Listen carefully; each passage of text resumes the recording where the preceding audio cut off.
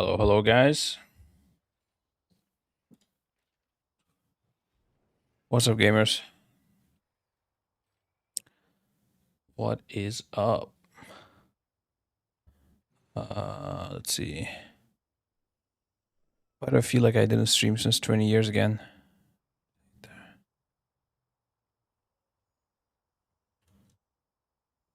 Morning. Oh, is it? It's not that early. Silsuit, 24 months. Thank you, sir. Damn, bro. Silsuit supporting the stream, despite being mostly a classic gamer, is actually unreal. That's proof of me having to play more classic. My goat. Are you gonna play Midnight Silsuit or no? Did you hear Blizz by accident released last post on a few guild? It's too soon. Yeah, I did hear it because we were testing the boss. Yes. It's way too expensive. Well, how does it work? Can you still keep playing classic without buying Midnight? I guess so, right? Yeah. Yeah, I don't know, bro. Guys, I have some stories to tell about this, but uh, not sure if I even want to get started. Yeah. Oh my god, how does the stream start like this, bro? Oh my god, good day. You see any Windwalker performing decent single tower class, still bad single tower wise?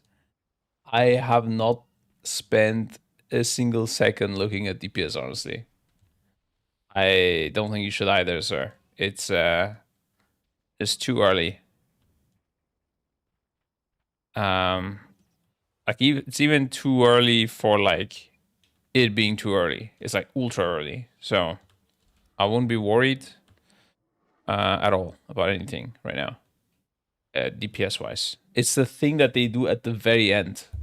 But we're not even close to the end because it's like the expansion and a lot of different systems and stuff. So yeah, nothing to be worried about. But I would say if it's like 2-3 weeks from now, you should start getting worried.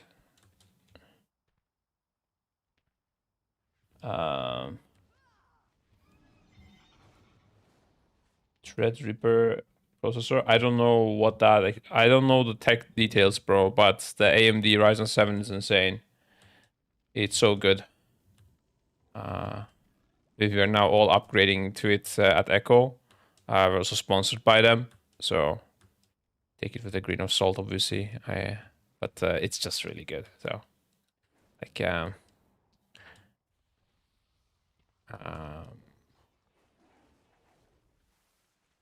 yeah, I mean, it's very, you wanna, if you have the money to spend, it's guaranteed super worth upgrade.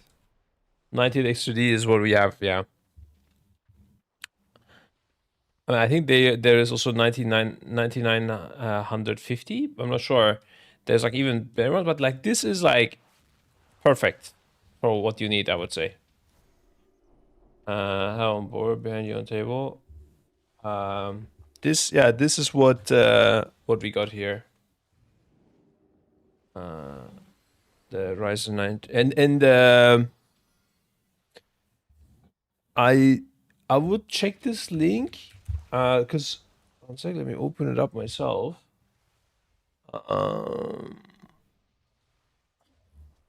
Because they're gonna have some discounts, guys, for Black Friday. So I would definitely look into that if you're thinking of upgrading. I know it because like I'm coordinating the promotion of it on our end. I don't know. I think it's different per country, so you gotta check your country. I know they have something. For example, in the US, they will definitely have something, right?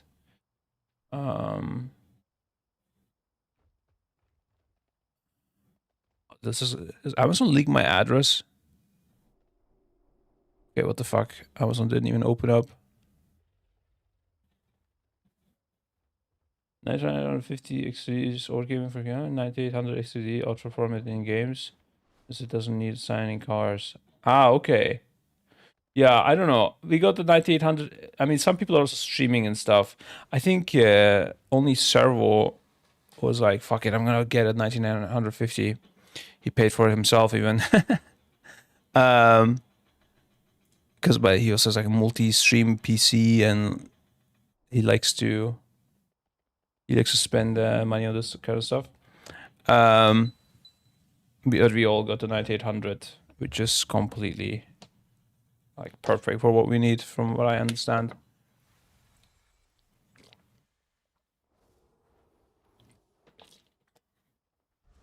The thing is, like, if your main board is old, or is it called motherboard or mainboard? I always mix it up. I don't know, for some reason I couldn't access this Amazon page, by the way. What's going on? Is it because of my VPN? VPN. Pause for 5 minutes. Yeah, it's because of VPN. Yes, you see here.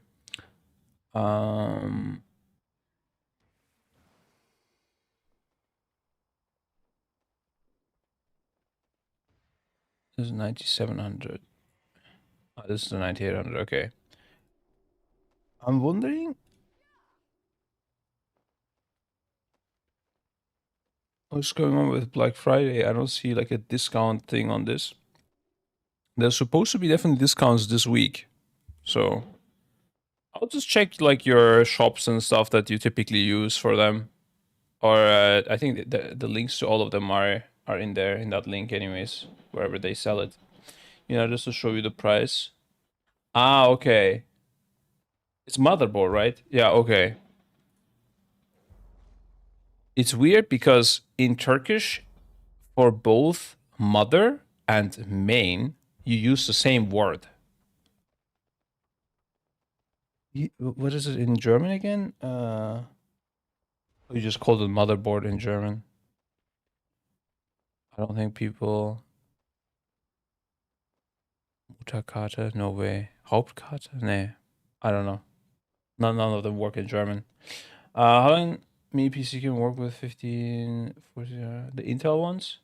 I don't know, but we did some comparison to the Intel ones in WoW specifically. And like we showed it during the last race as well, and just the AMD one is just way better. Hauptplatine? I've never heard of this. What the fuck? Mainboard also isn't incorrect? I see. Like city shits on it. Okay, I wouldn't use wording shits on it, but yeah, it's just better.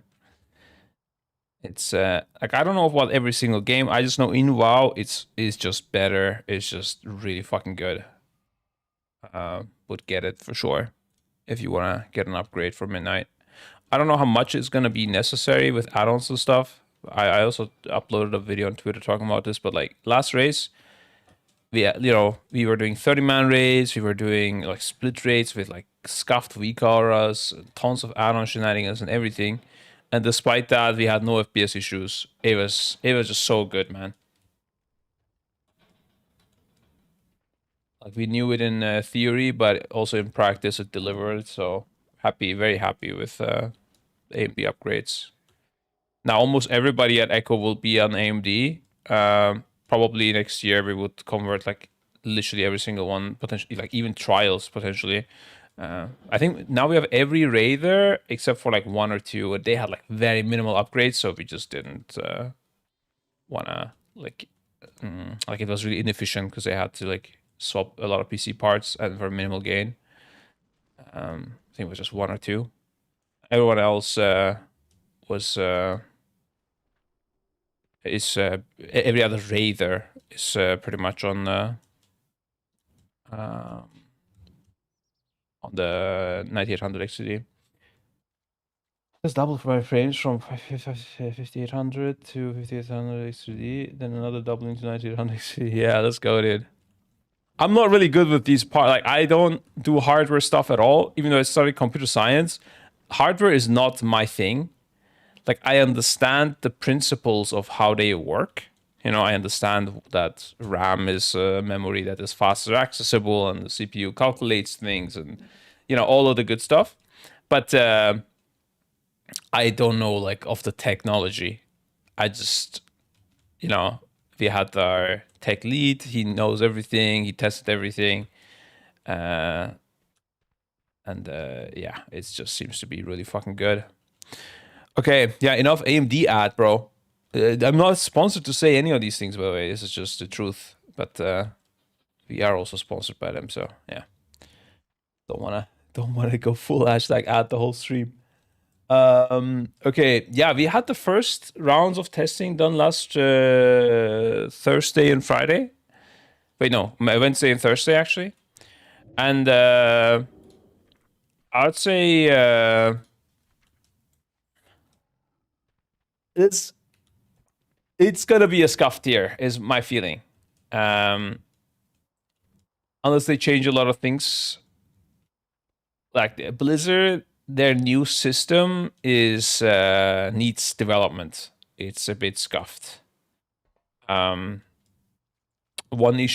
big issue I see is they apparently, and I don't know how they can do this, that's crazy to me, but they apparently literally tell, like in the add-on API or whatever they're using for the big fix developers and stuff so they can fix timers, they tell a full timeline of all events that are happening on a boss fight. They just tell it to you. So you pull the boss. The moment you pull the boss, you will know every single thing that will happen in the fight, and including the enrage. That's the way I understood it. That's the way the DBM author was talking about on Twitter, which is absolutely crazy. There is no discovery left over. There is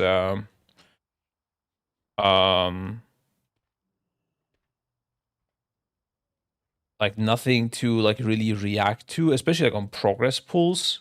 Like you will know always what's happening next.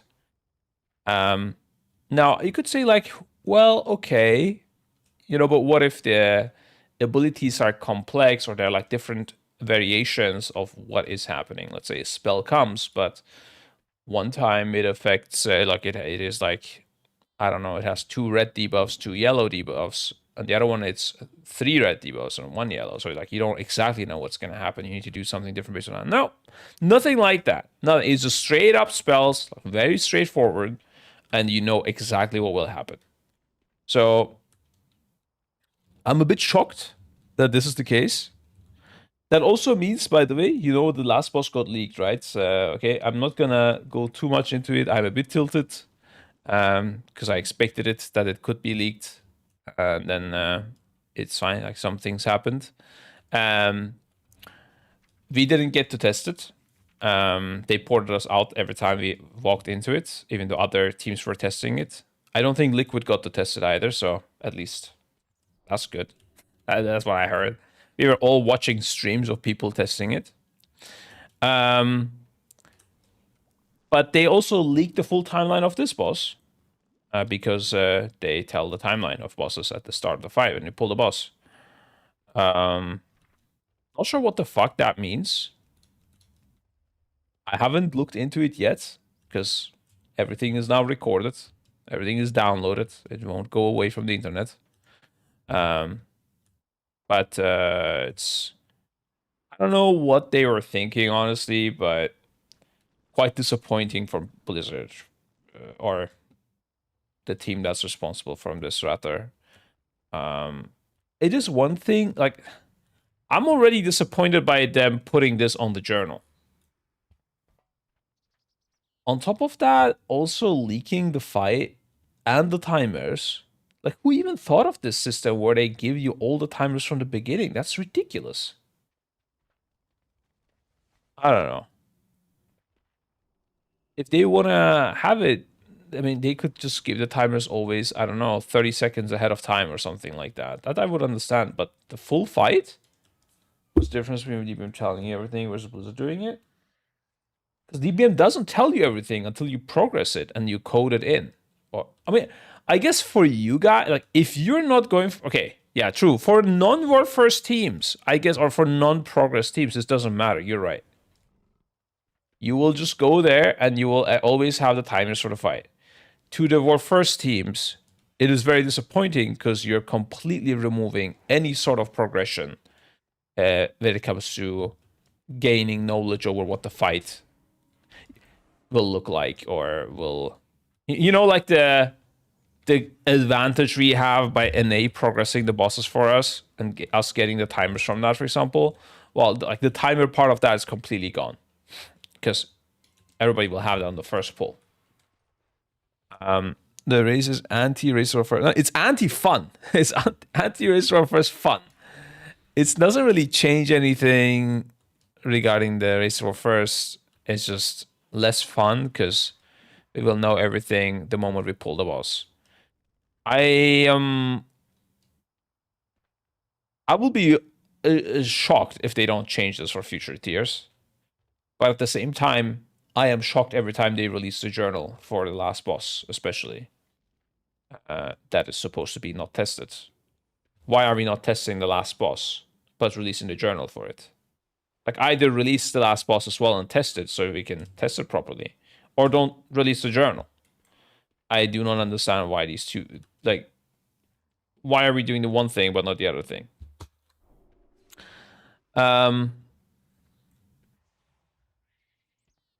Gives an A and even bigger. I don't even know what it means for the global release stuff. That was not really my point. My main point is like the fun behind progressing things, right? It's just annoying. Yeah.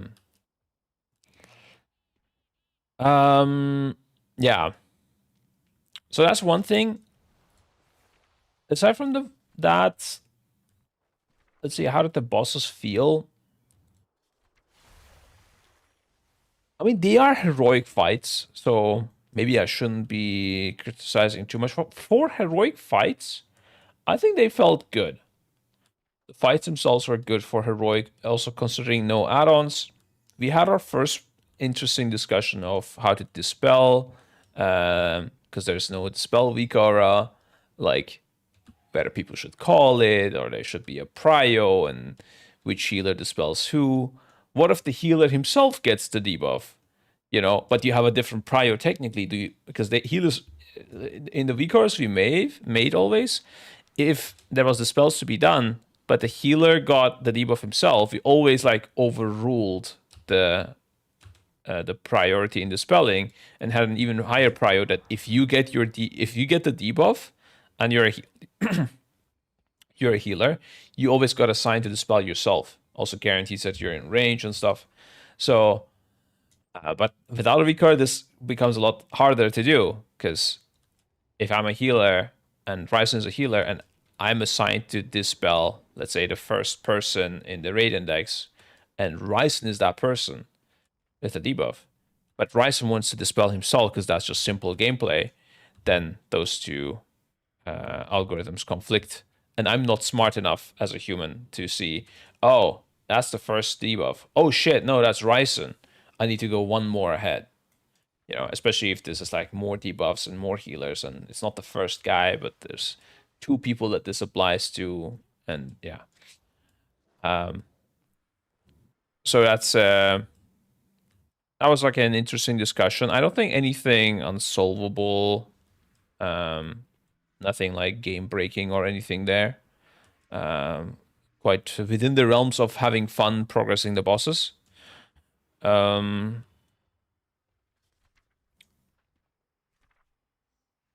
first boss, even the first boss looks fun, honestly. There's like some tic-tac-toe mechanic. The second one felt a bit weird. There is these ads that you need to kill and to break walls, and they do a lot of damage, especially on Mythic when you kill them. But like you can do like sneaky ways to not kill them. Oh, one interesting thing is, one sneaky thing that doesn't work is immunities are very bad. Like, they made it really bad. A lot like you cannot really dispel things with immunities anymore. The debuffs typically don't go away when you immune. They had already done things like this in the past, but now it's quite extreme, I would say. Like, nothing goes away. And a lot of things even hit you through immunity.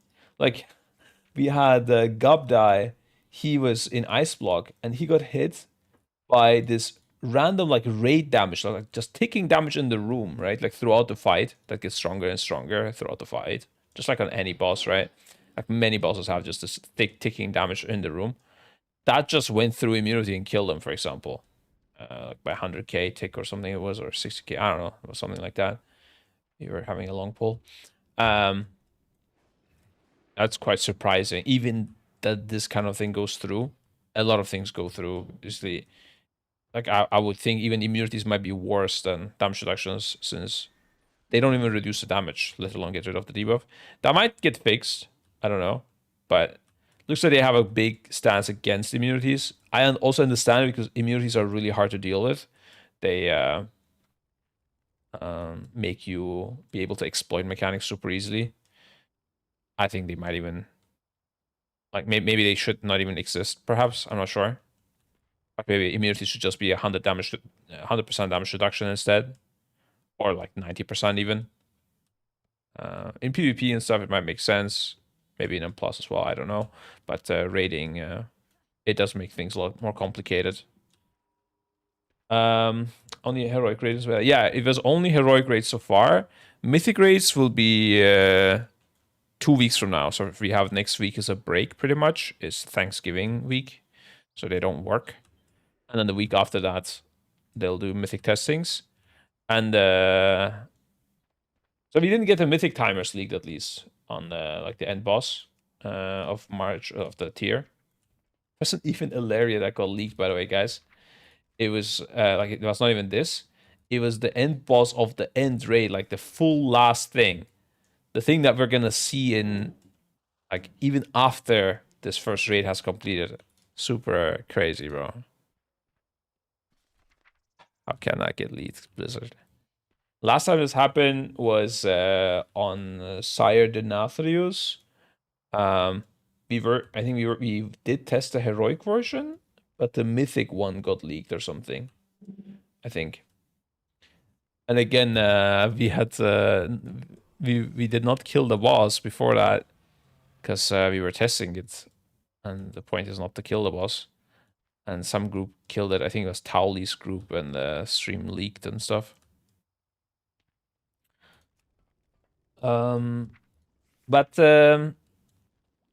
Yeah, so the thing I would have wished for is I think I don't know if it's because it's heroic. I have the feeling it's not, because I read the mythic spells, right? It's not that much. I'm happy to be proven wrong about this, but the mythic mechanics don't seem that much more complex. And with the removal of add-ons and also simplification of the rotation, there is a gap to be filled. There's like a hole that is left behind, a hole of complexity. And I think that complexity hole needs to be filled with more complex mechanics.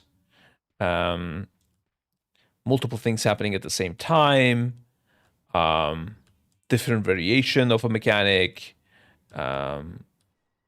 just a bit more than what we got. The mechanics we had were quite straightforward, but again, it is heroic, so I don't know how to weigh that. What got leaked? The boss was pullable. If you killed Belloran, you could just pull the last boss of the end tier. And also, every timer for the whole fight was leaked as well.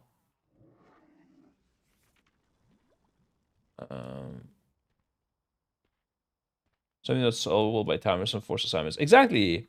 Like the timers, and that's where I would also be okay with if we did have the timers, but hey, the timers are not going to help you. You just have to be playing good, you know? And like, maybe the spell is called the same spell, but there's a different variation of it. So you knowing that it's coming doesn't really matter, because it's gonna, I mean, I don't even know why this whole thing exists with the boss mods, honestly, guys, but that's a whole nother thing. Yeah, like, yeah, that what's it called? that even when you know it's coming in like 2 minutes, right? You got the timer leaked or whatever, you still need to play a different version of it, or it is overlapping with something else and it's like turning into something else. I don't know. There's some complexity in the mechanics that I'm missing right now. I think that gap that the add-ons left needs to be filled with something. Kind of like Twist Final Fantasy Source 2. Yeah, exactly. I mean, Final Fantasy players will know what I'm talking about exactly. I think Fallen King is a pretty cool fight. I think this one might gain that complexity with the mythic dormant orbs. I'm not sure.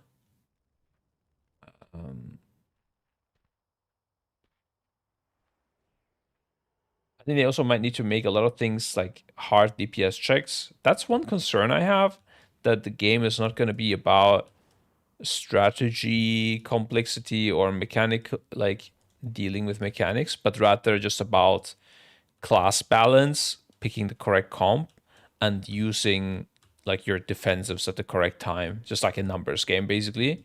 That would be quite sad. I hope that's not the case. I think that's the last thing people would want. Is it's okay to coordinate the personals and read CDs. I think to a degree it's fun, but if that's the only complexity, it will get boring. Yeah, so I would say let's go through the bosses a bit more as well. Fallen King was an okay boss actually.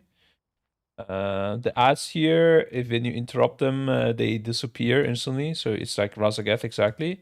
But on Mythic, some of them will have a shield. So it should be right. Like this is a nice way to use an interrupt though, because you can't fuck it up. Like if two people interrupt the same guy, the first guy will interrupt it, and then the mob will disappear.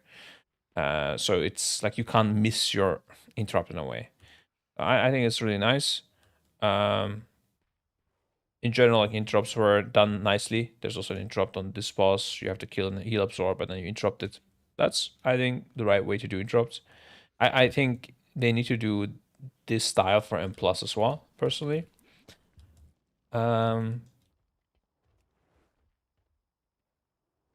This Cosmic Unraveling is pretty nice. I think on Mythic, there will be some extra spice to this that we don't see yet. That I saw hints to. This Shattering Twilight could be nice. This is like everybody shooting like a Bomberman line. Or maybe Nexus Princess orbs, but just spikes traveling on the ground. I guess if they make like Mythic Ultra Cracked, that could be quite nice on this. If those lines, like, because on Heroic they were traveling slowly and had like a max 30-yard range or something, maybe even 20 yards. But on Mythic, if that's not the case, this would be actually quite hard. But again, like it's hard, but it's not complex. I think some mechanical complexity would be nice. Not just play good, look and use eyes, but rather like have to form a formation specifically for ability or some sort of thing like that, or I don't know, using like your utility spells like grip, gateways, rescues. I think we need more thinking behind what we do instead of just play. I think there's room for that now that add-ons are gone. And yeah, as the classes are simpler as well. Not every class, I guess, actually, but yeah. They can't tame the nameplates on Plus. They should just put uniframes of everything you have aggro on and call it a day. I heard there's some news that they are working on things on that. It got better already or something. I don't know. I saw some Wowhead post. Not that I coded better. Yeah, I don't know what the issue is with the nameplates, honestly. Because in my mind, it should be super easy because Plater was doing it. Just look what they were doing. in my mind, I mean, why don't you just hire the plated guy, commission him to do this work? I don't know. Is it that crazy what I'm suggesting? Maybe, I don't know.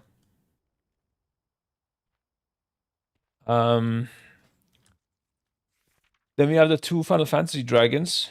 Fun fact, the Hraesvelgr from Final Fantasy is a white dragon. In this one, it's a black dragon, and the other one is a white dragon. That also confused the shit out of me, because I was calling this the white dragon, and they were like, no, this is the dark one. I'm like, what the fuck? They copied the name, but not the color. That's crazy, you know?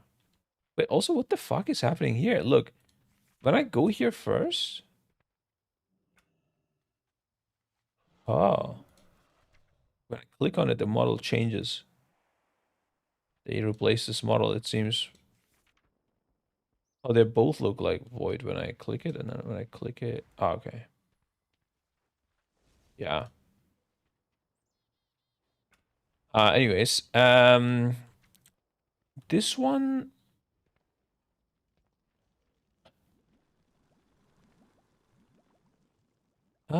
This one was a bit interesting, but again, mostly like as a player, as a like DPS, how you play. I think this might be something that people will enjoy.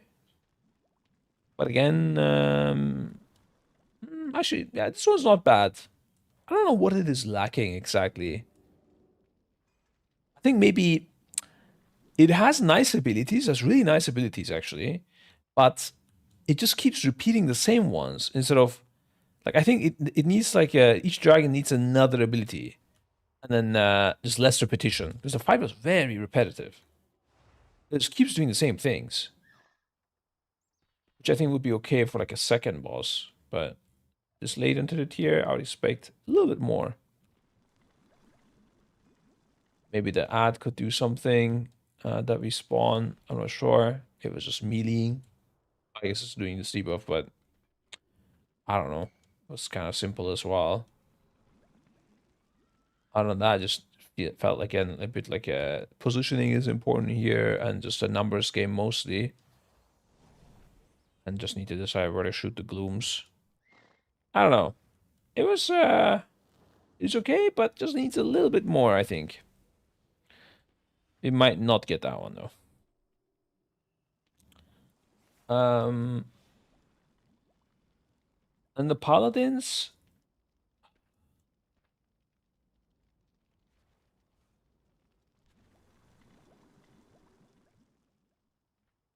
It's weird. They have a lot of spells, but it doesn't feel like that when you play it. Like this bubble, they only cast at the start once, and you can't master spell it actually. Just like I thought. Same with this, only happens once at the start. Maybe that's unintentional. I'm not sure. Might be bugged. Oh yeah, this was actually some abilities were missing here. Divine Storm was missing on the testing. It just didn't happen, and also on this one the Pillars of Light were missing. That's heroic, right? Yeah. Pillars of Light were missing as well. So some extra dodges missing in this fight. Maybe with those it would be feeling a bit more complete as well. Yeah. But again, I wouldn't say like overly complex. Also, I think this fight this fight was more complex, but they changed it. This execution sentence, if you guys remember when we read this, it had like bigger execution sentences and smaller ones. Now it just has execution sentence. It's the same thing. It targets the healers. So you can make preset groups. It's very straightforward, I would say. Only 6 to 8 months from the wife. That's crazy.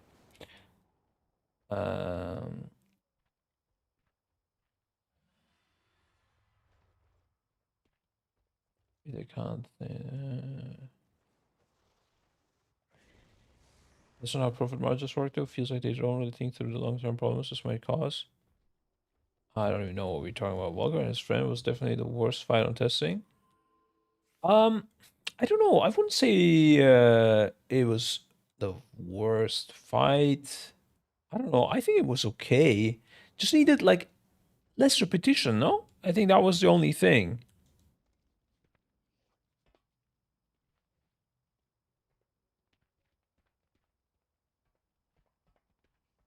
They did use a Final Fantasy tether here, by the way, as well. That's very interesting. This is the first time World of Warcraft does this. I didn't think it needed to use it, interestingly, but it chose to copy this from Final Fantasy, which I don't know. Interesting. How you tell me what you think about it. So, you know, in WoW, when you are tethered to something, let's say I'm tethered to this, right? To break this tether, typically I would need to move a certain amount of yards away from this object. So let's say if I go about 30 yards away, or like here, now it will break. In Final Fantasy, the way it works is the object that you're tethered to is here.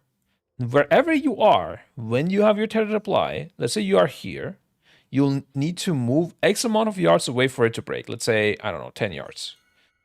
So if I got it applied here, I'll need to move here to break it. However, if I was really close to the object, let's say here, I'll still need to move only 10 yards to break it. So I won't need to go all that way to over there. And that's the tether they copied. On this fight, you get tethered to the thing that pulls you in, and you just need to move 10 yards away from where you... like 10 yards away further from the object, wherever you were when you got it applied. Interesting thing that they chose to copy it. I don't think it really needed it, but I guess I can see, I can understand somewhat. It's interesting. I send your feedback to them. Good ideas on the gap now that rotations are easier. I don't know, guys. Feedback to them, they get so much feedback, and unless there's something really big, game breaking, I don't really tell them anything. Like I won't tell them like, oh, I personally think this ability needs an extra mechanic. Like I don't feel like they give a fuck, honestly. So ultimately, I don't care too much either. Like it's fine, unless there's something super like right now, like this whole timer thing. I could give them feedback on, but at the same time, if they don't realize that that is really stupid, like, do they really need this feedback that they shouldn't tell us the full timeline of the fight when we pull it? Like, I can only imagine that this is a mistake. I don't think it's an intended, like, it cannot be, right? But, and then again, I feel like it's a mistake to give the journal to the end boss. So I don't know what I should do, I guess. It's like it's a bit weird, because I wouldn't want you to come and tell me, like, I don't know, I should do something that I know that I need to do, right? Like it's obvious, but I just, for reasons, I don't do it. It's I don't know, is it called backseat? Not really backseating, but I don't know. It's just this weird thing. So I'll only tell them things when I think they might not think of it, but it's a pretty big deal. But surely they know giving the full timeline of the fight to race or first players is ridiculous.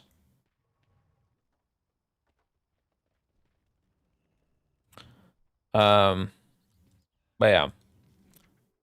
So from now on, the paladins. Yeah, I don't know. Maybe I should just wait for Mythic. I'm not. It didn't feel as good as Nexus King. The no, the last from the last year. This boss definitely not.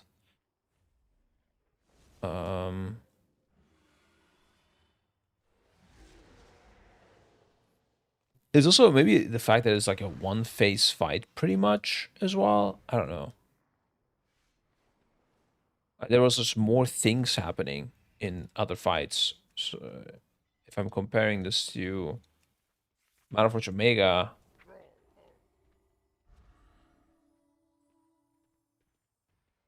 I don't know what it is. It feels like these fights were just more polished.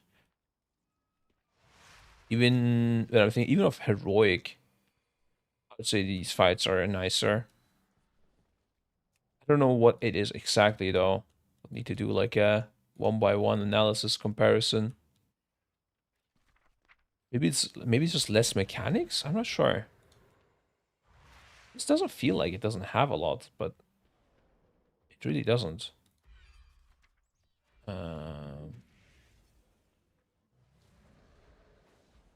This, when I first read it, seemed really complex, but when you play it, it's actually super easy as well to understand.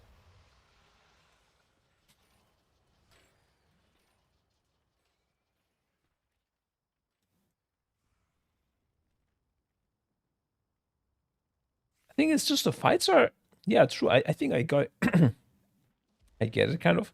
I think the fights are just very repetitive every time. Like every single fight, if I think about it, this fight just rotates between the three paladins, and it's just the same thing happening the whole time.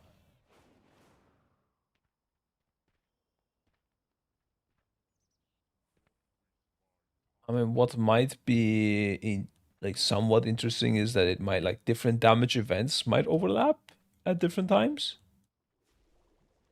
Um, but aside from that, there's really nothing.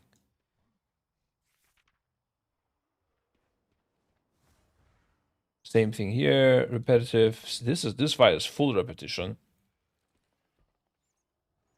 Like basically, you play the fight in the first minute of the fight. That yeah, I think that's it actually. Yeah, I get it now. You've played the fight in the first minute of the fight. The rest of the fight is the same thing. Like this for the whole thing is like that pretty much. I mean, maybe it's like the first 45 seconds of the first phase, and then you play the intermission once, and then it's repeating the same thing all the time. Here, it's basically that. Even with the mythic mechanics, it will just make the same abilities casted at the same time. It's nothing crazy. And the empowerment of the abilities are not that insane either. Not a big difference. This fight is full repetition. You just need to get to one cosmic unraveling, and then it just keeps repeating the same thing. This fight is full repetition. Maybe it's that. Maybe it just lacks phases.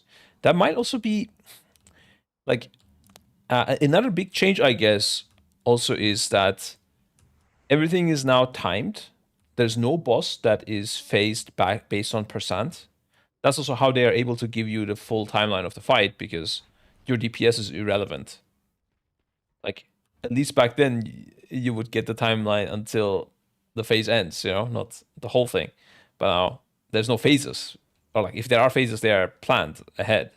So, nothing is shorter or faster depending on how you play.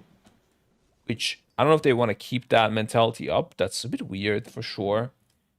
Because sometimes you also, like, interacted with things to phase the boss and everything. Interesting mentality. If they want to keep that up, I don't think they should. Yeah. Think they're too easy or good since removal of weak auras.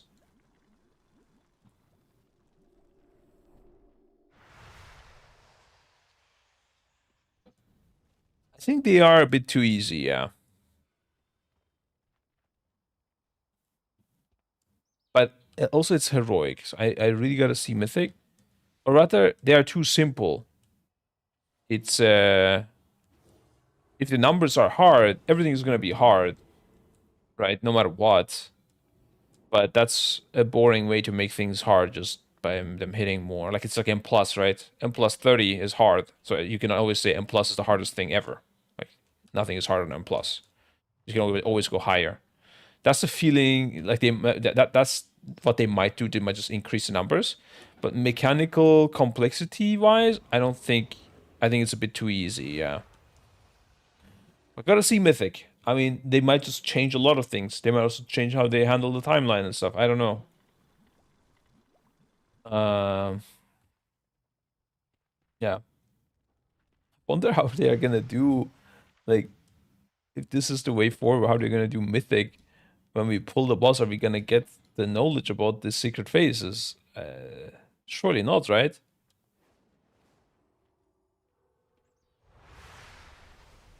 I don't know. Eric's always too easy. What do you mean?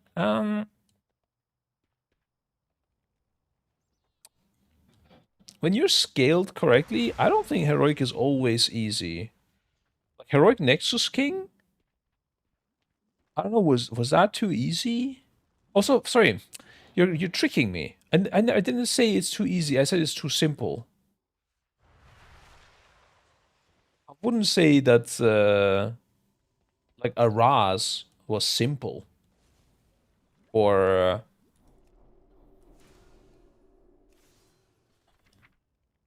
I don't think Soul Hunters was even simple.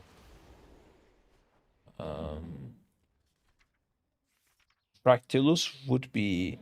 It is simple with the V-Card, but without the V-Card, it wouldn't be simple.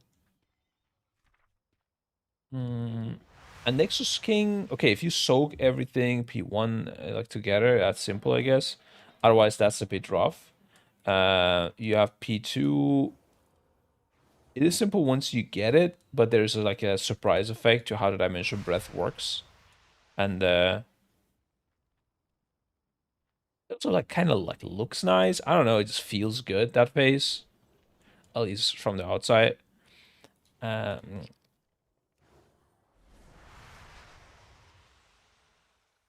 Even though like the intermission are, I would say, easy, they add some spice, they add some complexity to the fight.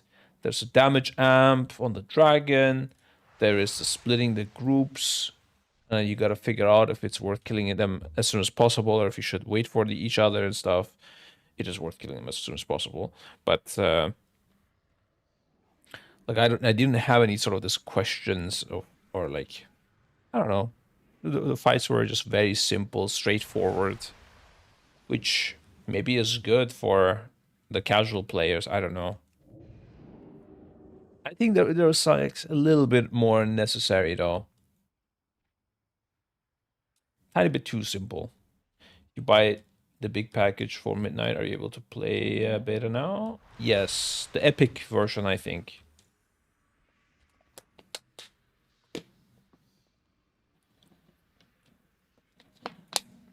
Practice was giga simple with Vicaras, yeah.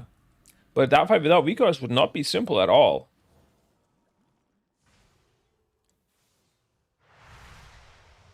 Sperm was mechanically more complex than any boss during the week of testing of it, and that was like a hard fifth boss. Yeah, like there's nothing even close to something like Sprocketmonger. Yeah, you're right. If I think of Liberation of Undermine.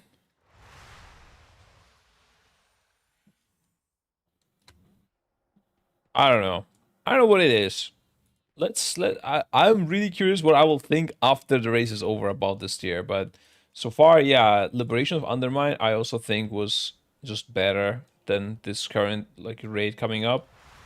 One Arm Bandit, also like the design and the theme, even though it's, you know, Undermine typically like it's a bit more game breaking, but it's just like more interesting bosses. The more unique and interesting.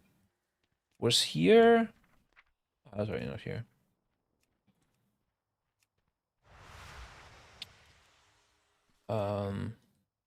Vorasius is a bit interesting and unique, but it's not really complex at all. But that's okay for a second boss. This is a good second boss. This is a good first boss. This is a good third boss. But after that, fourth and fifth boss, don't know. I think like this fight could like have a completely different phase, you know? Like this is like Soul Hunters, but it's previous to the end boss, you know? Like what, why would you put Soul Hunters as the Nexus King of Mana Forge Omega? That doesn't really make sense. And then this is, I guess, the Fractilus slash Soul Hunters. Yeah, I mean, like I said, I think it needs one more mechanic and less repetition.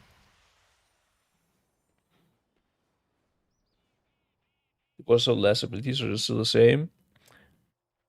They have less like phases. It's every like the full fight is the same phase the whole time, pretty much. It's the same abilities repeating all the time. So I guess they probably have less abilities in total as well. Like maybe they have this more abilities even in a phase. Like if you just look at one phase, but if you look at total phases, I mean, yeah, like look at how big Mana Forge showing like Nexus King. my god, what am I doing? Look at how many like abilities there were here, right?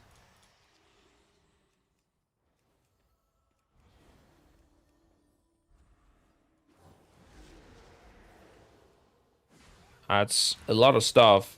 And sometimes it repeats, but it like in different ways, you know? Like some abilities from some phases go into the next one, some gets dropped for new ones. I would say it's quite complex. And then we're at stage 3, like I'm not even unclapping all of that shit, but and then the whole Dark Star, how that worked is like a full complexity for itself, where to place them and stuff. Meanwhile, you go to this guy. Sorry, not this guy. This guy. Okay, they each have an aura. Every time they cast the aura, you bring it out. They put a consecration on the ground. The auras are basically meaningless. It just means move the boss away. Okay? There's nothing else to it. Literally nothing. And this guy has the healer soak, melee dodge, raid damage, dodge shields, dispels, raid damage. I'm not counting this because it's just at the start of the fight. You dispel it once and it's over. And then the lady has raid damage with dodges. This is an interesting mechanic just for one. I mean, semi-interesting rotation. Heal up, like absorb shield on it, and you need to kill it. Also, charges a player and cast a style. You need to interrupt it. That's cool. But other than that, it's just what was this? Oh, it puts a heal absorb on players nearby. Nothing really even you're gonna interact with probably unless you're a healer. Or like specifically assigned to take this or something. I don't really see it. Like compared to Nexus King, it's incomparable. I know Mythic, like you have on Mythic on Nexus King the fucking, I don't know, bro. The stars are rotating faster and shit, and if they touch each other, you explode the stars, and I don't know, like this crazy stuff happening. On and also the portal beam dance is happening and stuff like that. Here on Mythic, well, when this guy casts the Divine Toll, which is the shields you dodge, you also get, I think, the raid damage. It's Divine Toll.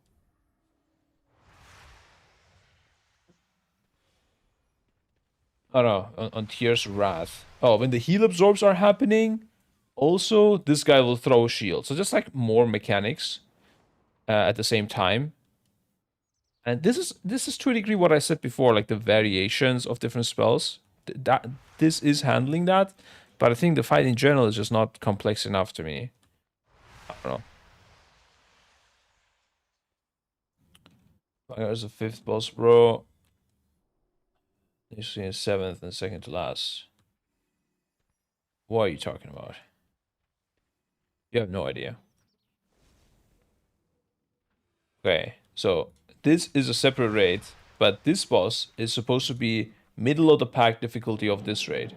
This raid is supposed to be a raid for itself. So you need to think of this as the end boss of a normal raid. And this is the one before that one. So this is information I'm saying from dev interviews. Paul Cubit. I think Paul Cubit Preach interview came out with the first set of interviews.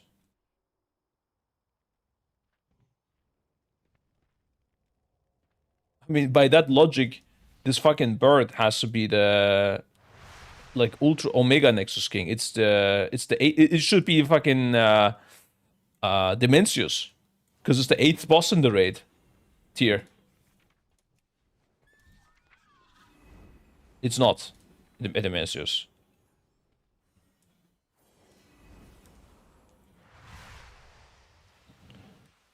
Wasn't here? I mean, that's what we're kind of discussing throughout. So it went okay, but the bosses I'm saying are a bit too simple in comparison. Like, you need to consider also, guys. It needs to be Ideally more complex than Nexus King, right? Because we lost some complexity in the game. Add-ons went away, rotations became simpler. What do we get in return? Is the question. If you're gonna not get anything in return, well, the difficulty is gonna come from somewhere, and if there's no complexity added in, to me, the fun parts is the mechanics of the fight. Then it's gonna be added onto just numbers, which means, or like faster reaction times or something stupid like that. You know, it didn't seem to have crazy, you know, reaction times didn't seem to be a problem. I would say maybe the second boss actually was kind of a little bit rough with the ripples. I can see people dying to this, but the sad thing would be if everything just hits harder and you need to plan these personals that you don't have many of as well anymore. You just need to plan them. When do I ice barrier and when do I ice cold? If that's the complexity we get, that would be quite rough. Or it's going to be the complexity, like which classes are good for this fight. Like to me, I think this information just became much more valuable looking at the testing, because there's not much I can do on these bosses. I mean, I'm not saying like there's nothing. I'm not saying there's nothing, but compared to before, there's less. So knowing which classes to bring, for example, is going to be very, very important. This just matters a lot more now.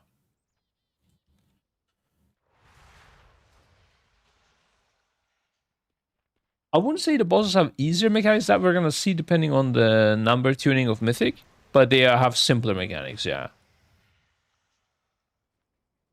That's the feeling I have. I'm not like, I haven't like, I don't know. I don't even know how to compare this. I would need to like make a spreadsheet, list the spells per phase, per boss, or something like this. I don't know. You also have a chill house really will be able to leave your chair. Yeah, that does sound nice as well. Yeah. I mean, I will always find something to spend my time on. It's just, the question is, am I going to spend it on something fun? Or is it going to be something to just get the W? And you just deal with it. To me, like balancing personals and raid CDs and calling them perhaps, that's not as interesting than solving some puzzle like on Mugsy. Where do you place the Earth prisons, and which phase do you go first? At how many stacks do you swap? How do you go into the intermission? You know, and based on your strat, the raid CDs change as well. Like here, the raid CDs, there's no strat to adapt to. It's just an obvious thing. I mean, on this guy, you want to just place the ads close to each other. Sure, you'll need to assign up some positions and stuff like that. And then you're going to have to evaluate if mass grip is worth it. Probably worth it. And then you need to make some teams for Gloom and figure out where to shoot them. That's pretty much it, guys. There's nothing else. And then aside from that, it's just DPS cooldowns and healing cooldowns. And I can tell you, I can figure this out like pretty quickly. A lot of it doesn't even matter. Like where you shoot these groups doesn't really matter. It would need to be an incredible number check for that to matter. And even then, like solving that, making the number check easier by doing a better strat, it's not even that interesting. Like if it's the question, I don't know, whatever. That's just getting flashbacks to Firak a little bit, where like you're discussing like, ooh, should we do this? Like, should we do this here or should we put it here? Like, I don't know. Okay, like let's see what feels better, I guess. Like, are you in more range of healers or something like this? Some like small optimizations of the strat. It's not necessarily the most fun thing. I like to be thinking more like, do we want to make a triangle shape or do we want to make a line? You know, just like a completely different strat, if that makes sense. And there's like different types of this. That's how you had what you had with the Mugsy. And you also had a little bit of actually moving the prison a little bit forward, so there's a gap in the back and stuff like that. But it was a lot more like a sandbox, and you can kind of do whatever you want. Whereas these fights, there's not much gain in doing anything different. It's straightforward, kind of what to do. I think that's how it feels so far. I don't know. Maybe Mythic is going to change my mind also with time. The more I look into the bosses, I'm sure I'll find things to optimize. Yeah. But I don't see like a Nexus King puzzle here with the stars in the last phase, how to position them or something. Or at least difficult, or if you like, they will just fall over. That will largely depend on Mythic. It's really hard to tell from Heroic, honestly. I doubt that it's gonna fall over, right? It's like, I would think they would do anything in their power to prevent that. I think a lot of them just might be numbers checks, is the feeling I have. Like, we're just gonna die and be like, ooh, okay, you need to pop that Aura Mastery 1 second later. So it covers both events. Like, just min-maxing shit like that, you know, the whole time. Or like, yeah, let's move the Hellstones from here to there. And that's like every single pull, like, it's gonna be like that, I feel like. Not, I mean, I'm exaggerating a bit when I say every single pull, but a lot of pulls. Instead of being like, okay, should we, you know, I don't know, let's think of one-arm bandit. Should we play a different set of rotation first? You know, should we play the empowered minds second, or on the 5th set? And because we're gonna have CDs for that or something. Like, there's no big decisions like that, you know? It's only small decisions. Hope that makes sense.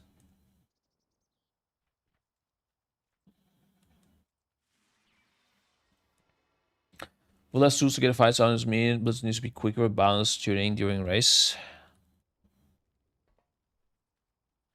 Less tools, you mean? How does that impact the balance? I don't understand. You mean because, like, we were taking breaks to develop tools or something? Or that's not really a thing that much?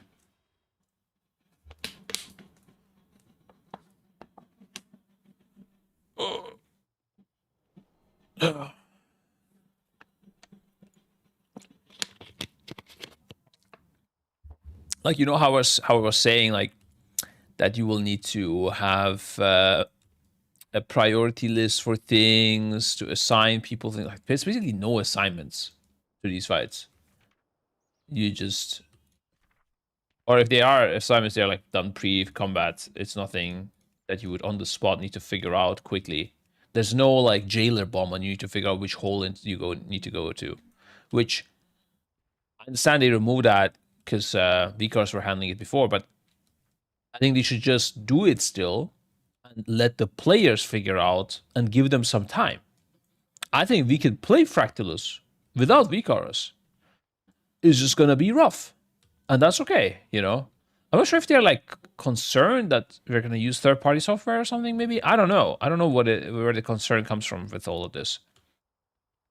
Like, there's not a single boss like that. Let me go through again as well. Oops.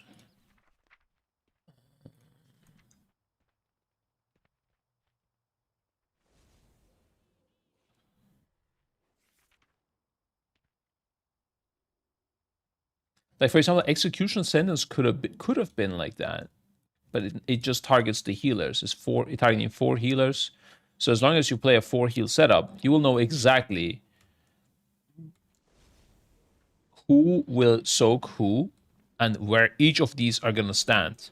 This is like a soak debuff, right, guys? Right? Like, it's nothing crazy. But if this was on 4 DPS, you'd be like, oh, okay, who goes where? Like, we know we need to go to these markers, but you know, who would go to which one would be like a puzzle to solve within a certain time frame. Typically, VCars would solve it. Now, without it, we would need to either eyeball it or communicate or something. Now it's just on healers. So not only are the guys assigned, like, you can just say always Ryzen goes to this one, you know, the blue marker or whatever, and we have a marker there. You also know who will help Ryzen because that can also be hard assigned because there's no, because otherwise, let's say Gigi, Scribe, Maris, Roger would help the guy on here. But what if Gigi, Scribe, Maris, and Roger get the debuff? Like a really unlucky chance. Then we would need to somehow solve this problem, or we couldn't have the people pre-assigned like this. Like there needs to be some adjustment necessary. Again, VCars will solve this problem, but now we would need to think about it and create algorithms to prevent this from happening. But the game just assigns it to you. It's just on healers and it's Drover. So you don't. There's no thinking. You know, Roger, Scribe, Gingy, Maris can be on this place, and it will never need to change. You just need to go here, and you're done. Which is, it's okay for some mechanics to be that simple. So I'm just saying there's no case where we need to use brains. Literally the only time I saw anything is like dispels. I think dispels are actual brain cell requiring. Because there's no, but I'm gonna be so sure that the meta will just be gold dwarf and not give a fuck about the spells, by the way. So yeah, I don't know, but at least it will become a lot easier. And aside from that, like there's no fight a vicar would assign things on here. They basically removed everything where the vicars were OP for. If that makes sense. So it doesn't make sense to remove vicars in a way. I mean, I don't know what's going on here, guys, right now. Not gonna lie. Actually, when I think about it now, we were all the time talking about, well, vicars making computational problems super easy, but they removed the computational problems and the vicars. What is actually happening here? Except for dispels. Sorry, that's one exception, but the dispels weren't like super hard, and also it's only like 2 fights with dispels, yeah. Fire weaker again now. Well, we need it for splits. That's a whole nother topic. We need it for out of combat weakers, but yeah. What's the unofficial midnight ETA? It was March 10th. For the full release, but I don't know. Might be fake news. Just calculated from like events happening in the game. Do you think the weaker change was more directed at you, the best in the world, or the rest of the raiders? I would say mostly rest of the raiders, right? Like, why would they care about us? Our system in the end was working. Like, they don't care about us having fun, I don't think. The race of our first graders can go suck at that one, dude. We're doing split runs. We don't have global release. Like, we do all the stupidest grinds and shit. Like, I don't think they give a fuck about race of first raiders that much. It's all about the plebs. They care about the race of first show being good, and split runs, I think they think makes it better even because the community gets involved and has a stake in the race by joining a split run. So for them, it's a good thing, increase engagement. I think even global release not existing might be good for the show because the hours don't overlap and you have a 24/7 show instead of everyone playing on the same timeline and then going AFK for sleep. Yeah. But yeah, I'm a bit surprised about the VCAR thing. Oh, I guess there is one case where like a Vicar could assign you to things, which is on the second boss. There's these ads that spawn fixate on you, and certain people need to do certain things. Like they need to go to the left wall or the right wall, or their ads need to die first or second and stuff like that. And that we solved with me just marking it. Which I'm guessing like I'm able to talk about this because I don't think this is some crazy secret, yeah. Like somebody would mark it, but that is like, yeah, that's a VCAR lacking. You could have a VCAR technically just putting the marks, highlight the nameplate, tell the people that are fixated also that they need to do a job.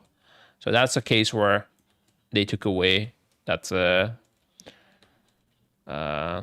processing power, or also just, you know, reacting to events in the fight with a weak aura. For the others,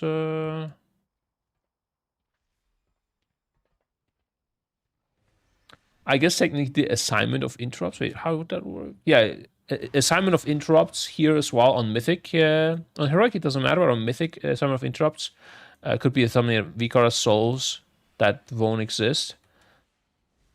That would be fun. I think this will be fun for raiders, for solving it. Like, it's the first time I think that where interrupt I think might actually be interesting and fun.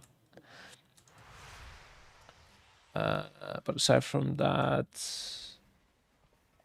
I guess with the Twilight Spikes also, your position could be hard assigned with a Vikara as well. I'm not sure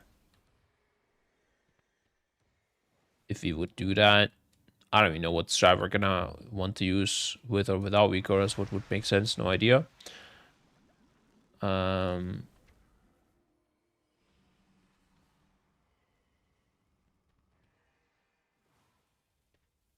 Here, I don't think Vikaras would change anything.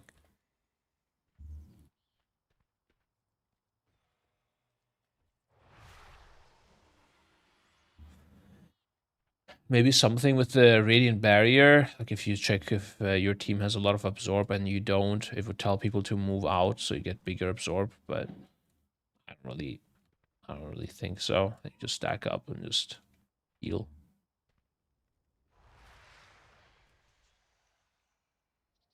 And then again, here you also don't have anything. Oh yeah, again the dispels. Okay. This you shouldn't get. Yeah. So yeah, like my thinking was they're gonna remove Vikaros. Wow, you know, that means they will have so much room for entertainment. And it's gonna be like on one fight for calling the callers, like on the Mechatorque. On the other fight, it's like Unat blasphemy circles that you need to match the callers with or something. On another one, you have like jailer bombs. Another one, you have fractalist walls. You know, like some of these like crazy mechanics. It's gonna be wild, and will have to find solutions and to problems that you never had before. It's a new world of adventures and mystery. Midnight, here it comes. But turns out they just didn't do anything. I don't know. It's the same mechanics. Just simpler without Vikaras. God damn. Ashara debuffs? Which one was that?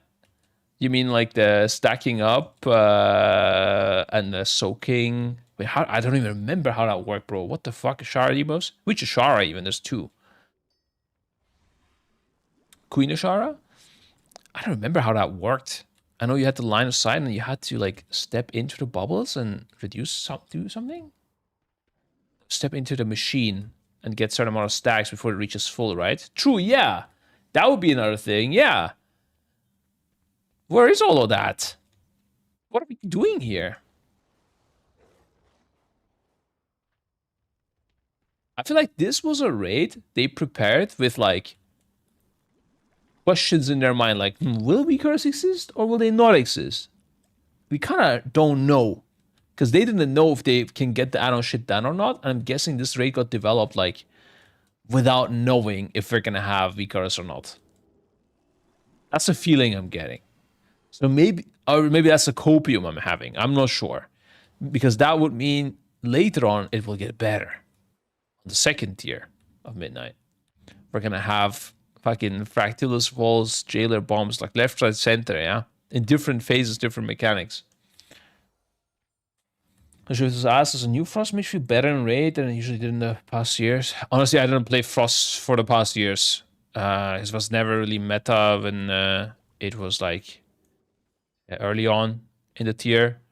And also I didn't really play, right? So I played on M Plus a little bit. Does it feel better? I would say it doesn't feel better, but it's not like it's simple. and it just doesn't feel better. It's just, it has nothing to do with ability pruning or something. I think it's not really fun, the freezing stacks, to me.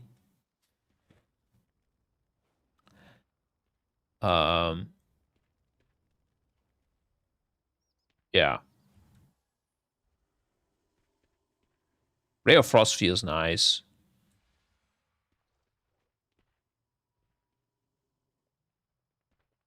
But I don't know. Maybe it's also because I don't have like damn DPS meters. I'm not really feeling it, you know? I don't know. And it's honestly, playing the game on beta also is just never fun because you have this latency and you have these like proc based spells. I have like even more latency than others because I'm from Turkey, 200 ms. I don't know. It just feels a bit weird, especially with like these channeling spells and flying spells like Frozen Orb. Yeah. I just don't have like even things like this proper Blizzard. Reminds me. Need to fix it. I don't know, maybe it's just me. I would say the best Frost I played was during Legion. It was RNG based, yep. Whether you get brain freeze procs or not did matter quite a bit. But double ice lancing with walking forward on high haste and blinking on other haste levels. And aside from that, just spamming your procs. I don't know. I think that was it. Is log still a thing? Yeah, you can still combat log. It's very healthy and good for the game, I believe. There'll be a lot of people who like to raid again or give another try on retail. That might be true, yeah.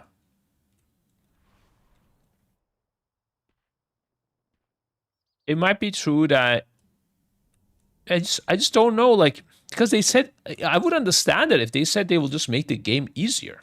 Yeah, but they didn't say that. They said they want the difficulty to roughly remain the same. So where is that difficulty going to come from is my question. And if it's not from mechanical complexity, then it needs to come from somewhere. And the saddest thing would be if it comes from choosing the correct classes, assigning good defensives, and what do you call, what's the other thing? Like basically just numbers hitting hard in the game, and like you're just not allowed to touch anything. If that's the complexity or that's the difficulty, then it's gonna be not fun, I think. At least not fun for me. Maybe for the players it's not that bad. I don't know, man.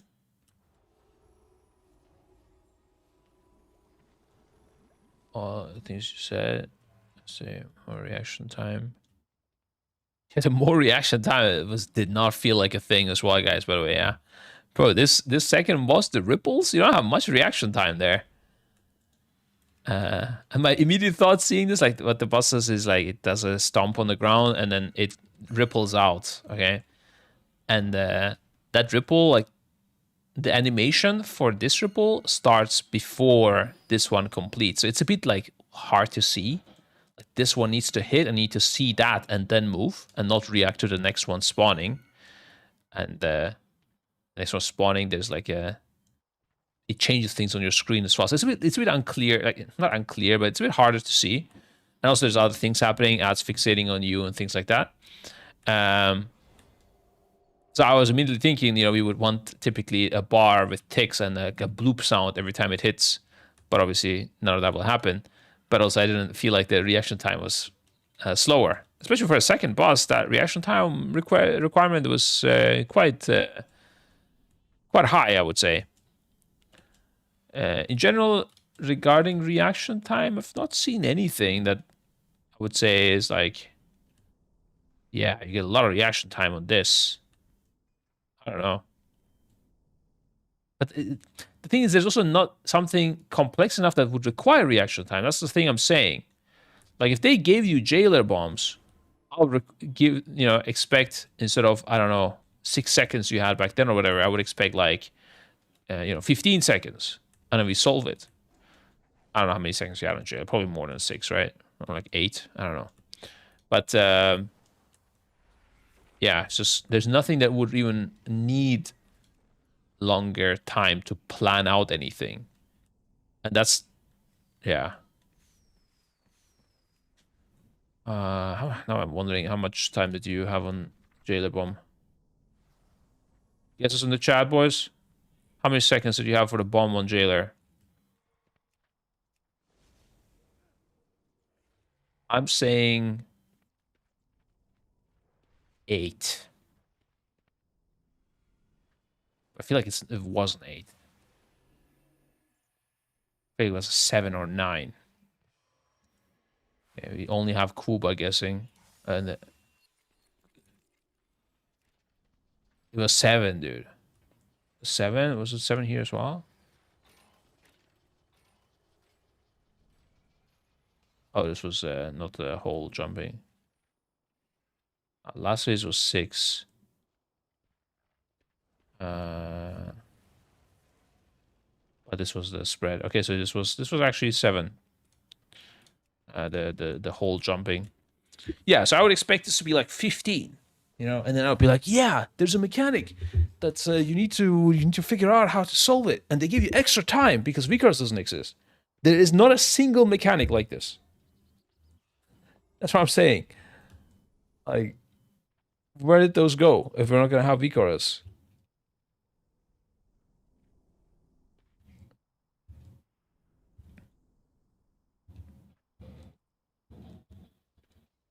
Yeah, a bit weird, but it's okay. We gotta stay optimistic, guys. You know, take in some copium and keep going. Oh yeah, we didn't talk about this boss.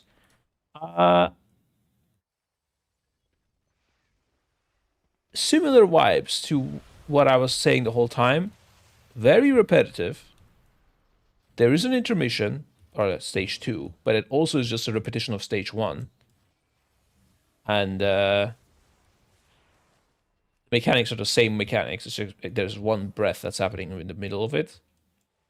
And it kind of feels like a world boss. That's what we called it when we were rating it. It's like things are a little bit random. I don't know.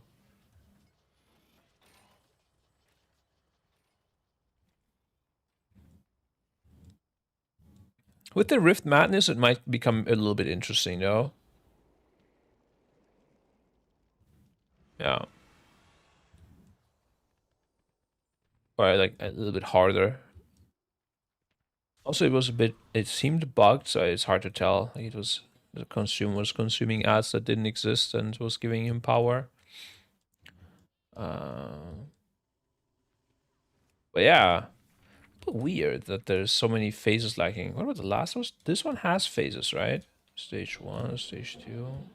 Yeah, like this is the first boss that is like this. Like there's no other boss like this in the whole raid with like multiple stages. And if I look at Omega,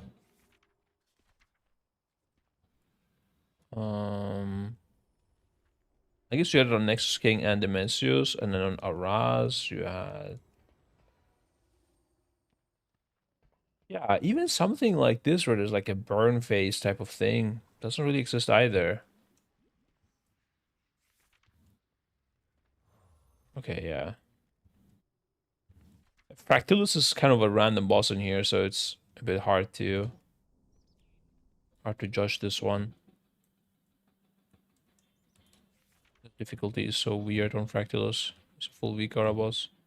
If we go with the Liberation of Undermine, yeah, again, something like One Arm Bandit just definitely does not exist, not even remotely close.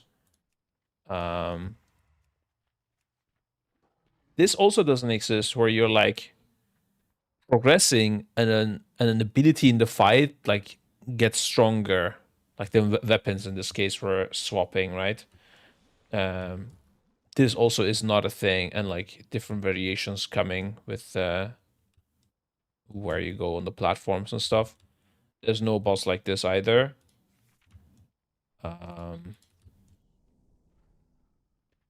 Any sort of decision making on pushing does not exist. Definitely a bit weird, man. I don't know.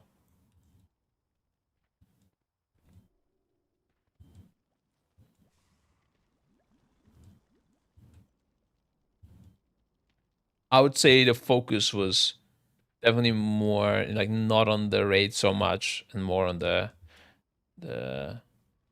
maybe the last boss of the raid and just the whole add-on topics.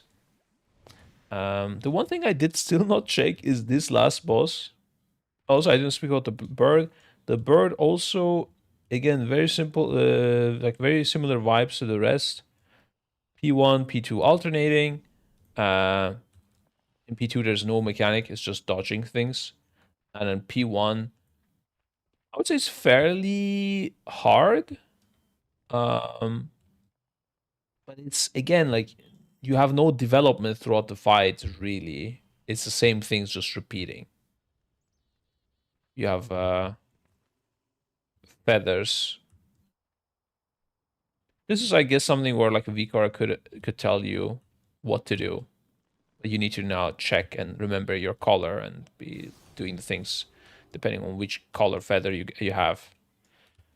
As you take less damage from the feather you got, from the source you got. So if you're light feather, you should soak the light bird that lands, and you should soak light orbs that go to the boss. If you're the dark one, you would do the dark one, and also the dark quills and light quills. But again, everything is in one phase, kind of, and there's no development to the fight. If you play this fight for 2 minutes, you will never face a new mechanic again. Isn't that kind of weird? I don't know. I think that's weird. It's time for you to step in again and bring Scram Mage from the raid. What do you think? Yeah, now that we don't need an outside raid leader. Yes, sir. No, I'm memeing.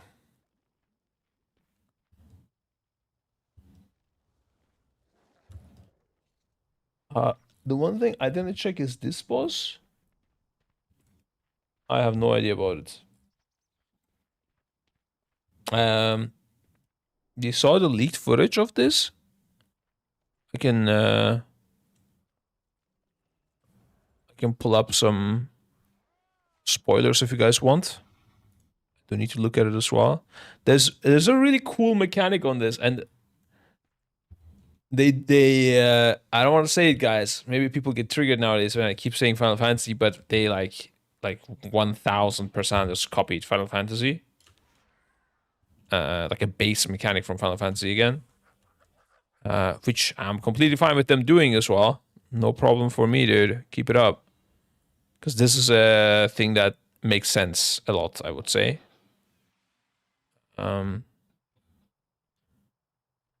Let's see, who do we watch?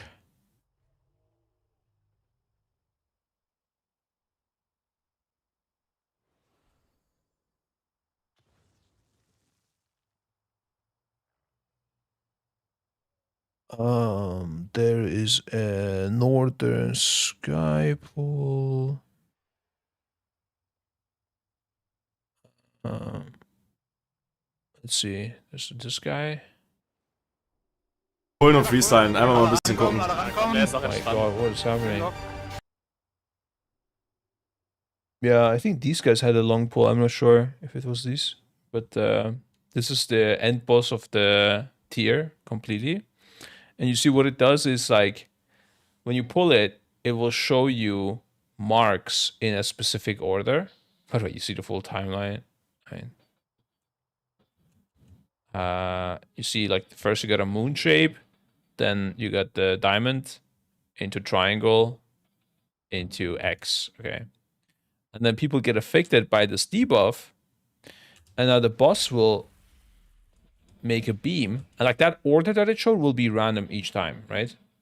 And this beam will always go counterclockwise. So it will always go like this. So it will go moon. And you want the first one that the boss said, you want that guy to be getting hit first. So here it hits the moon guy, then the diamond guy. So they did it wrong here. Like these two will fail. Like it blew up. It did rate damage if you notice. And this guy will also do rate damage because it failed it. But they played good in rotation. It would have not failed. So there's a cool mechanic like that. And like that order changes depending on what the boss shows. So it's not that like that this one mechanic is necessarily the most insane thing. It's more the principle of them using like showing things on the boss, using marks on people's heads that assigns them for them instead of Decor directly assigning it. They do an indirect assignment by giving you the mark and the solution to the puzzle on the boss as an image. So looking at the game is sort of because exactly that's what it leads to, which is I think great, but they just need to do a lot more than this. Because this is the first boss that I've seen something like this. That there was no other similar case.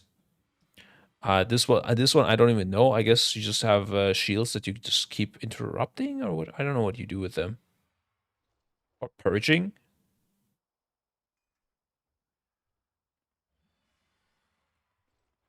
Boss does have mana that's depleting, by the way, and some stacks. Again, we have the triangle eggs. Moon. Telephone.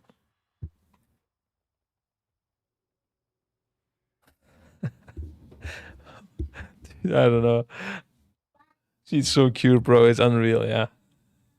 Having kids is insane. No, she took my phone. I don't know what they need my phone for. My guess is my wife asked for it or something. Or whatever. Yeah, what were we saying, man? Lol has a life tap icon. What's that? Some D8 spell or something.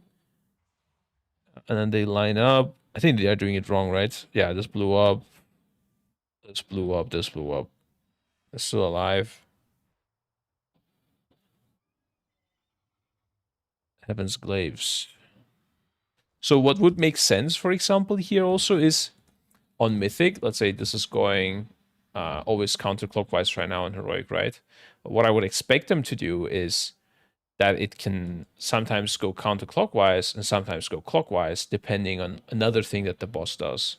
Perhaps the boss starts spinning a certain way, or like the I mean, I won't say right hand, but it doesn't really have hands. Like something, some piece of it glows, right? I don't know. Maybe also like the bottom glows or the top glows, and that means something. Like more clues and variations, and the clues tell you what the variation will be. But it's not as straight as a VCAR text telling you clockwise or counterclockwise with a TTS and everything. But instead, you need to find the clue and different voice line. Yeah, that could be it as well. Exactly.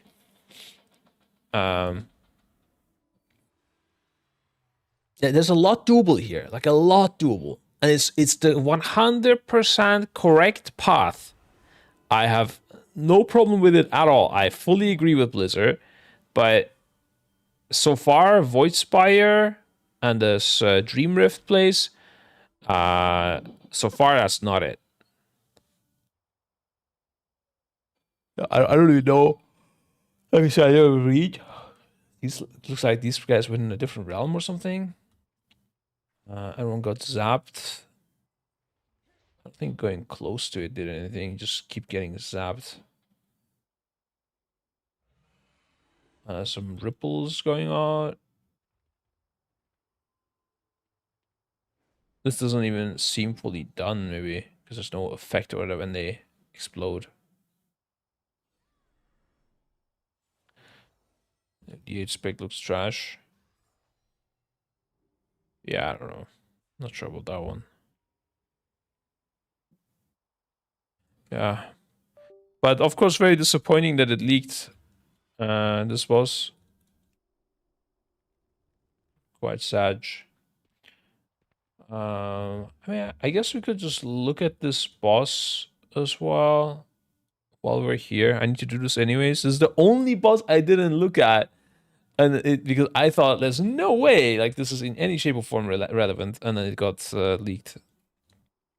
And I was like, what the fuck?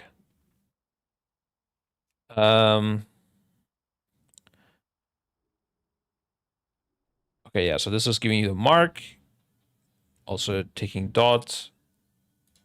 Dark Toll is inflicting 3 yards of the target. So it either deals damage to itself when the line hits you, or to everyone when you fail. It's a big dot as well. Holy fuck. On Mythic, you're gone if that fails.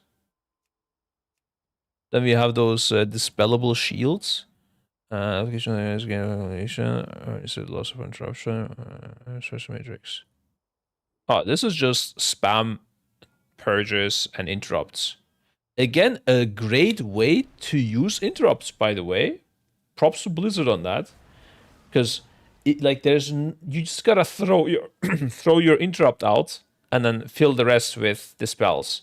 And I guess like Blood Elf Racial would be OP here, because you would just get rid of all 3 of them. And I'm gonna say OP. It's just saving globals on everyone. But this is great. As part of that, we also have Disintegration, where disintegrates, inflicting all players as crystal splinter for her. This I have not seen at all.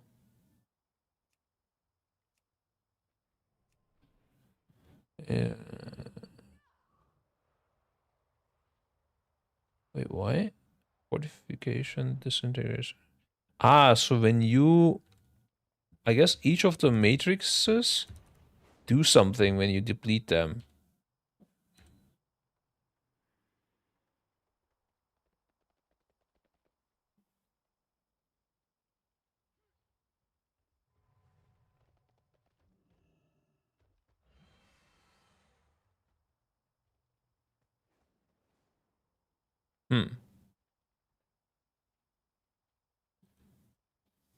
What's happening here, dude?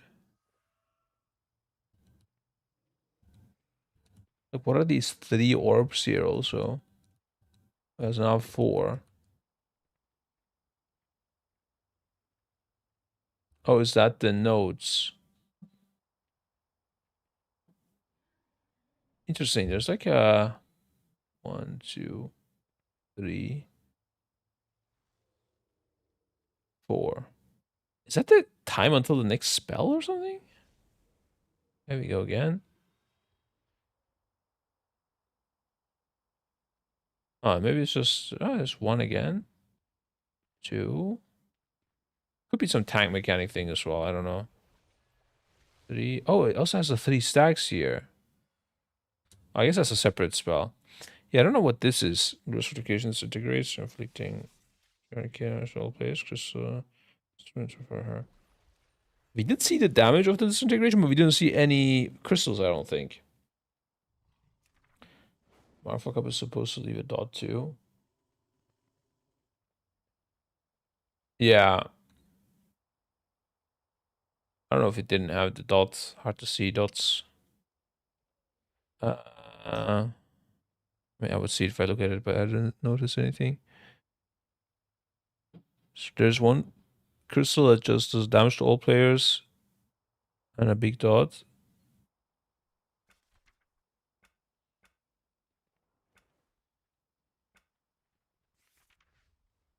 Giving fragment that may be restored.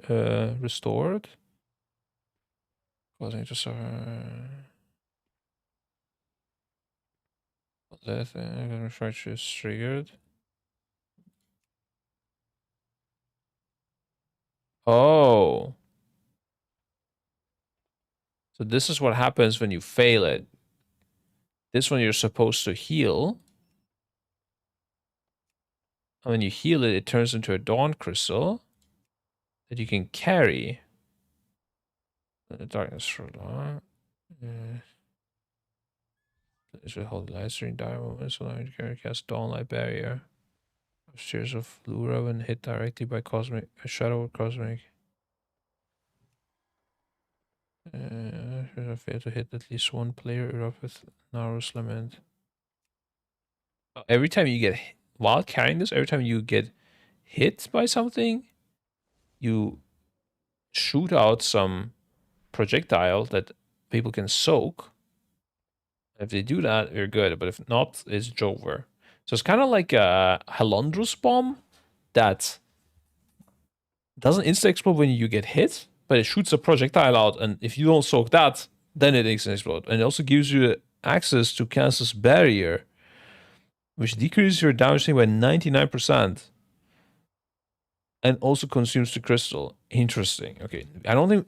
yeah, I think we don't see any of that, at least here, right? It's supposed to be here now. Oh, I still see a glow there, but nobody has a debuff carrying anything. Yeah, doesn't look like it. Right. Trying to see if like a projectile flies out or something like this. No. Okay. Okay, God bless we didn't get everything leaked. Also, this one is beyond saving. So does that mean it will just happen? Like maybe this is like a ticking time bomb and it will just explode at the end and you're supposed to counter it with the Dawnlight Barrier because this is a lot of damage. There's no way you survive this. It's only protecting you for 6 seconds, so you need to do the initial, and then the last 4 seconds of 186k, you still need to heal. I don't know. Maybe I'm overcooking. But it's okay. Heaven's Glaives spins and unleashes Warning Blades that rapidly eviscerate any players in the proximity. Blades lose sleep. Lose speed, sorry. That is this icon. It's supposed to be happening now. Heaven's Glaives.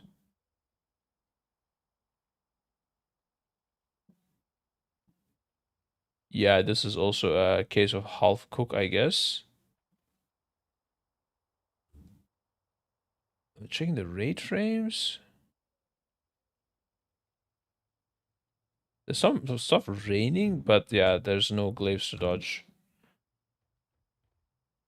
Running places rapidly illustrate any place in the proximity for up to 90k. This damage is reduced as the blades lose speed. Interesting.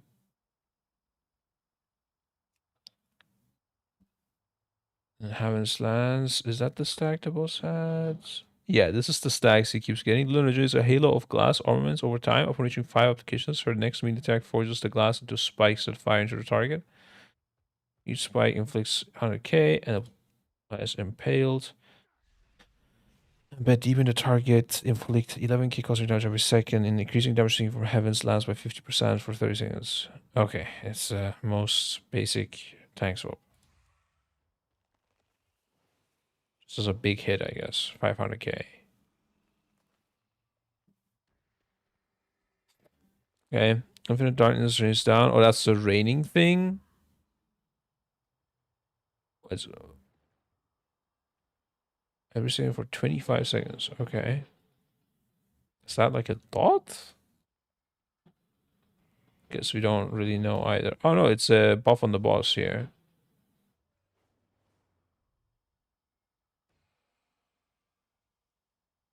The animation, I guess, just came after it expired, or when it first applies it. It's gonna apply it now. Yeah, it's when it applies it. Okay, and then Dark Cost of Void Beam instantly vaporizes any player within Dark Veil. We also have not seen this Dark Well thing, I think.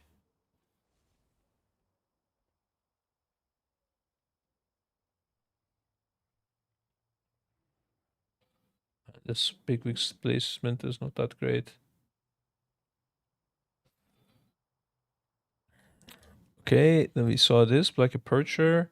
Transfigures into a focusing lens within the dark well. Void scintillates through the chamber, inflicting 15k cosmic damage to all players every second for 36 seconds. Alright, just some...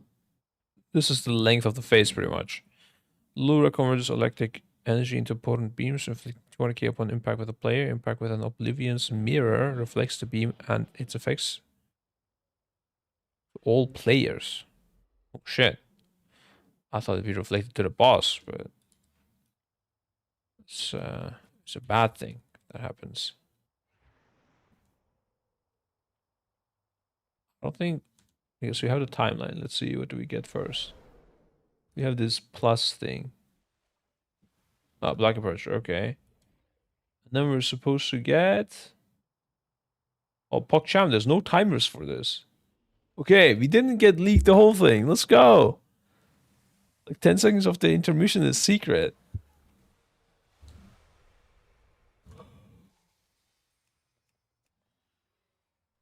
Also don't know what this is.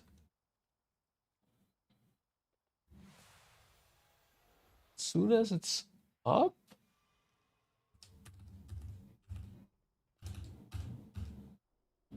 We got 5 of them.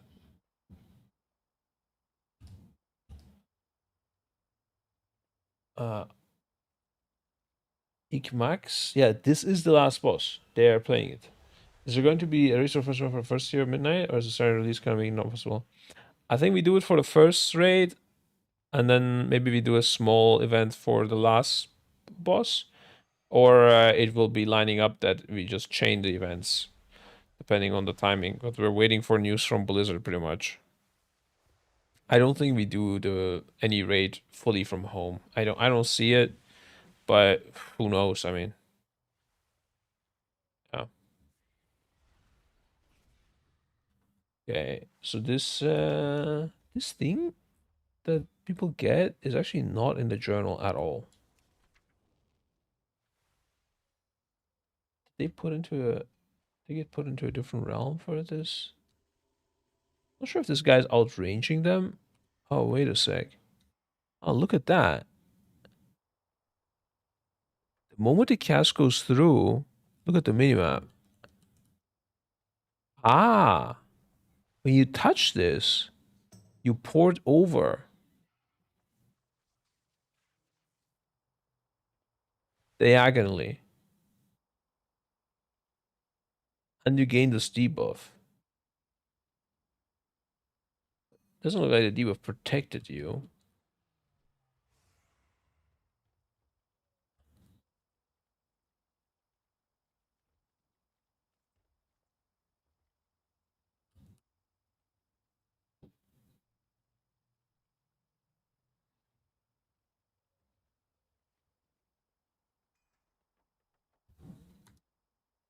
These guys make it over as well. Let's see.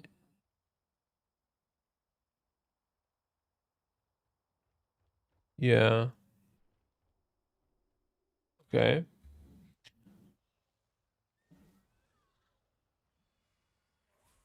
Then we have Cosmic Liquid. So what is Oblivion's Mirror? This one. Cosmic Liquids cool into reflective glass portals that surround the chamber. Cosmic Liquids cool into reflective glass portals that surround the chamber. Well, I guess those are the mirrors. And aha, okay. I guess we're getting hit by Extinction Ray. Oh, I get it now. The boss is shooting the beams to the mirrors, and we're supposed to intercept them or something, I think. Wait, it's happening so quickly, bro.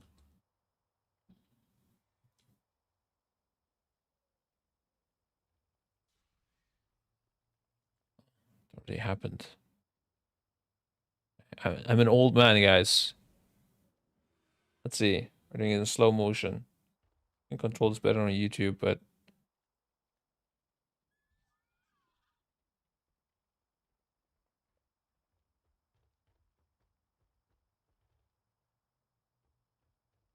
any second now. There. Yeah, so this one got soaked by someone. This one got soaked by someone. I think this one did as well, and this one did not get soaked. That's why everybody got one stack now.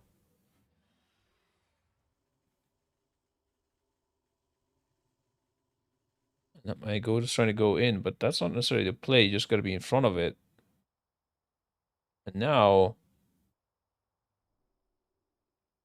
they managed to soak this by this guy. This one did, for whatever reason, didn't get soaked. I guess he wasn't right in front of it. And looks like this one also didn't get soaked. They should get 3 stacks then, though. That was a bit weird. I don't know. Oh, maybe the right one did get soaked? Hold on, I'm a bit lost. But I think that's probably it, pretty much.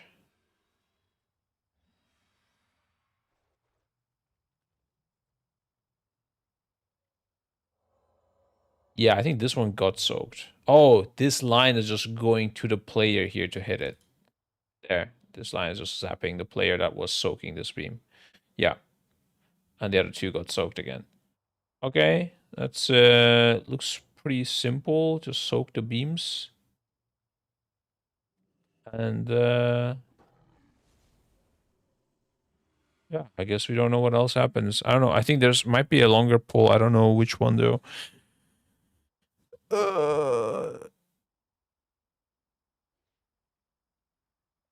Yeah.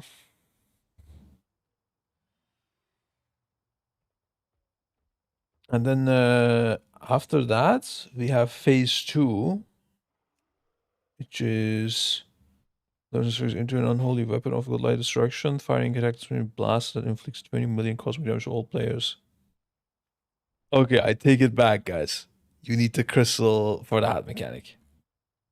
Here, you need the Dawn Crystal, 99% barrier.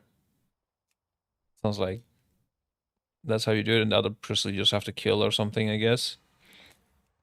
Abyssal Shadow escapes from Dark World, inflicting 500k and additional 58k every second to place within the effect. Okay. I don't know, maybe not, but yeah. Maybe this is dodgeable somehow. Doesn't feel like it. I think this is just gonna happen once, and it's kind of what you would tank LB in Final Fantasy. That's also a common thing in Final Fantasy, by the way, again. Like, for progress reasons, you could just let this crystal die. At least on Heroic, and you could survive it. Or you could just, actually, you could just, sorry, Matt, you could heal it and use the barrier in P1. But then you get to P2, and the first mechanic the boss does, just 20 million, kills you, and it's over. And then you reprogress P1 while keeping this crystal up, the Halondrus bomb up, into the next phase, and then you can use it to survive next phase. Very standard Final Fantasy boss fight. Or progression of a boss fight. We have True Darkness suffocates any player forsaken within reducing movement. Reducing movement speed by 10%, inflicting 200k every second. Any player forsaken within. Gotta play undeads, or what is this? Okay. Any player carrying a Dawn Crystal becomes... here we go. Dawn Crystal becomes a beacon of hope for their allies, emitting protective light within 12 yards. That's weird, because we gotta keep one Dawn Crystal for this Midnight ability. At least one, so that means we are gonna have multiple of these, I guess. Okay. A light siphon. Lure invokes stellar portals for up to 24 seconds. Every 0.5 seconds, energy is abducted from players within 6 yards. Abducted from players within 6 yards. Okay. Inflicting 6k cosmic damage and draining the portal's power. The portal expires before its hunger for light is satiated. A stellar explosion is triggered.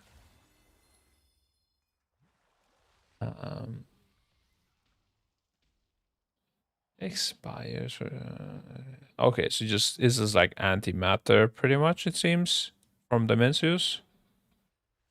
Just lasts for a really long time. Interesting. Dark Star Strike down.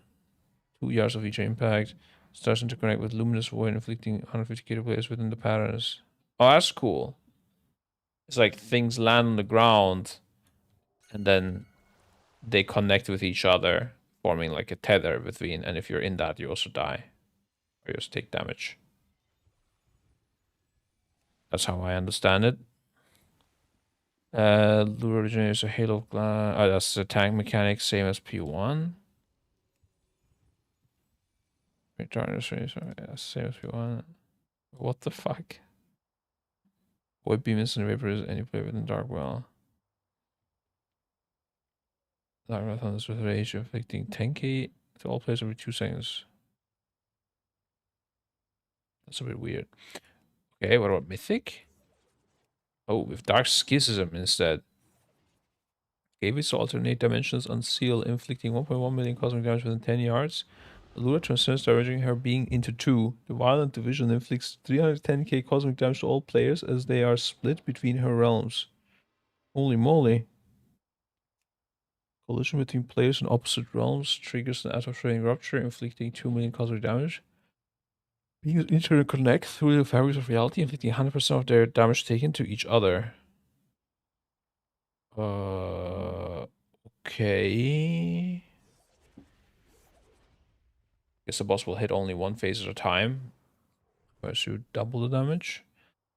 So that's a new mechanic. The rest is the same here. The rest is the same here. This, I don't know how to read this. Requiem. Oh, it's the song again. But oh shit, so this is different. That means there might be way more marks here. Or it's like in each phase there is. Okay. There's definitely gonna be a twist to this one. Man, I'm so shocked they give us this journal, bro. Why? Why is there a journal for this? Oh, god damn, dude. It's so good, but it's also just telling you what to do.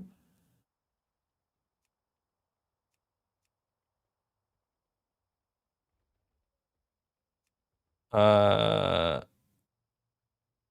yeah. Same idea, but will be different. Okay. Then light siphon is again the antimatters. We have dark constellation. Again, the patterns, just big damage if you fail it now. Not survivable. Tank mechanic is the same. Damage is the same. Yeah. Overview is counts down the minutes with each harrowing toll of the Death Scourge. That echoes of sacred walls. Heavens glaze rip and tear through armies of light as Lura conducts the infinite power held within Dark Well. To extinguish all that is holy. And midnight falls and Azeroth descends into the darkness. Brave torchbearers emerge from the shadows to face Dark Angel and fight to see another sunrise. Okay, it's more like lore text using the abilities in their name. It's cool though. I like it.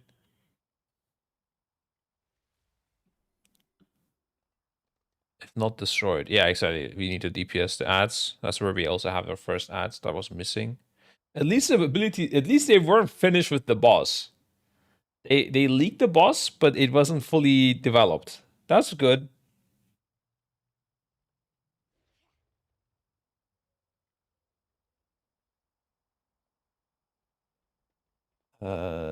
Darkness across the these nodes.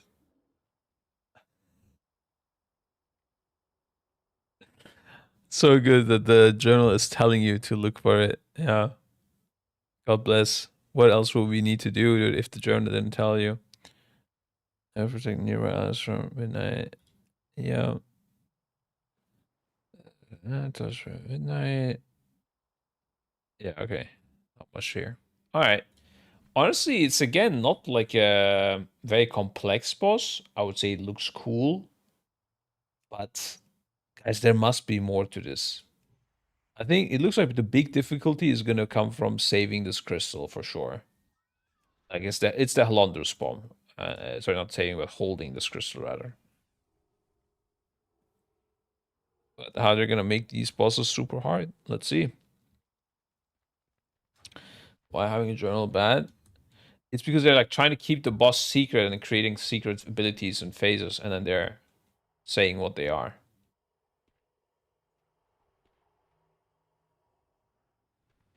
It's like Christmas, but all the gifts are written on top of the box, and you get to see it like 4 months ahead. Yeah, but you don't get to open it.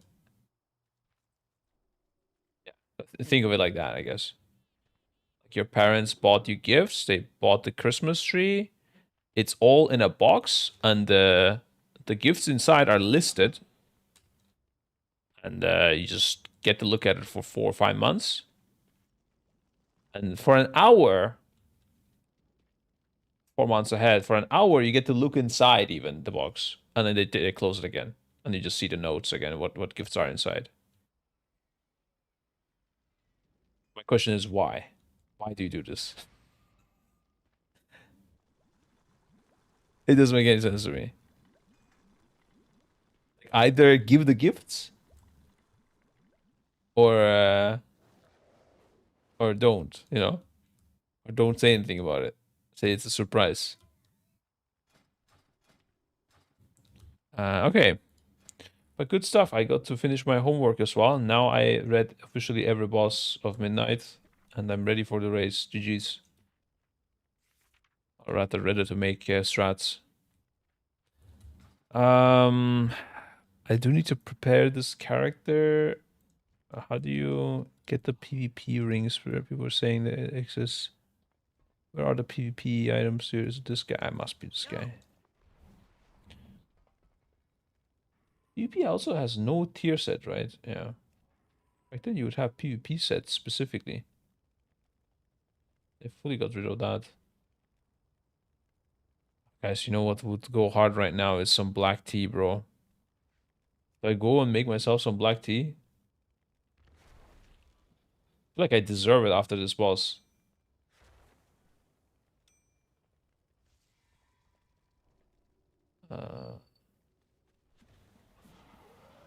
What's the point of buying these even if my items get scaled anyways?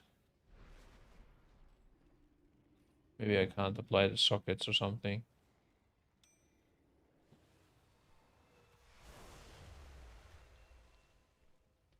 Try the last one, Heroes of Fun. No, we didn't get to try it. That's the funny thing. I don't know if it was like coincidence or something, or if it didn't feel like a coincidence. Every time we walked into that room, I think actually either only us or even everyone got ported out. Like literally when we walked into that room. But when other people walked into that room, they did not get ported out. So they could see the boss, they could see the room, they could do whatever they want, they could pull it. But when we walked into it, it didn't allow us. It was kind of crazy. It felt like, I don't know if that was 100% true, but it felt like we were being watched. Same with Liquid, because that's what I heard from there, that they didn't get to test either. I'm guessing that would be why. But other guilds got to test it. I don't know. And then we just got the notification that they're gonna end the testing early. The testing will continue in at 1 a.m. at 1 p.m. Pacific, which is 12 minutes.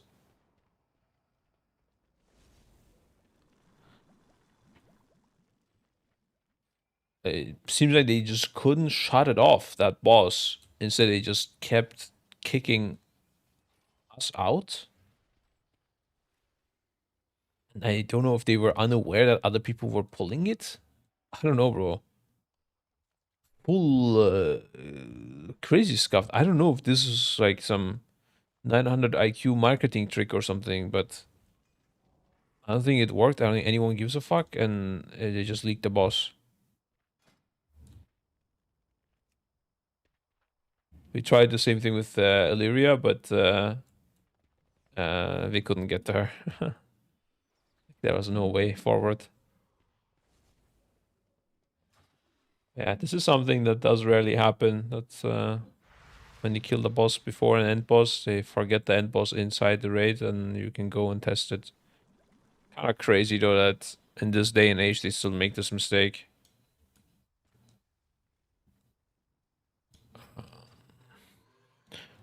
Okay, now apparently we're gonna do some M+ testing tomorrow. And I was told it'd be good to craft embellishments. Does that mean I need to learn the professions myself? You've got my ear. Remember, everything has its use. I guess so, right?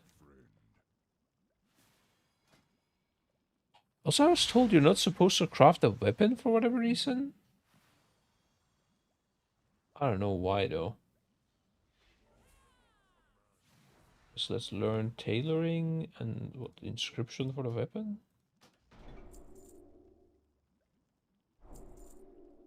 Oh, is there like a rock that gives me endless this one maybe? Yeah. Ah, this would be nice to have in retail as well. Just pop it in and you're good. How does this work?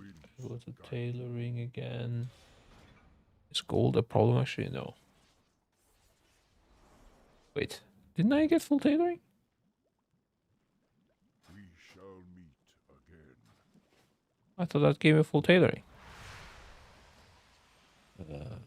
General. Tailoring. Where is it? Is it in a different place nowadays, crafting stuff? Or am I blind?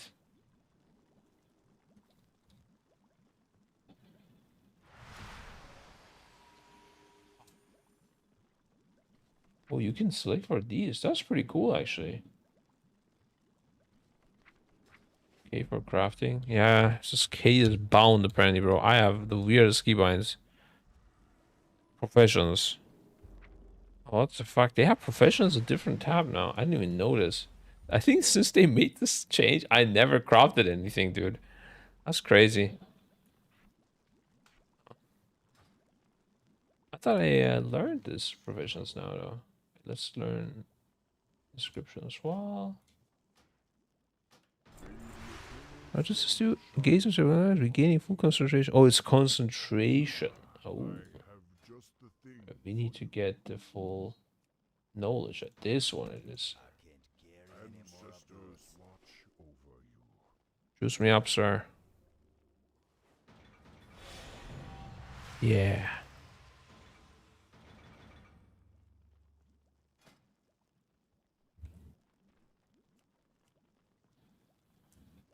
Okay.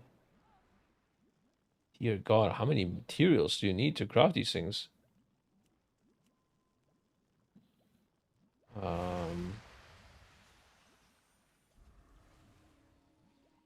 Look through learning this specialization.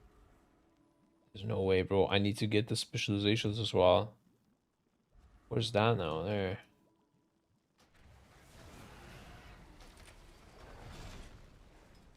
Do I have it now? Okay, let's see what the embellishments are that we can get. Your helpful abilities have a chance to call upon lower coolzy to grant versatility to your target. Okay, that's a healer thing. Special abilities can launch explosive sports at your target, healing allies or damaging enemies based on who your target is. Sounds like a thing that will just never be worth it. Double the gems, double the power. All jewel crafting embellishments operate at double strength.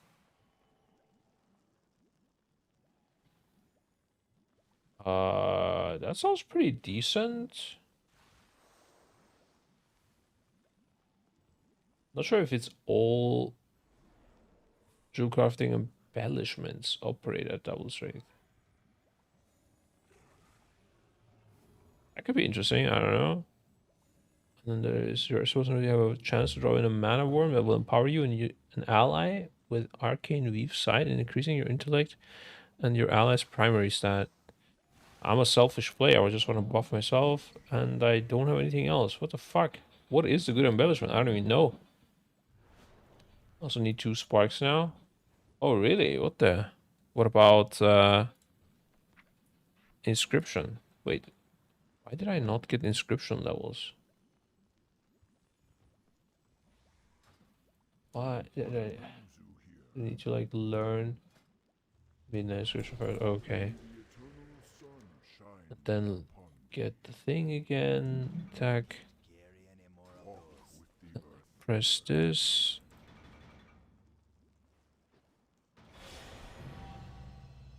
And then go here. Cancel filter. Midnight description. Huh? Do I need to learn the recipes in it? Been Description. expecting you. Okay, what the fuck? On this one, they want you to learn it. Because there are no more fragments, we gain 1 spark per week. Ah, okay. Does that mean you need 4 sparks for a weapon? Uh, 2 hands.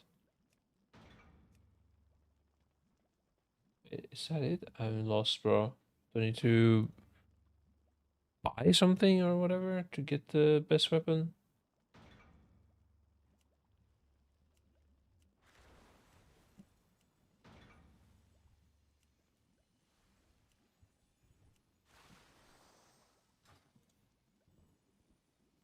Ancestors. Always you need 2 weeks of sparks to craft 200 weapon. No, I'm saying, do we need 2 sparks or do we need... Oh, we need 3 sparks then, or what? For weapon. Or 2-handed. Looking for something special. Same as before, just half sparks are now full sparks and you don't need to combine them. 2 for 1 hand, 4 for 2-hander. Ah, okay. Okay. Yeah. That makes sense. I mean, just got rid of 1 currency.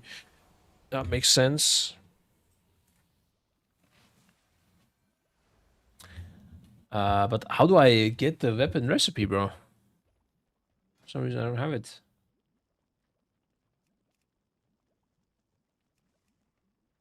Oh, here, I guess. The tailoring stuff I learned automatically with that rock. Like cooking. What the hell is this? Midnight herbalism. Why is it? Why? It's always already known anyways. I guess it's for tailoring as well.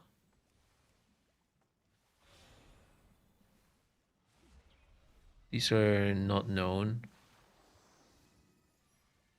I just want a weapon, bro. What am I seeing here?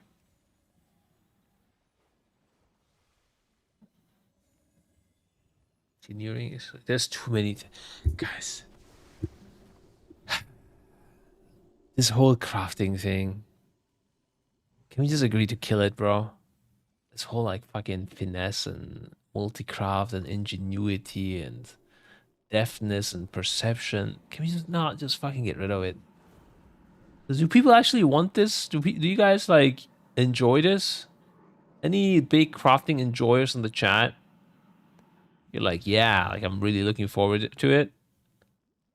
You like it? Okay. So we just gotta ban blind all in the tree. Who else, guys? Professional Annies don't like it either. No, I hate that. Yeah, exactly. That's the correct answer. I like getting the weapon. Well, I do like getting the weapon as well, but I don't like the process. Bro, there's just so many items in the game that I just don't want to see. Let's get these, I guess. Where is it even? I don't even know. Where's my weapon recipe? Oh, I found it. Wait, no.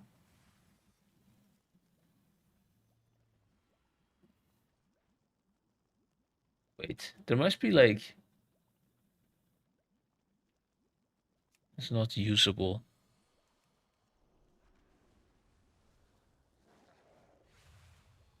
Get these. See an offhand.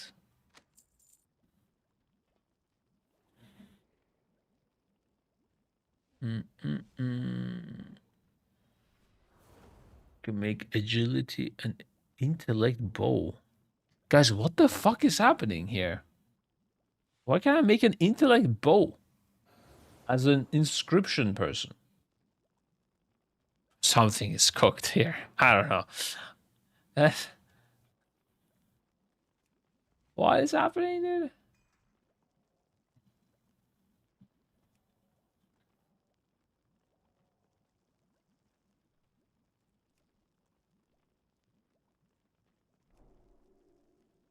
Nah. It just doesn't exist or something. I don't know. I think it's fine. We just go with like just get some embellishments and it's fine. Oh, weapon is learned in the tree. Okay. There's like everything is fucking learnable with a million special items, but the weapon I gotta get it from the tree, yeah? Blueprints.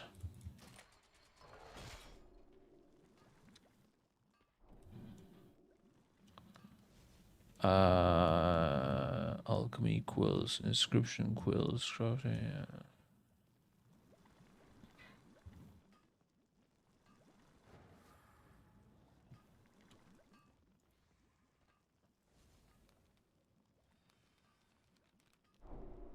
Oh, I get multiple as well.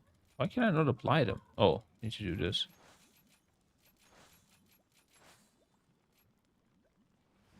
Learn subfield. How do I get the regents though?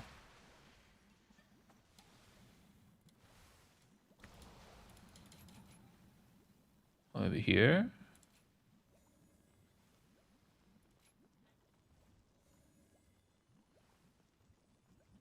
Perfect. Maybe it's. It doesn't look like it.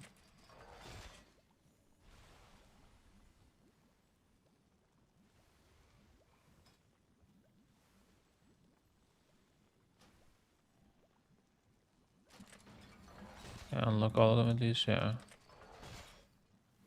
I'm lost. This is a full game, bro. I have no idea. 5 points in the last blueprint will get you evidence. In the last blueprint.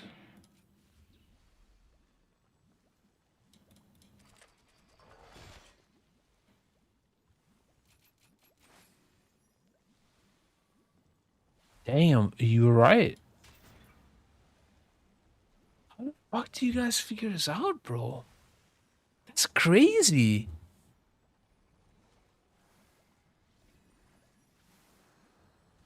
There's like no guidance for the game to go here. How did you... You'd have to just check everything.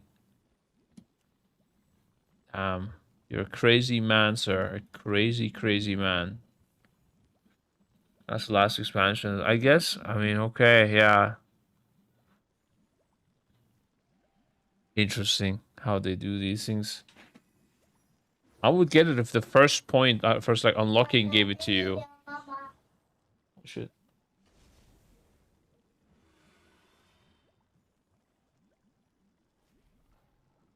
Guys, we got coffee proc. Let's go, dude. Oh, this is like drugs. Bro, get a good bag of goods from the same vendor. Okay, yeah. I wanted to mainly check the embellishments anyways on this.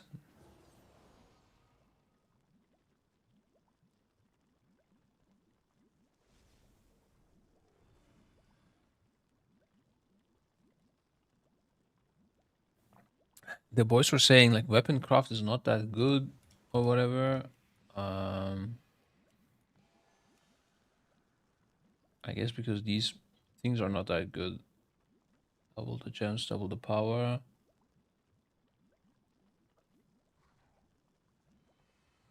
Maybe this intellect thing is good. But this double the gems, double the power. All dragon embellishments operate at double strength.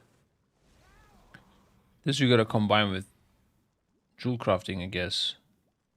But why wouldn't you craft a weapon? Okay, I'm gonna ask in the Echo Discord. Yo, what embellishment?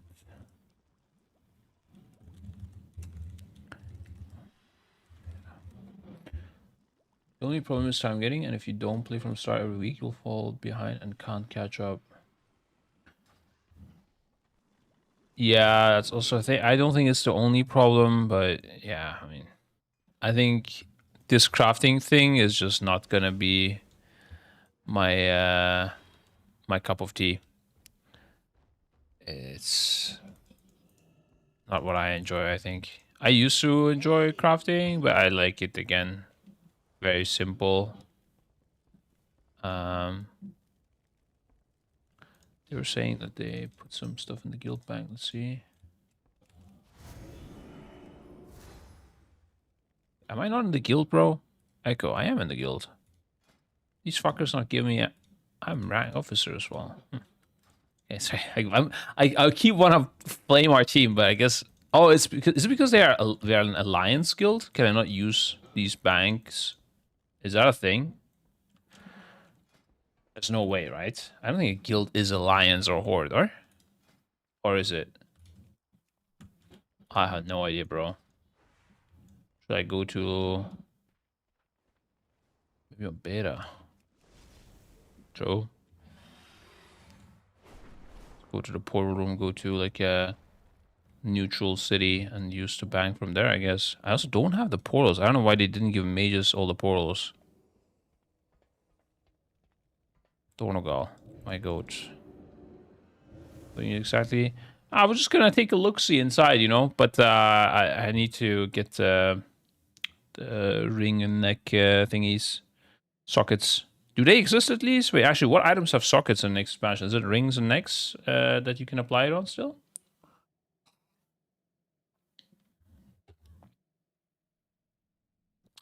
Oh shit, you're not allowed to go here in a beta. Why? There's even mobs there. Oh, I guess they don't want you to go into place on the max level realm, right? I think that's the thing.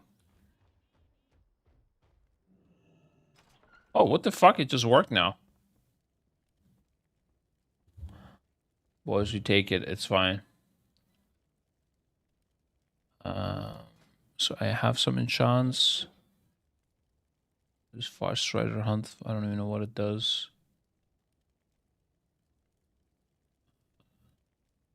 Mark of the World Soul.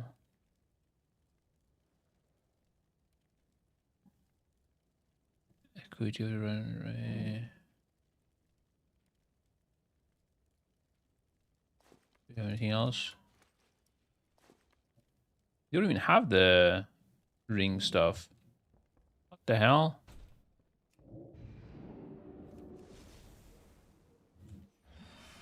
People craft their own. How do you even get like that free socket thing? Or we probably get it from this vendor or something, right? Surely. Just trinket Tor. He won't have it. Probably under enchants, equipment enchantments. Surely it's right here.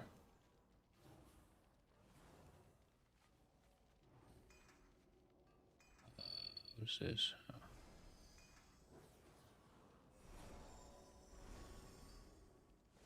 Oh. You think you can buy it? You can't buy them, you mean? With the craft. Is I'm supposed to craft rings and necks or what? No. Oh, they told me to get a PvP necks, I guess, because they have a socket inside them already. That might be why. But can we really not put the socket ourselves inside them? The winds guide you. You can buy one ring. You can buy two rings. 2 rings. Neck as well. Wait, how do I get the sockets? The gems, though. They have the gems at least. Bro, these potions look like gems. It's confusing.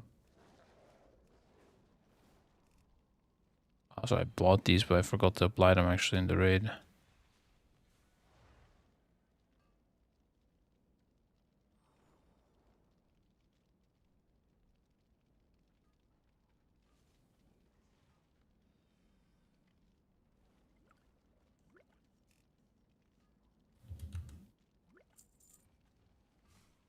Buy another ring. You need to buy PP rings. Same for neck and weapon.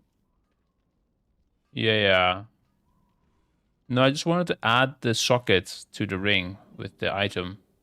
It looks like that's not being sold. I don't know if it's even still a thing. But I'm happy because I got my coffee tomorrow. This was on new raid boss as well, new changes. Yeah, I rambled about it in the start of the stream, but TLDR is I was expecting a bit more complexity on the bosses. They're a bit simpler than I expected. But let's see a mythic.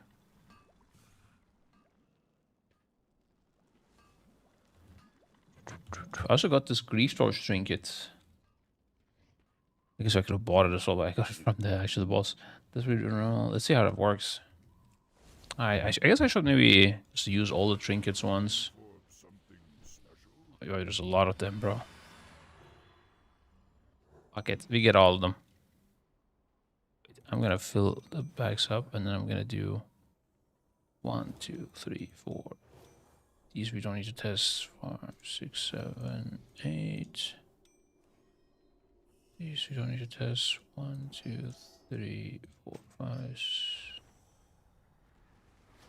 6, 7, 8, 9, 10, 11, 12, 13, 14, 15, 16, 17.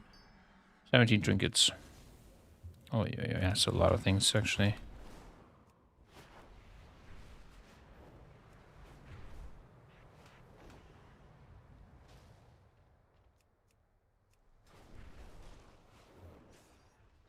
I need to actually bind this properly as well. I keep using the wrong bind for this. It's making me go crazy. First of all, quick bind, check. It's fine. And then here, check.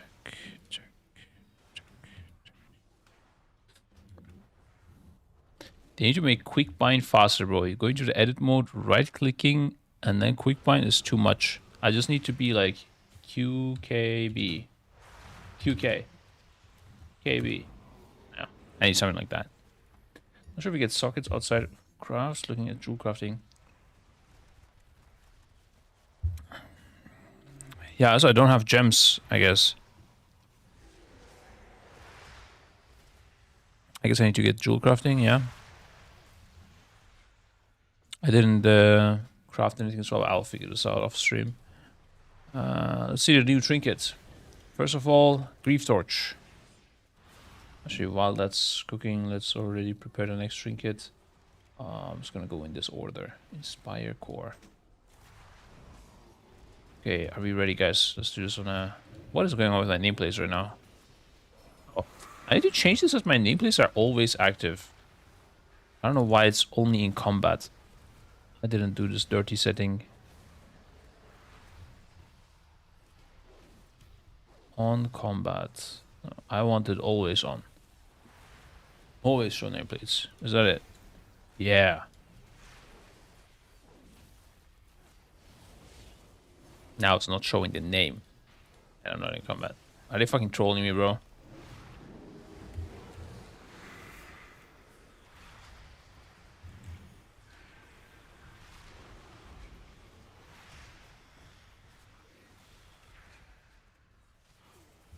Oh, off screen. What the hell is that? When you target it and go back? Ah, yeah. Yeah, that's a good setting. If you're targeting it. I think. I'm not sure, actually.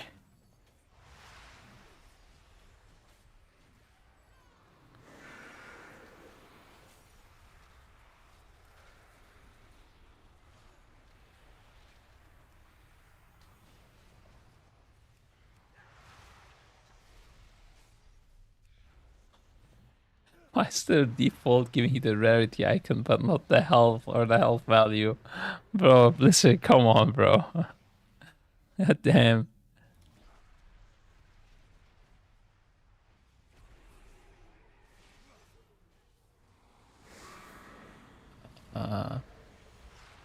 Simplify. What does that even mean? I don't even know the setting. Wait. Friendly players. Ah. Yeah, this can be good for minions. But not sure what miner is.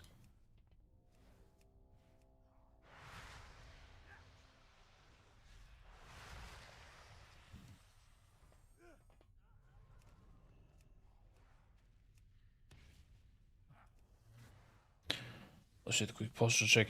How's Firebase doing at the moment?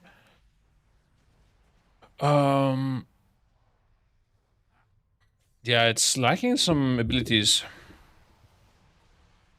I think they need to give it Scorch back. And I think they need to make Pyroclasm castable while moving. And then I think it's good. But yeah, it really needs Scorch, I think.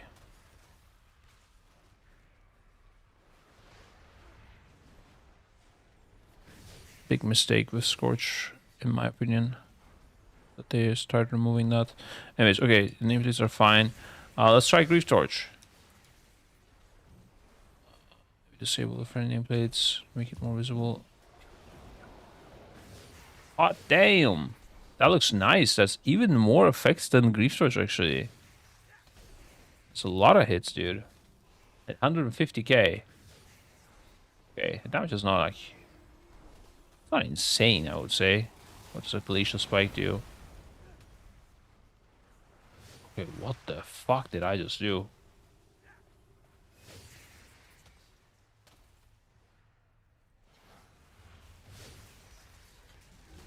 Was that doing so much damage? Now just at like 300k, but... Holy moly. That person was insane.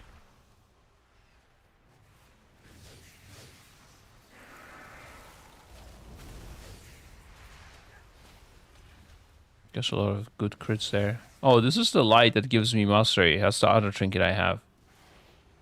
Okay. Is there two of them here? Yeah. Oh, they disappear. Okay, let's get some and see how that feels like.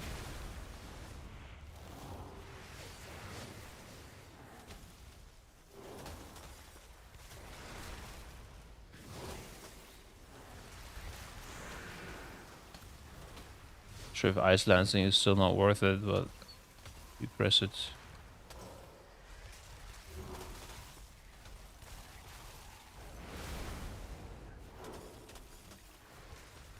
So we got one here. Did it spawn directly under us? I wasn't checking.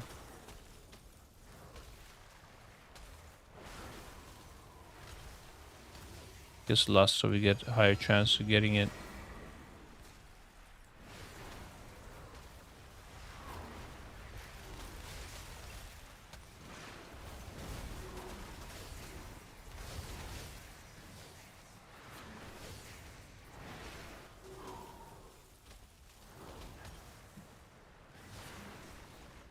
Okay, we got one. It's right on you, it procs, so it's pretty fine actually. I'm gonna move intentionally like here so we can see that another one did proc. 164. Nah. Looks like we were lucky at the start that I got double proc. He got one again. Come on, give me another one. Take them. No.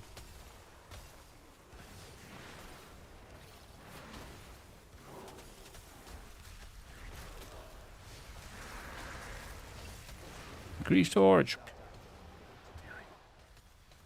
Oh, I can move while casting it, but it slows me. Hey, answer this will roll burst of 39. Sorry, each deals 38. Between nearby enemies, damage increased by 30% per additional enemy, up to 150%. Allies deaths, yeah. Doesn't seem to be doing that much damage is the only thing. I feel like Grief Torch did more damage. Can I not change my... Oh, there we go.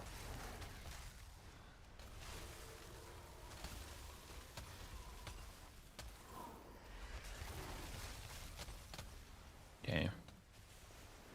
Let's change the trinkets.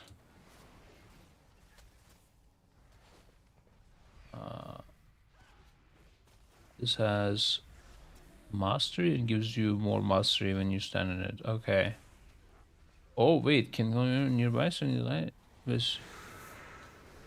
Yeah, okay. I thought maybe it heals your gives mastery to your friends. That would be insane. That kind of trinket is always cracked, bro. Used to have something in BOD. That's fine.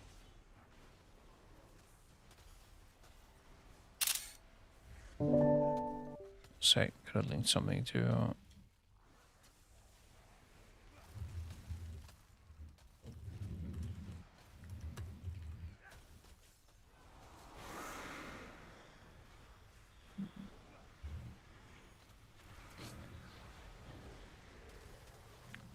Yeah, we go for this. Let's use this one more time before we swap it. And then we take this. Let's read this in the meantime. Hold the fish open, causing you to destroy yourself, reducing your movement speed by 50%, increasing your haste by 100 each second or 10 seconds. Yeah, that seems nice.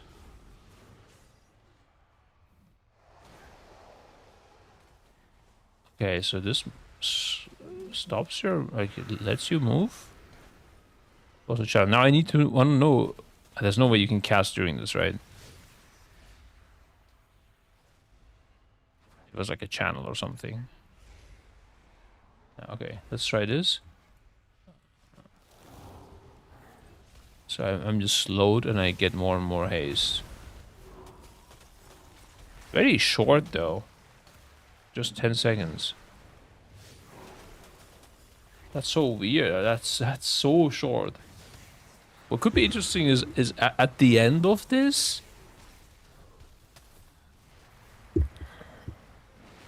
if you had like a really long cast, or like if I do Ray of Frost or something, does it have a fixed time? Let's see. Let's reset the combat. Reset data. Let's do Ray of Frost on this guy. Okay, 225k. Let's try it with the trinket again later. In the meantime, we swap this guy out. What does this do? Let's do the urn, causing the void within to pour out and engulf you for 20 seconds, increasing all secondary stats. As the void disappears, you become horrified for 5 seconds. What? Killing an enemy while engulfed prevents space from occurring. That's some crazy shit. This is some undead trinket, bro. Can you Will of the Forsaken this shit or what? Okay, all secondary stats increase. It's pretty strong.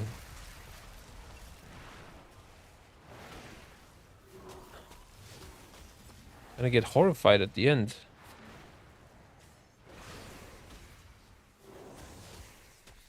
It's dispellable.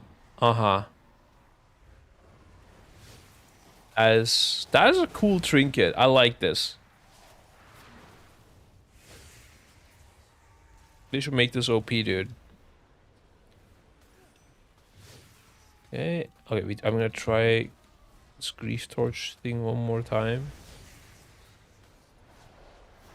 Okay, when I cast it cancels, alright. Get rid of that.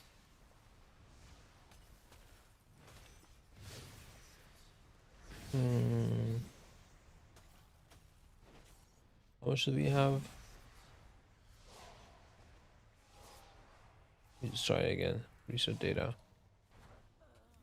Ray of Frost normal. Okay, there's some crits involved and stuff. 230k. And then we activate this. And the last hit, we're gonna do a big Ray of Frost, dude. Oh shit. Got a Comet Storm. No. I think it's just faster channel. I don't need to gain extra ticks. Yeah, so it's kind of whatever. Okay. Yeah, like a long cast, I would make use of the haste for longer at the end. If anything can be clipped. Maybe some snapshot in class, but I don't think anyone snapshots anymore either. Like Feral doesn't snapshot, for example. Is there any snapshotting class nowadays? The dots? It's about 80% haste for the period. This one? I don't know. So damage output is just arcane or frost or fire right now. I have no idea damage. Which one is higher, bro? This is, looking at damage right now is like, I don't know. It's like picking a profession as a 1-year-old. Like, you have no idea what's gonna happen. You gotta wait it out a little bit, you know? Get there. And then at some point it will make more sense to narrow down what you're interested in. But as a 1-year-old, you don't need to go around saying like, I'm gonna become a rocket scientist or whatever the fuck, yeah. Same with right now, it doesn't make sense to say I'm gonna become a fire mage. Just wait and see.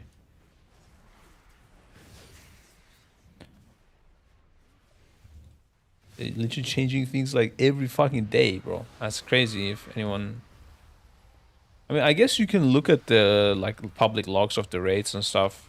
There's some sheets for that. You can probably easily see it actually, yeah. But I mean, I don't think you should do anything with that information, aside from maybe entering a PTR test with that spec. Like the history might be okay for dot classes, druid or shadow, but for general classes, I don't know. But even for dot classes, they don't snapshot anymore. I don't think any of them snapshots.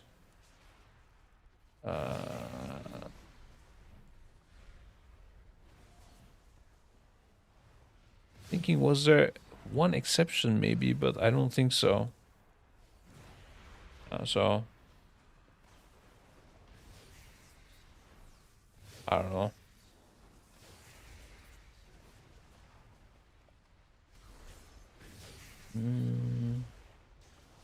Maybe if you time like the last few seconds with like your arcane soul or something is really good. I don't know.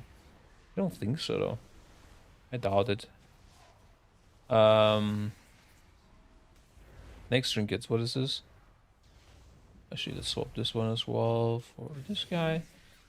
Your harmful spells and abilities have a chance to brand your target. Let's say you're just dealing 6.7k damage over 30 seconds. Rebranding an enemy ignites attacks running you. Ah, okay. And immediately dealing all the main damage. So it's just a crit proc with a dot effect on the enemy. There's a 30-second dot effect. If you target swap, this is just a tilter, or like multi-target, it might just spawn on a target that you're not targeting. And then it's a bit of a tilt. Here, probably already happened.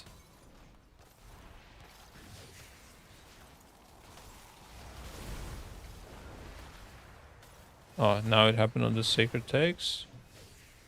Maybe they made it that it's always on your target that it happens.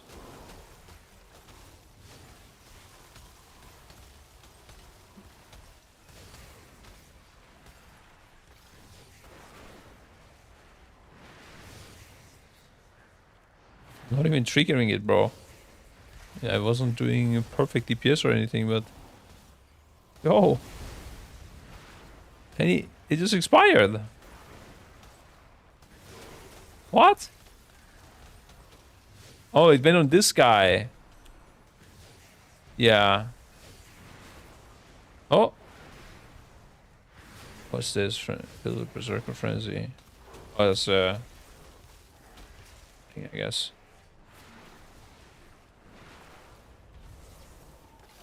Yeah, this trinket completely sucks on multi-target. Oh, we got the crit. I don't think we even got it from this guy. I think another target got it, and then it... Oh, that's just horrible. Let's get rid of this shit. What about this? Echo the sound of your drum through aligning the speed with the will of Loa. Your ability to have a chance to grant you 300 crit for 12 seconds. Yeah, that's okay. That's good. Didn't see it proc, I think, but... Oh, did we see it proc? Let's see. Let's just see it proc once. Oh, there it is. Oh, that's a good... Hey, with the rotation being simple, like, you should actually be making use of these trinkets, you know? That's pretty big amount. I mean, 7% crit.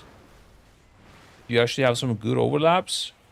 Like, there might be talent choices, embellishment, and trinket combinations that look bad on paper, but if you can actually play around them, and if you're smart, you can see when they like are happening at the same time and send your Ray of Frost during that. That could actually increase your DPS significant amount, that it is actually worth using those trinkets that are not meta. If they're meta and you do it on top, oi oi oi. Not even demo snapshots anymore. Yeah, okay. Yeah. Like there's one thing that still does snapshot. I don't know what it is though. I know they removed Feral now. Oh, some abilities of Feral, I guess, does snapshot. Hmm. Yeah, the Tiger's Fury effect itself, I think, is snapshotted, but like the trinkets and stuff are not. I think that's what it was. But yeah, if you can, you have like charges like this, like Frost Mage, I think that's gonna be probably the interesting part of Frost. Sending your Ray of Frost with procs that you have, rather than just like, I guess, based on nothing. What is this? Your ability to have a chance to unleash a vibrant mind that search toward your target. Enemy struck, take 800 damage over 8 seconds. Allies wrapped in protective flora, absorbing 4k damage over 8 seconds. What the fuck is that? Let's see it. Just in case they buff it, dude, and it's strong. I'm looking for some vines that will shoot out here. And will give these boys a protective shield. Oh, there was like a green bolt. Surely that was not it, right?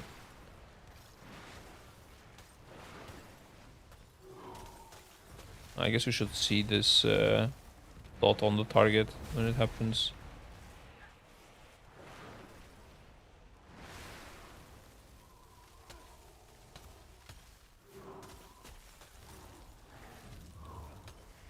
Not really proc. Oh, was that something there? Oh, I'm not sure. There's so many animations.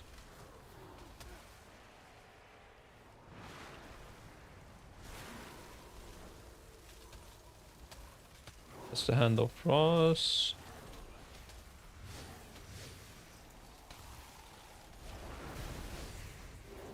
I don't think this is working.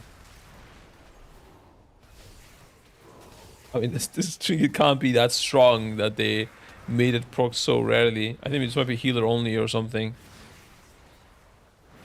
Mages are very advanced now. That's correct, yeah.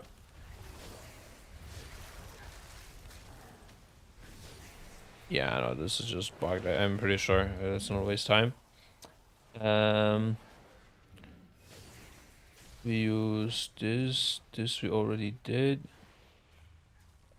And this bad boy. Okay. You're harmful of effects. A chance to call for low aspects to bombard your target 3 times, each time dealing physical damage split between all nearby enemies. What the fuck? Do physical damage as an intellect user. Interesting. And then unleash a bolt of anguish at your target, inflicting 44k shadow damage. Residual anguish energy surrounds you for a time, granting 300 leech. Huh? What the fuck is this trinket? AI detected once again, boys. What am I seeing here?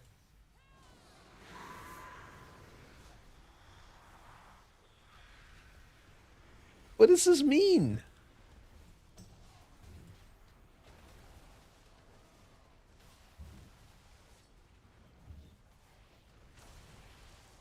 Two-minute cooldown.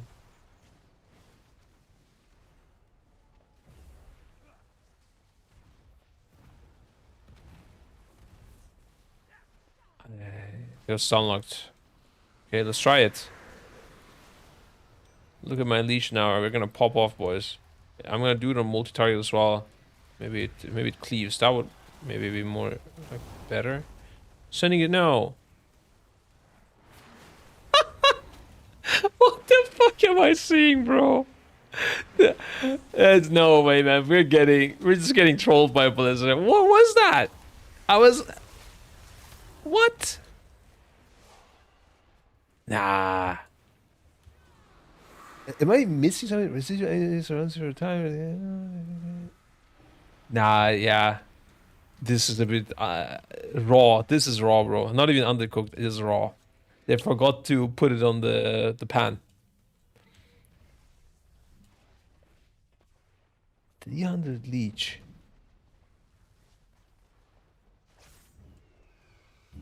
So 5% leech, yeah.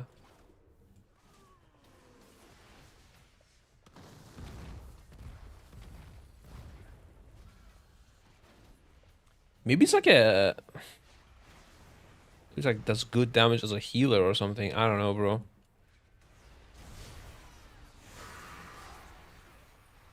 Children out has PvP trinket.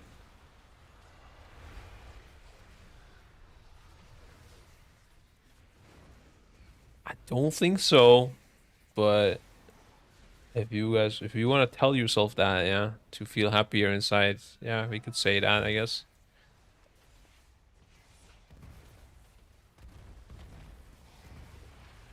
I feel like I want to do a stream where we just sit down and we make items for Blizzard. How about that?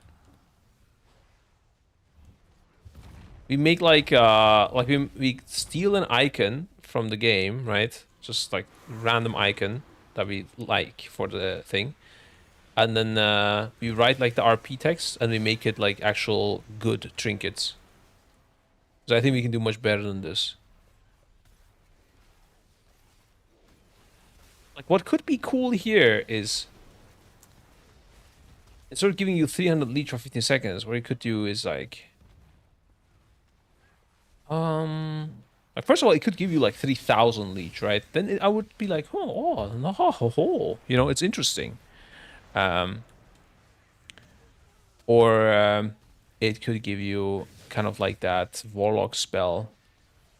It heals you for 1,000% of that amount. So it's like a healthstone effect built into the trinket. I could be like, oh, once again, I would be intrigued. But also, I would just make like much better trinkets to begin with. I don't know. They have trinkets that you can aim on the ground? Yeah, you do, right? But not for DPS, I think. They only have it for healers.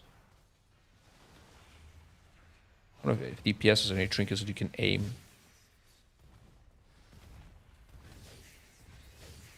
I feel like you did in the past.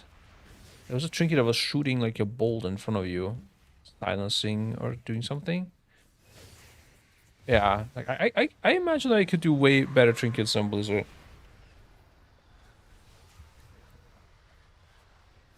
So the fallback you do other things is very strong, but give you something that is as a condolence price until you get your biz.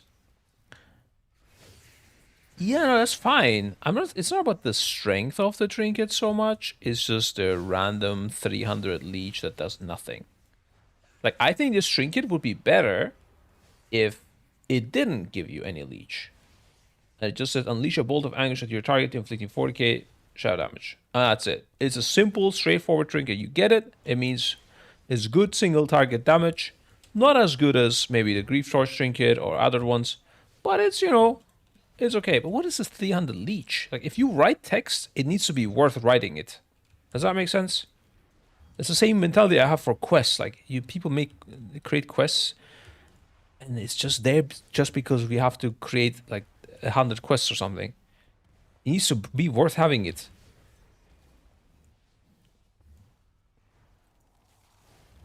Or it could be RP. I don't know. It can. I'm okay with it saying also like the anguish. Like you turn red and shoot out a bolt of anguish, and it just makes you red, your character or something. You know. Or your eyes turn red or something, like just an RP effect. I'm okay with that as well. I just don't like this thing that it just does things that don't do anything. It's another buff as well. Not as if you don't have enough buffs. Things need to matter if they're gonna be in the game in some way. RP does matter, by the way. RP is okay. I'm okay with RP. Just this is not even RP.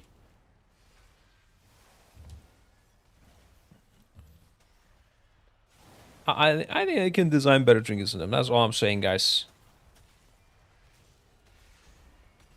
This reminds me of Vladimir, like a Vladimir Q type of trinket could be created as well.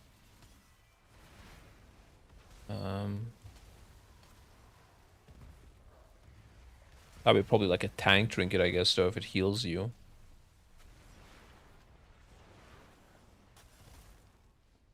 Honestly, like putting like 3,000 leech on this would kind of make it an interesting trinket, I think. Maybe not 15 seconds, but it lasts 10 seconds. Yeah. So during your burst, you're kind of like just healing yourself like crazy. It would actually be something that we would consider, depending on the case, even if it's not the best DPS trinket. I think Hunger of the Pack from Halls of Valor. Which one is that? Hunger of the Pack.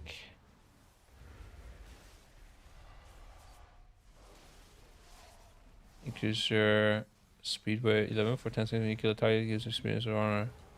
Ah, yeah, that's an interesting one. This has its use in like M+, I guess. I guess M+ would count for experience. Or obviously for leveling. Yeah, I mean simple. I don't mind simple trinkets. Don't get me wrong. It's just this like doesn't do much. Yeah. I still think this is better than some trinkets that I've seen in the past, but yeah.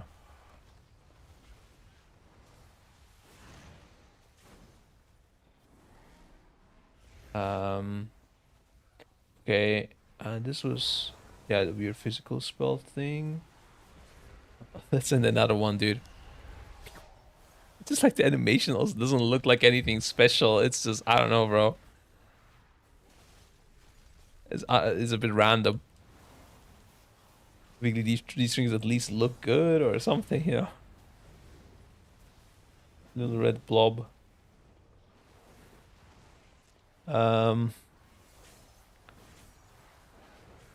We go with this we didn't do yet, and this we didn't do yet.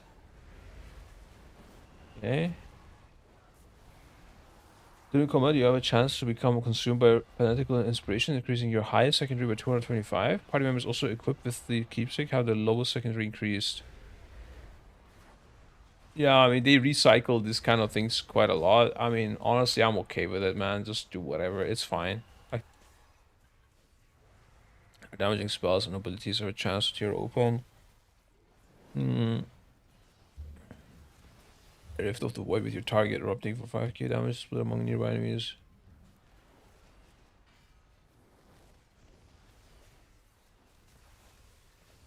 Okay, let's try it, I guess, until it procs.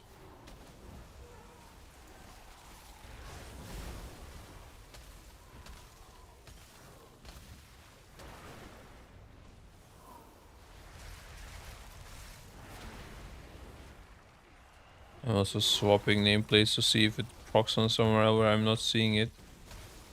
Or is this gonna insta trigger, I guess? It's not necessarily a debuff, maybe I should just look at the effect.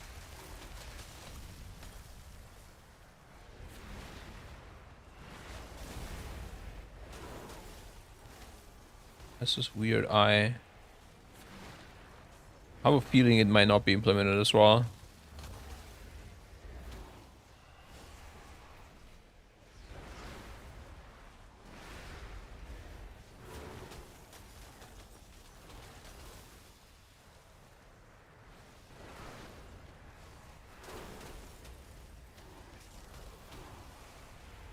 Yeah.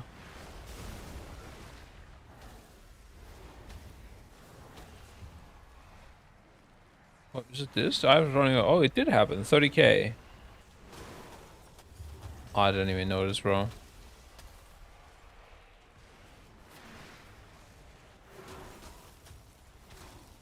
Trying to see the things next to each other.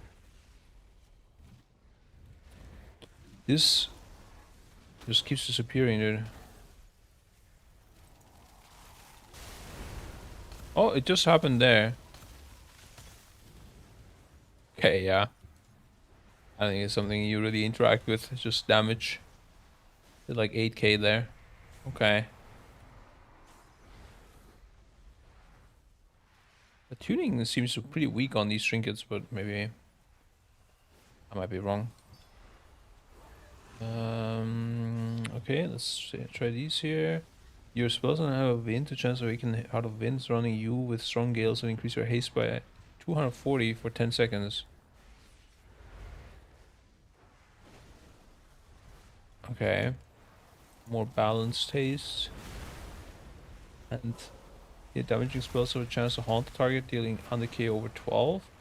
If the effect dies while haunted, the effect transfers to a nearby enemy, inflicting 150% of the shadow damage over the remaining duration.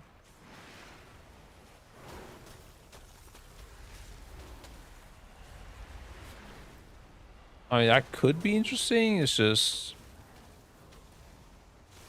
very RNG, right? That's just the Gale proc on you.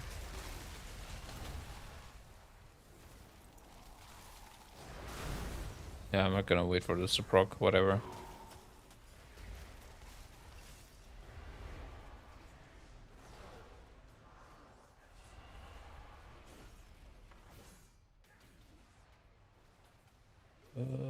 Check.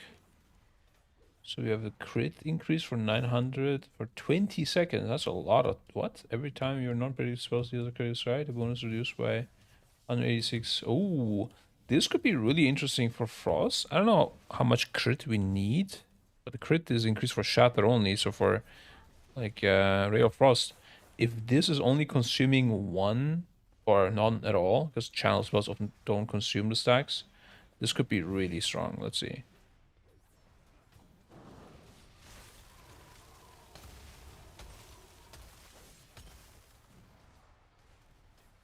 Wait, is it just consuming over time? Oh no.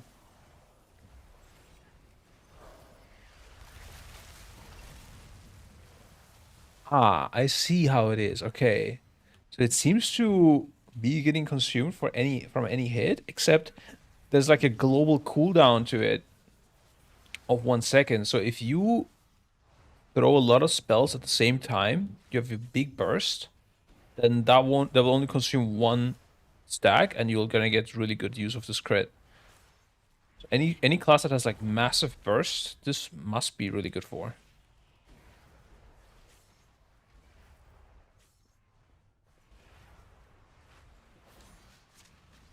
I have one of your non-periodic spells, use a crit strike. Or if you have only periodic spells somehow, and that's not triggering, bonus is reduced. It might also be Hand of Frost that's triggering this, actually. Maybe if you don't talent Hand of Frost.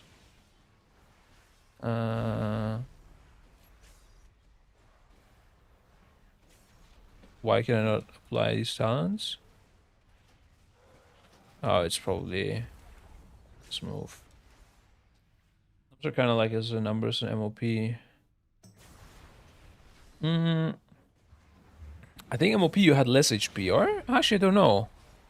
I mean, you guys played MOP Classic, you will know best, guys. You have like 350k, 400k type of HP on Mythic progression, I would say. More like 350 as a DPS, I think. What do I want to do now? Learn non-Hand of Frost talent.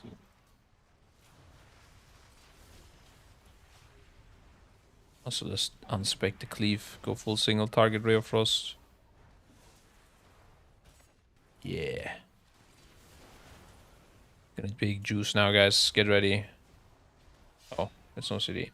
Damaging spells have a chance to summon a void tunnel near target location, dealing 3.2k damage to all enemies within 4 yards after a brief delay. Okay. I mean, a bit painful to test, but let's see if I can spot the void fucking tendril, bro. Oh shit, that was like a big explosion. Was that the DH or was that me?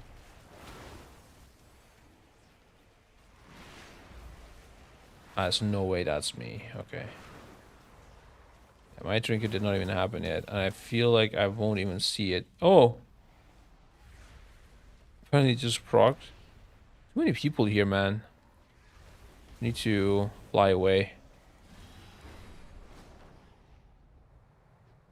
No one here. Much better. Oh, there. Oh, that brief delay is almost nothing. Okay, so it's not that bad. But all enemies. It's like an AoE only trinket. It doesn't scale. Oh, Gingy. My mage code is back. You know it, dude. We need to talk about just which class you reroll to, but otherwise, I'm good. Gingy hit secret sub 58 months. Holy fuck. In the background. Yeah, AoE only trinket. I don't know, guys. What was that? Some crazy cooked effect. Yeah, we wanted to test this if it's gonna consume. So first of all, it's not doing anything. Casting spells definitely doesn't do anything, and then Ray of Frost. Yeah, Ray of Frost actually doesn't consume it. Oh my god, never mind. There's no global cooldown or anything. It was just the Hand of Frost was happening. Okay, well... Not sure about this for Frost then. Comet Storm after is just getting rid of everything. That's Sag. Okay, next trinkets. This bad boy and... Wait, this one we already have. This bad boy. Your responsibilities are a chance to awaken a soul within the vessel. Each soul you collect increases your intellect by 37 for 1 minute. Huh?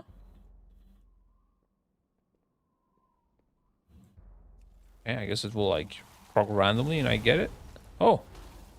Oh, I need to collect it. Wait, what the fuck? Let's see when it times out.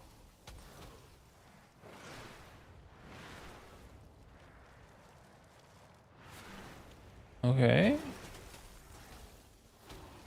Does it actually... There's no way it stacks up, right?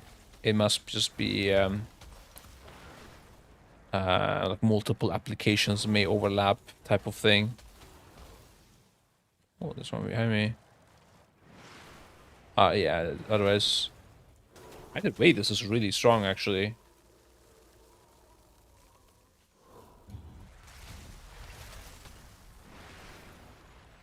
$150 intellect already.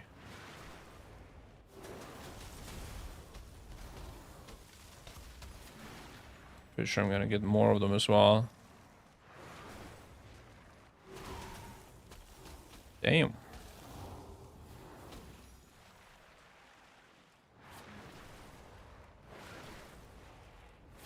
Let's see, when are we gonna lose a stack soon or not is the question.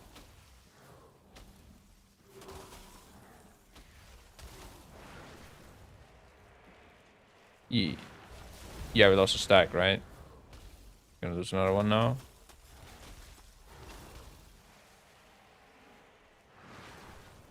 Okay, this trinket started off great, but I'm not getting any more procs. Maybe I stay like this and it insta spawns on me.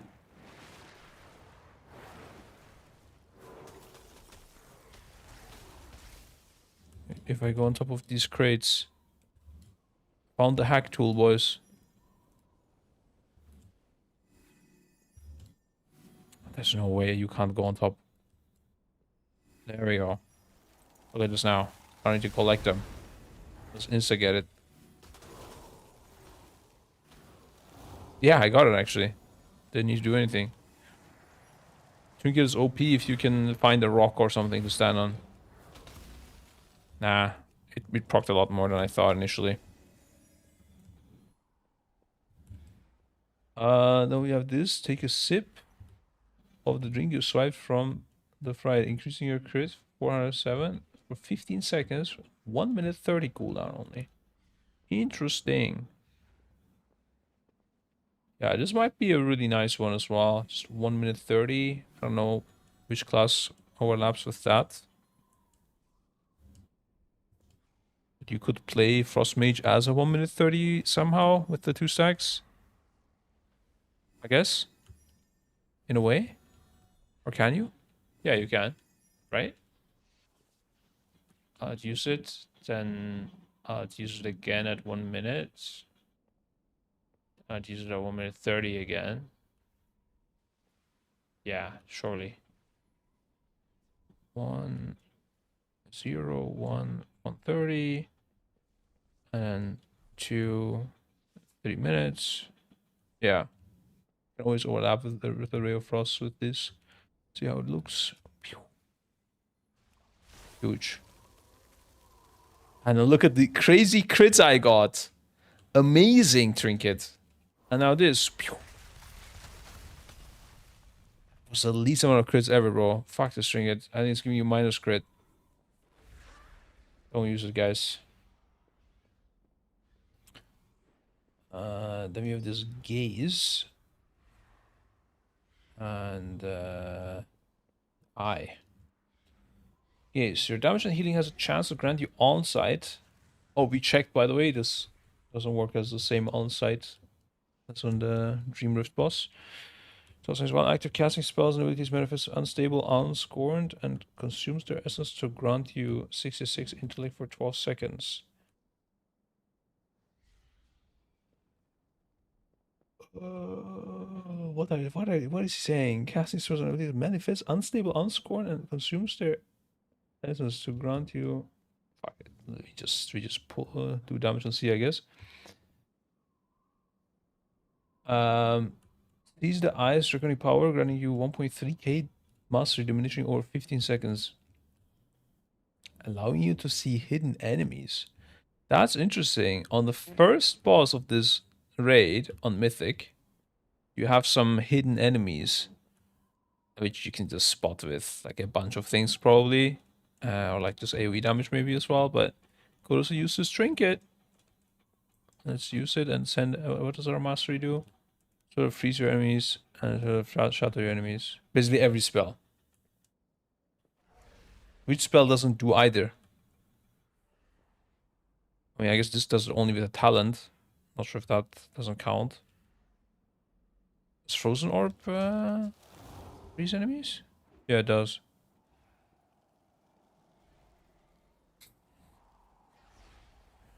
Are they fucking with us, boys? What does this even mean, bro? You could have just said your frost spells. But maybe this just sounds cooler. I guess. Okay. Pip up up.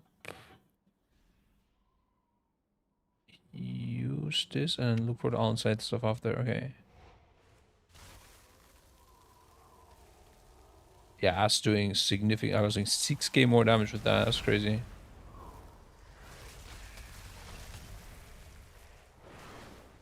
Okay. Where's my on-site? Give it to me.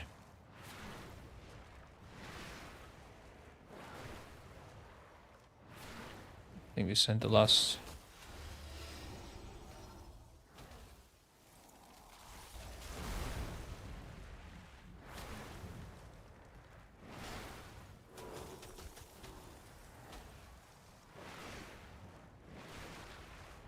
It's just not happening, or what? I guess it's also not implemented, maybe?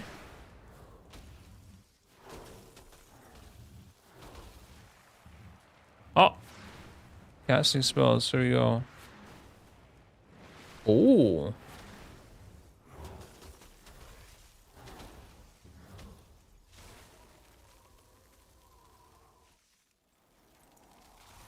Damn, okay. That is pretty strong. I got up to like 1,000 intellect, but I guess it's again a multiple applications may overlap type of thing. I would wonder how that works with like Comet Storm and also this Hand of Frost. We do want to spec it now again. I don't know if that's counting as casting a spell or hitting the enemy or what's going on.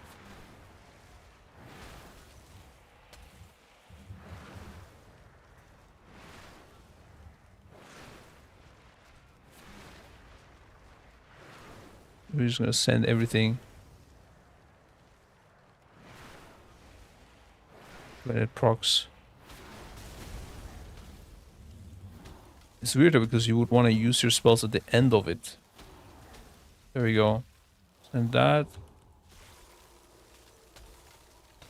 Yeah, it is definitely stacking, but it looks like there's a cap for how much it can stack. Damn, dude. Yeah, and then using your trinkets. You get this to 10 stacks. Then you use your mastery trinket and send the Ray of Frost. Oh my god, it's happening. Oh, I don't have a thing though. Look at this big glacial spike incoming. 315k. Wow. Amazing. That's a big crit. That's my whole HP almost.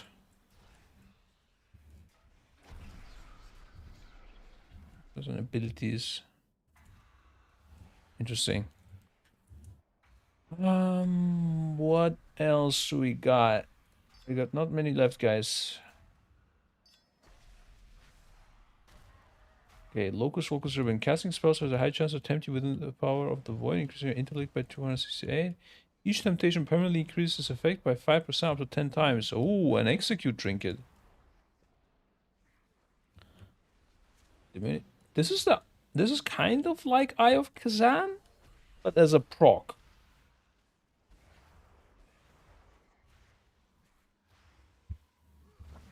These numbers are good. I don't know what numbers. I don't know what other people do. But I'm gonna do M plus tomorrow, so I can say better there.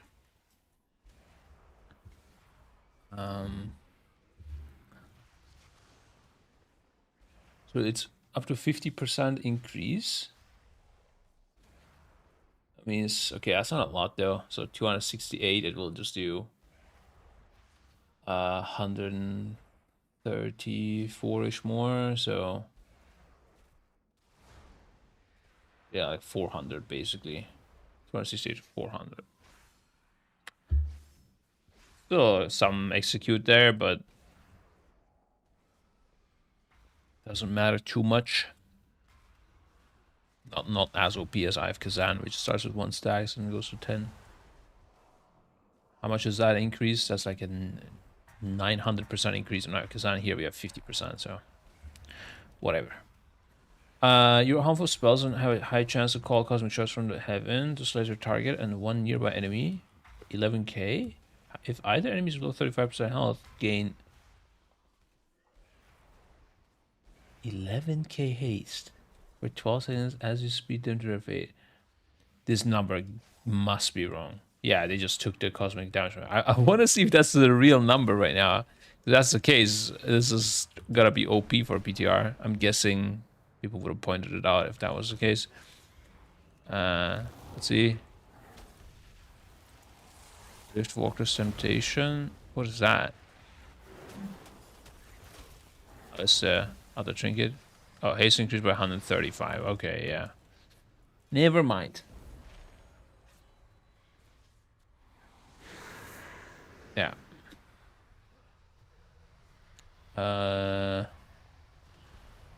But this has an execute effect to it. 135 haste for 12 seconds. That will continue to proc. It's not bad. There's 2 targets though. It's a 2-target execute trinket. That is so specific. There must be a boss for this. These 2 targets don't stack up. Paladins would work. Yeah. This might be a good trinket for these paladins. This guy might be good for this as well. Might be good for this as well. A little bit good, not too good. And then not really good data for this, and whatever, who cares about the first boss. Okay. We swapped them out. Last 2 trinkets, guys. Can you believe it? We actually made it here. I'm surprised myself, by the way. That's crazy. In such short time, going through all trinkets. I guess it's only the DPS ones.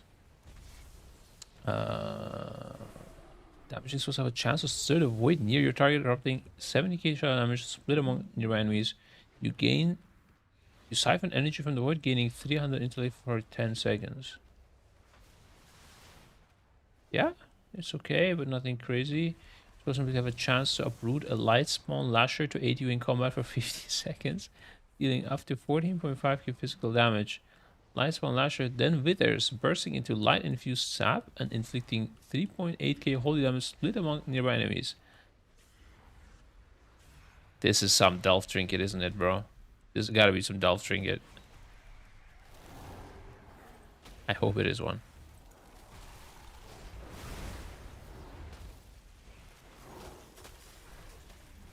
I had to go to a different place again. This is too hard to see anything here.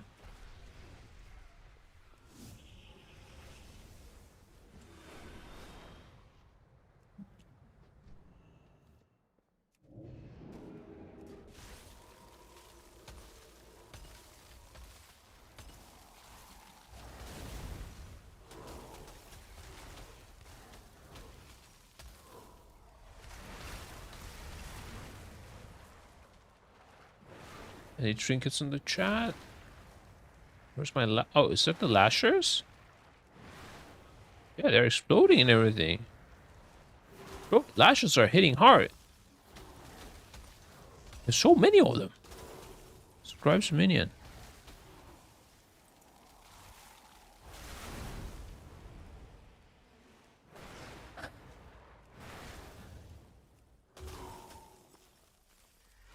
They're actually doing okay damage. Wait, hold up. Reset data. We go again.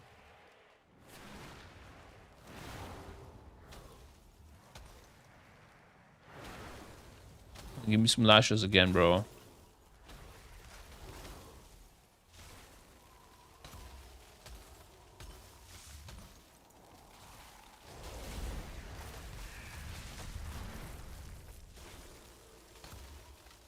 That's the interlake buff.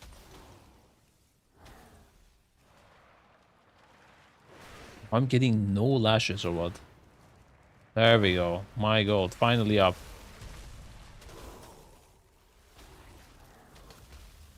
Okay, I take it back with lashes. Ah, now are they like proccing together or something?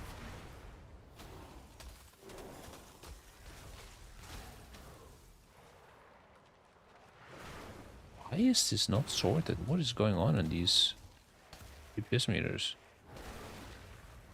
Okay. There's no way to see the percent of damage done on this, I guess, right? I tell you guys, this shit is gonna be so fucking useless. We're just gonna use logs for everything and that's it.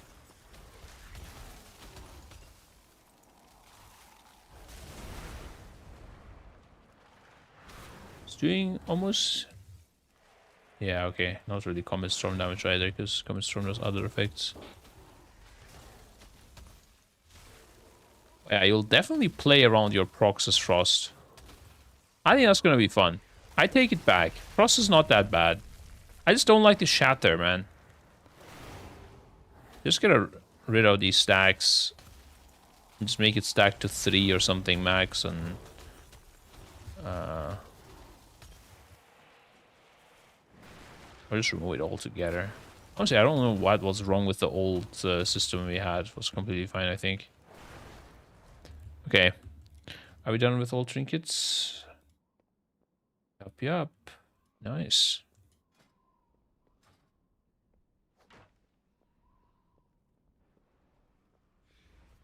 Interesting stuff. What else is left? Oh yeah, we didn't look at the... There was some interview or some exclusive content. It said exclusive on the thumbnail. I didn't watch it. This thing here. Exclusive interview. We can look at that also with now having seen the PTR bosses. But first let's look at the other stuff that happened. Oh, new playstyle options added. Required for posting in group finder. This over here. Required for posting in group finder. Holy moly.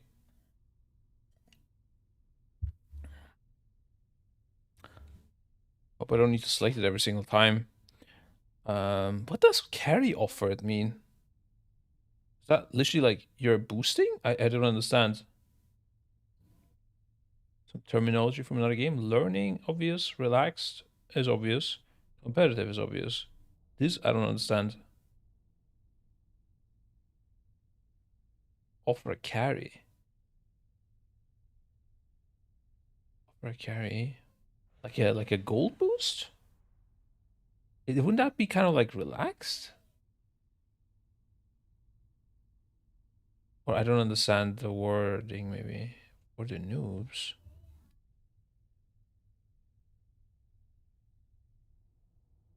Does that mean like there's somebody else that is really bad in the group and you're like letting people know?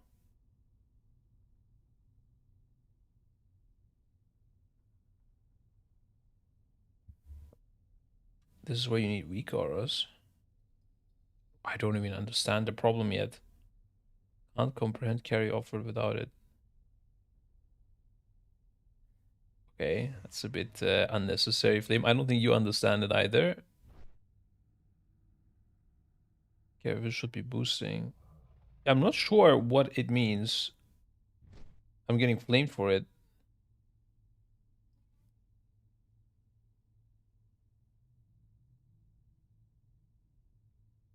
Is this like resilient keys type of thing?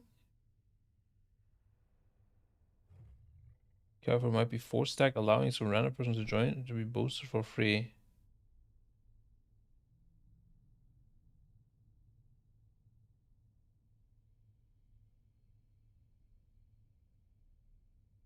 We're talking about World of Warcraft here.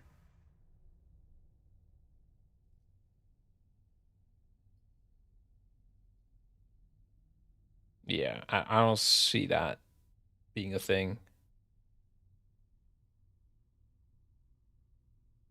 Helping a friend. Does that mean when you have a friend in your group and you want to let other people know, like, look, I'm good, but there is a carry in my group. I'm carrying someone in my group.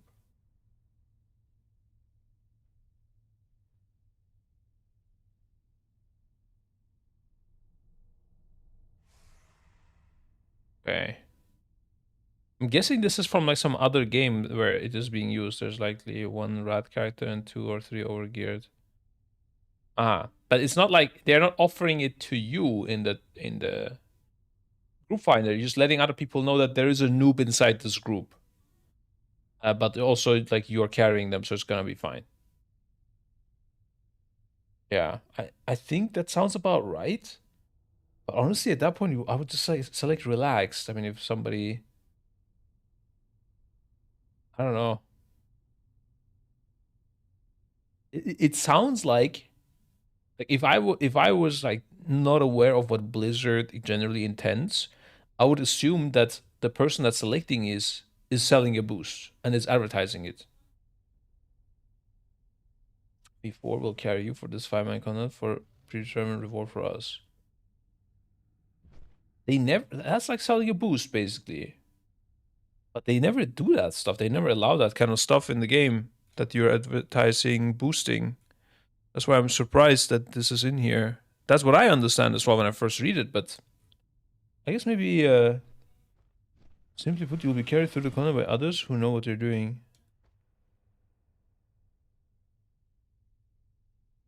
Oh, I guess it could be like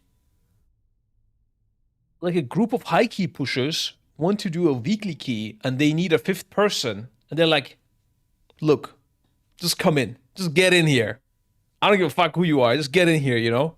Maybe that could be a thing.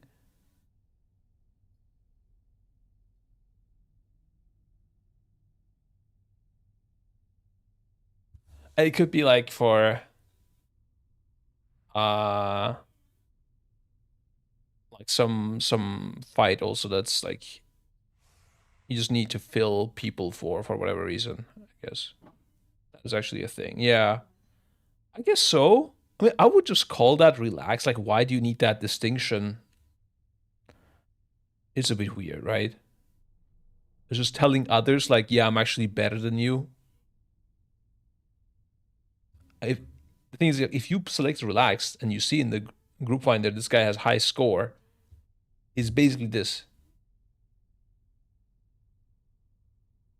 It's a bit weird. There are people who just like to help out newbies.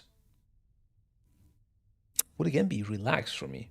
Just go relax with high score means you're helping newbies. But I don't know, maybe there's a world where this gets becomes a trend, maybe like a new TikTok trend. I help noobs through M+. I select carry offered. Let's go. But this new feature is a carry offered option. This can be slippery slope, especially when dealing with players who host carries in exchange for in-game gold. There are a ton of groups, sales groups and advertising that get in the way of looking for other groups. That's crazy. Is this an actual thing right now? That's fucking wild, bro. Taking a ban also no suggestions saying things, remove them from the group finder and prevent future events from being posted.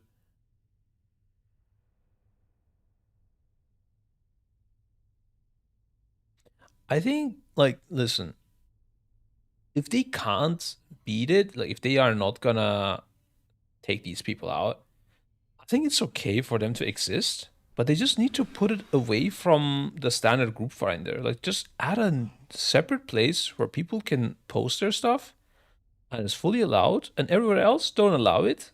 And if somebody looks for a boost, they go get it. But if they look for a group, they shouldn't see a boost. That's sad.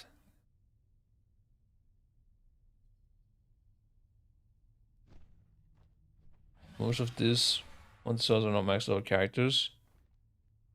Yeah, but bro, we live in the age of AI. Like, just fucking detect these people somehow. Alert a manual, you know, thing to ban them. Hire like 3 people should be enough. I don't know.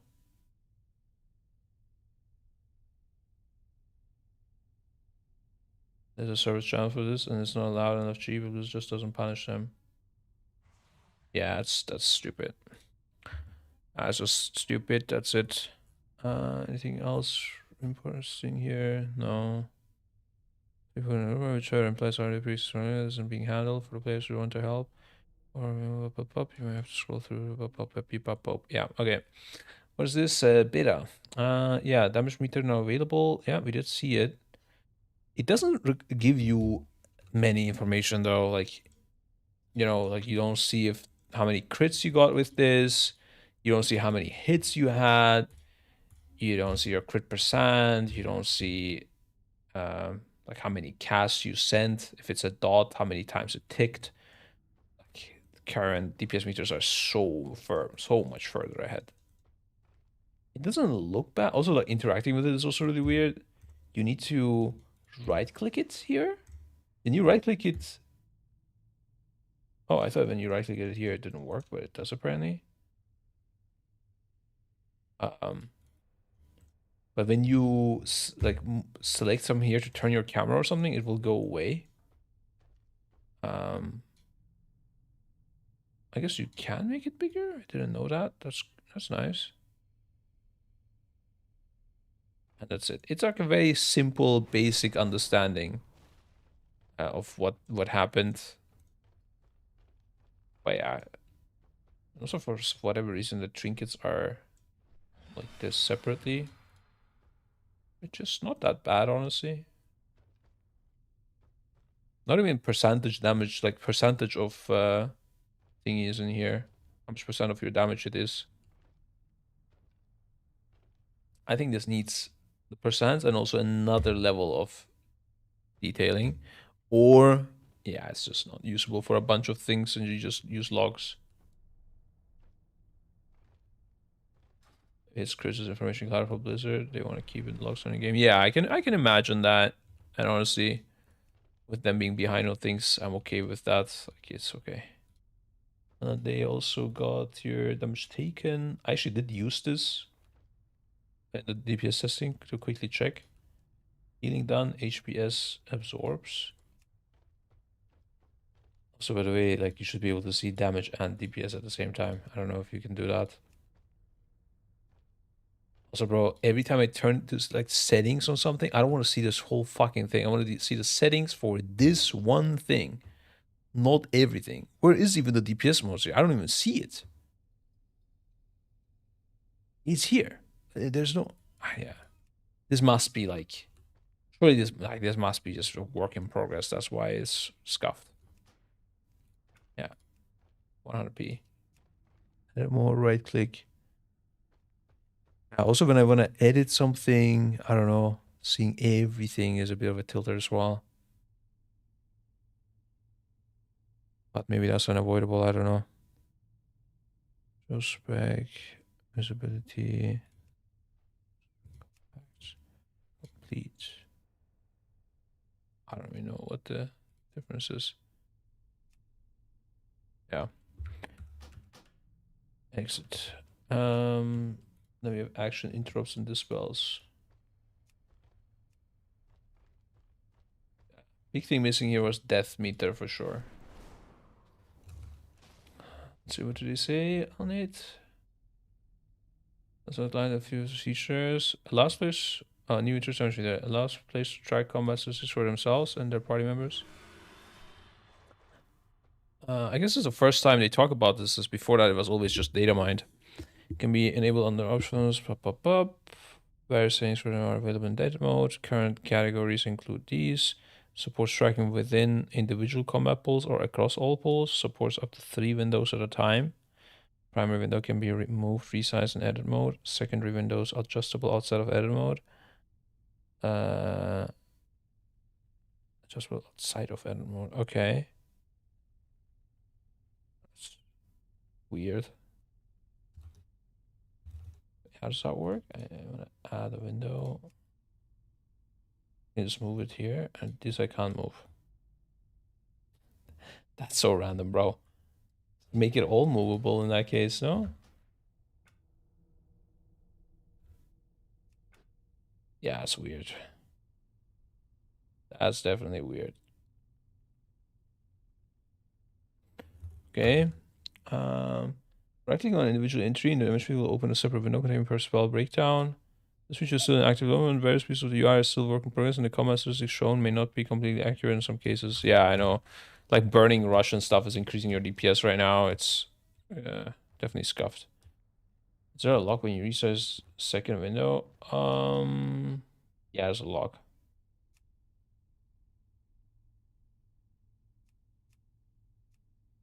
You can unlock it.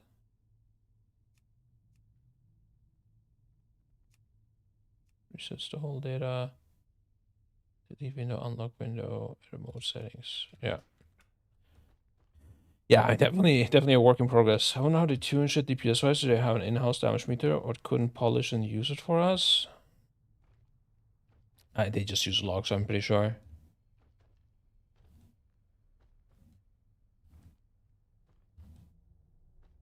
I'd be surprised if they don't just use Warcraft logs.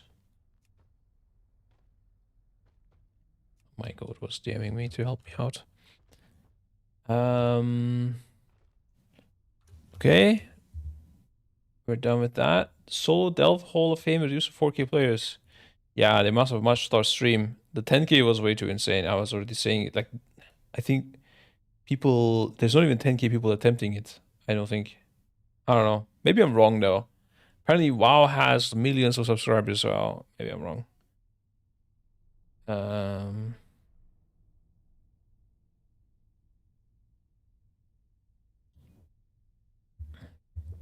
mean, not much to say on that. Improve visibility of stacking nameplates. Push an update to improve visibility of stacking nameplates. Click on must be updated to players. We should test those. Let's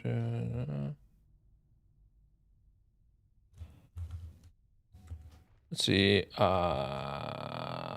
Let's go to these. I haven't tested stacking nameplates.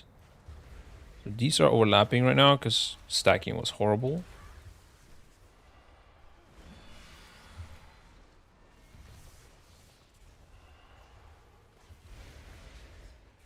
That looks pretty okay, actually.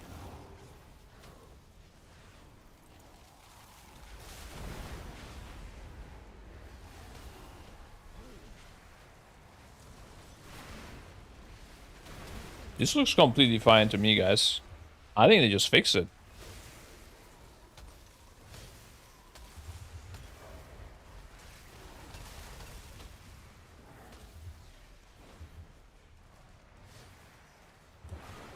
Just checking the first boss. In AA. What is AA? Dungeons, Midnight. Current season. Oh, Algathar Academy. Which one was this guy? Okay. I don't know. So I can see where the target is. This doesn't look that bad. What I got right now. But I don't know. I'm just trying on dummies, obviously.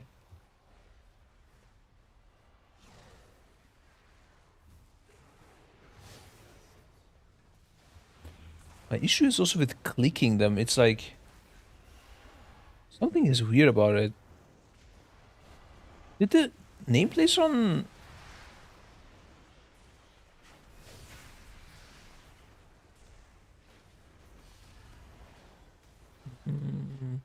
Did the nameplates on retail like click when you click down instead of on release or something?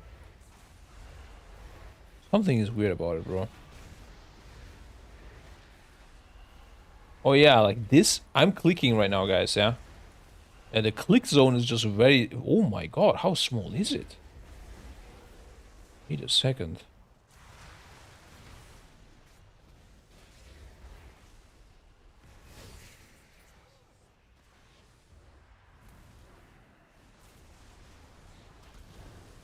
Like, I'm clicking here and it doesn't work. Yeah, I think they just need to increase the click zone.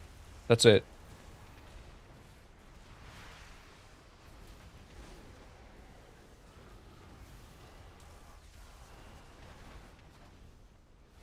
The setting is gonna change to be on click for casting. What? Really? What? Click for casting? Do you mean like the action bar? I was talking about when you click on a nameplate. I doubt it's that. I think it's just the click zone. That's it. Click zone needs to be bigger and that's it.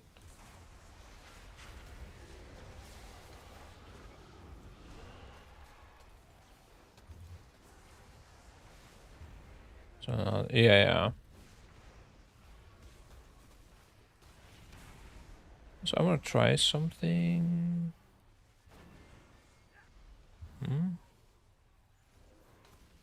Okay.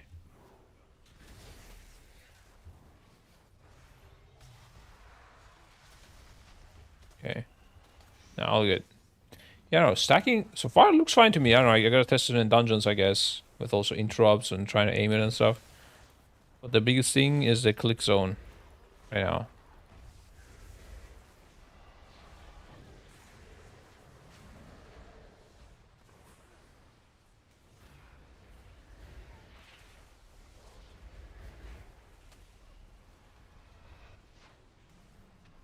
Yeah.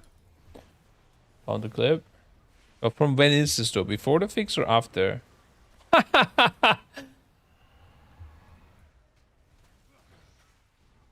Okay, yeah, that's pretty bad actually.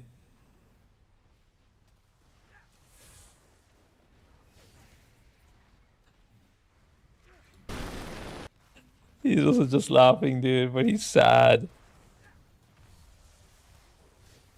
Oh no, we made Elismir sad.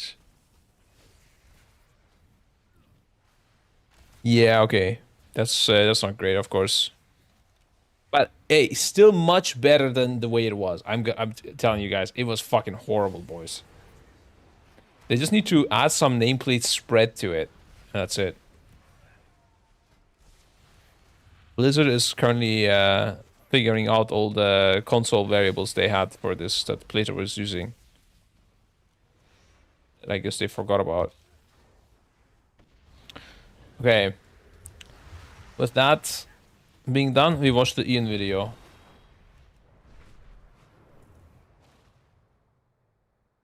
Let's get it. I visited Blizzard HQ late last week to sit down with Ian Hazzikostas, game director of World of Warcraft, to follow up on his latest blog post about the add-on disarmament and the upcoming Midnight expansion.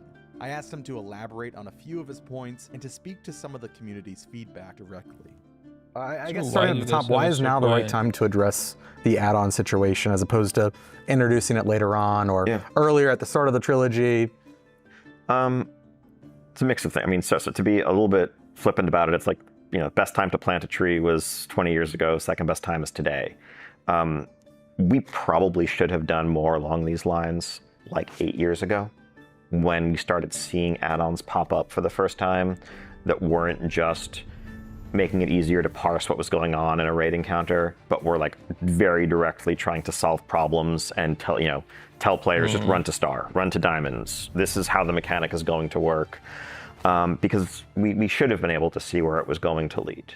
And ultimately, you know, it's been something. I wonder when the first time it was that we used such a thing. I'm trying to think back, but an add-on that assigned you to do something.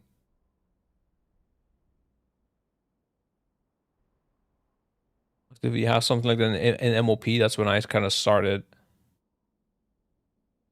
I guess Archimon Radar was cracked. There's definitely stuff before that. Wait, I want to think on this just quickly. No, we're just into the video, but wait, let's go from MOP. First of all, it's Heart of Fear. We didn't have anything like this. Tears of Endless Springs. Didn't have either, I don't think. Throne of Thunder. Don't remember anything here as well. Siege of Orgrimmar.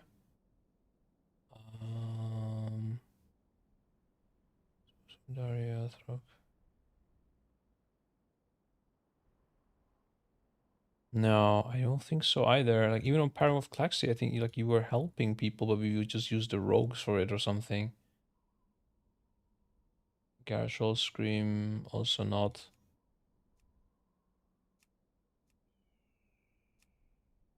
Shah with the radar thing? MOP Shah with the radar thing? I'm not saying like the first usage of VCARs, but VCARs that tell you like, go here, go do this. And it's like in combat assignment. It's not just reminding you, it's calculating something for you and telling you what to do.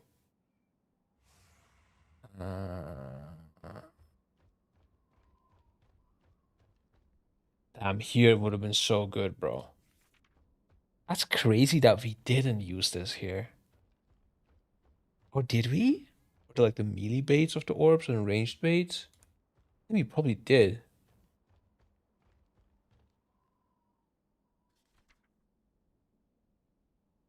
I doubt we had something for this, because this was like very small tier, quickly tested and stuff. Relax, Crosus, Tichondrius, Augur, Grand Research, Sound, Gul'dan. Still can't spot a mechanic like this. It's crazy. Must be pretty recent then. Old year.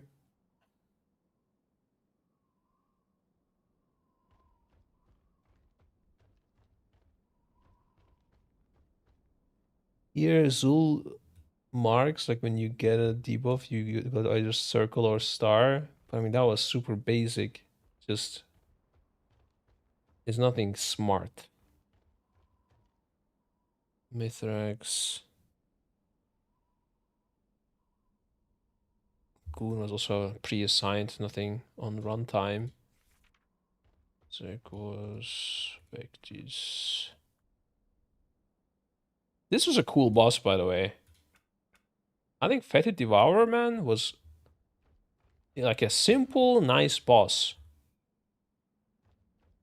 And it was really fun to min-max a DPS on these ads. And I was playing Arcane Mage. It was so fucking fun, actually. Because you could do like some stuff with Blink to circumvent the knock, interrupting your cast and stuff. Yeah, again, very simple. Battle of the Zorlor. Back then, the game was so much easier, actually, if I think about it. Like the DPS checks and stuff. I was fully vaping it on this fight, and we were still killing it. I was just moving around and telling people to stack on me all the time. The good times, dude. King Rasakan. Okay.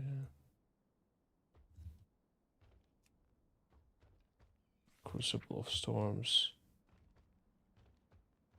Still nothing that like assigns you to do something. Ah. This was the first time it was needed, I think.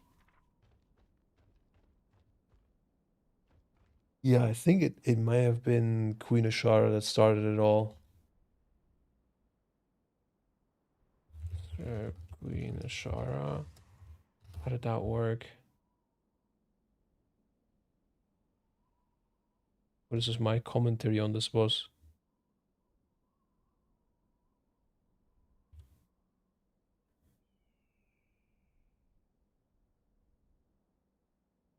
Was I just sitting there and calling people? I mean, we had a VCAR for this, right?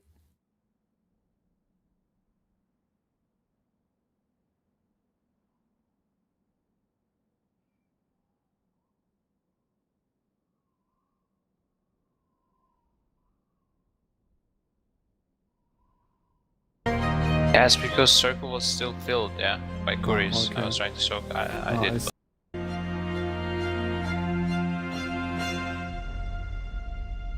Hey, Tom. Popping this beacon, don't lose any DPS.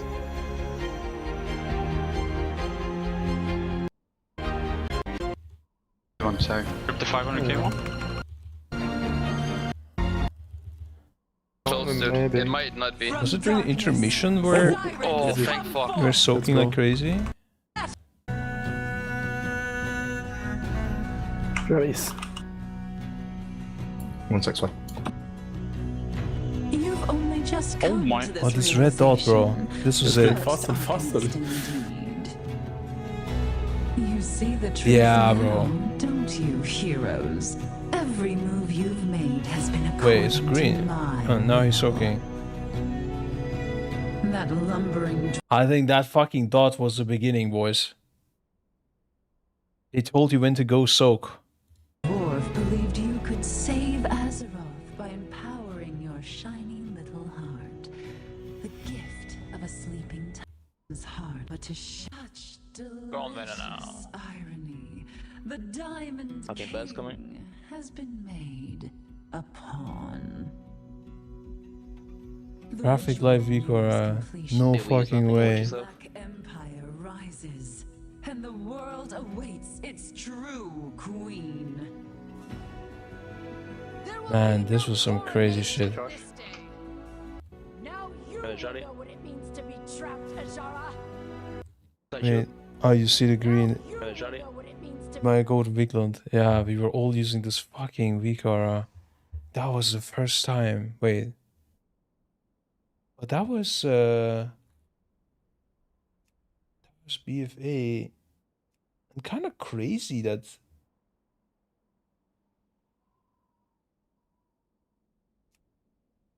what about Warlords of Draenor? True, I skipped Warlords of Draenor. Archimond was ahead of its time, bro. Damn.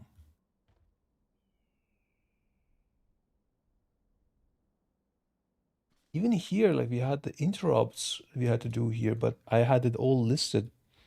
I was ahead of my time on this one, guys. I had the interrupt tracker, like people have an M plus nowadays, for this boss, for the intermission, because you needed to do tons of interrupts. I was calling for people to do them, but there's no video of that, because if we weren't recording back then.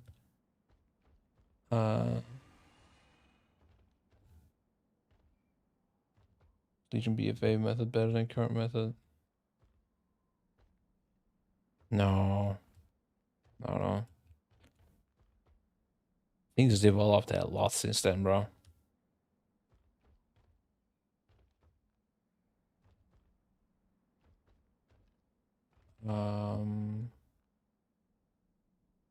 Yeah, it's interesting. Like we got to like a peak in VCAR development with Potem making this this VCAR here. Oh, actually, after this tier, for the Emerald Nightmare and onwards, this is when I created the first Reminder weak aura. Actually, I have the Reminder weak aura. I think I was creating it, but it wasn't ready. And then I remember actively using it a lot in the Nighthold. And then we turned it into an add-on for, I think, on Taurus.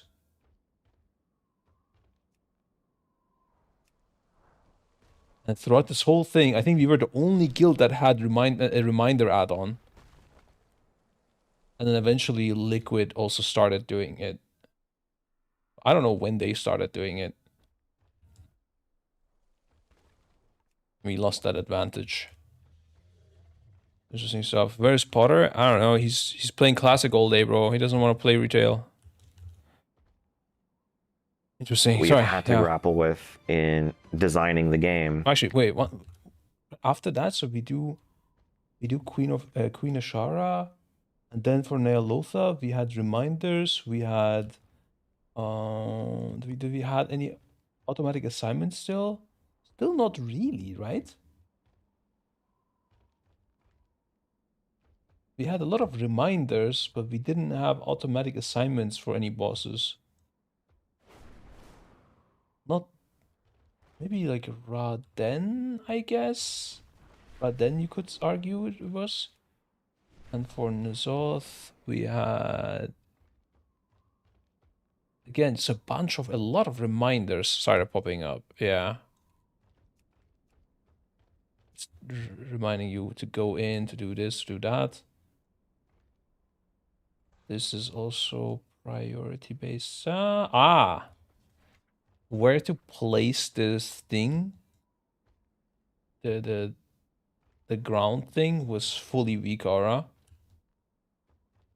And where to soak? Yeah, dude. Yeah, this boss definitely was a weak aura cook.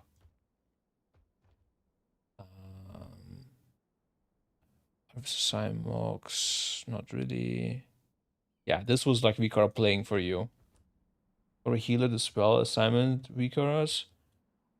When was even a fight where we did the spells? I don't think there's any dispels in these fights. Was there dispels here? Dispel. I don't think these fights had dispels, bro. I don't know. Not really. Oh, what's this? Gilnos Reborn, the... Oh yeah, wait, but this was some crazy cook, guys. This we had Roger outside for, and he was calling it. This was OP for outside raiding. I was playing, so I wasn't calling it. I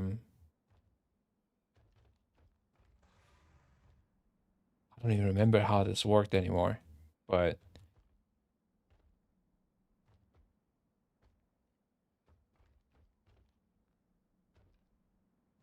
yeah, some crazy cooked dispel.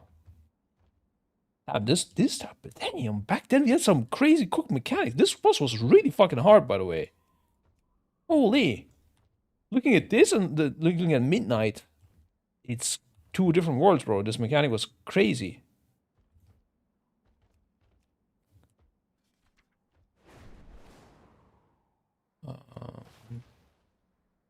But not really any other dispel thing, I don't think. No.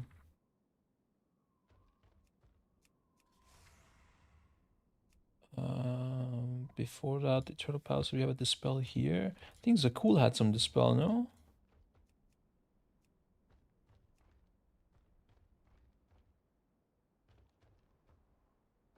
I don't even remember this.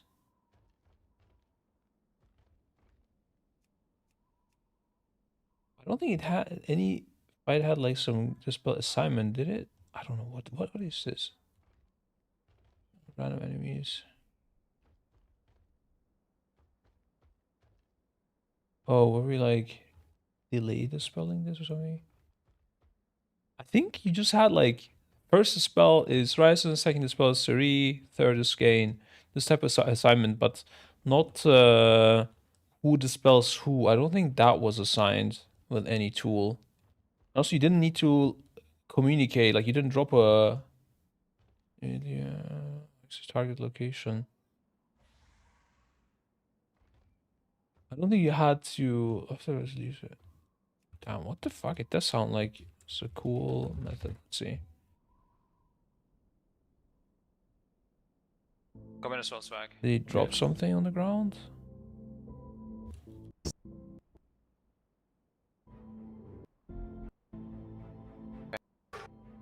One second.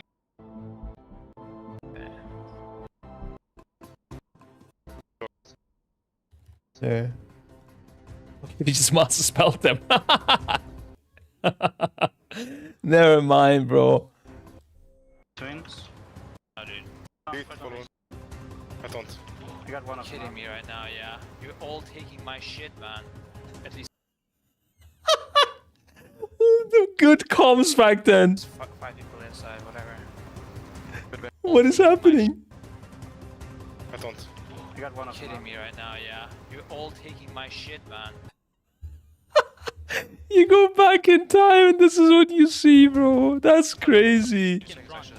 So these things, they overlapped sometimes, and you had to be like, if you went into the middle where it overlapped, you would consume both things and go in by mistake. So you had to be just on the edge of it. But this guy is doing it correctly. This guy is also doing it correctly. Or? Oh, I think maybe this one is overlapping with these two. I don't know. Let's see. I'm out again. I don't. You got one of them. Kidding me right Wait, who got the first one actually? I'm good. I'm There's checking 4.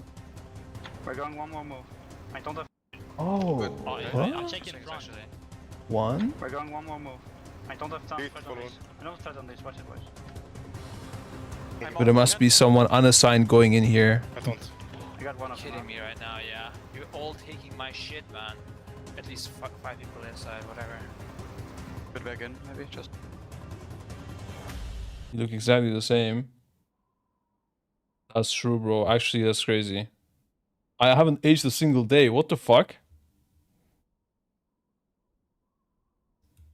That's crazy, no?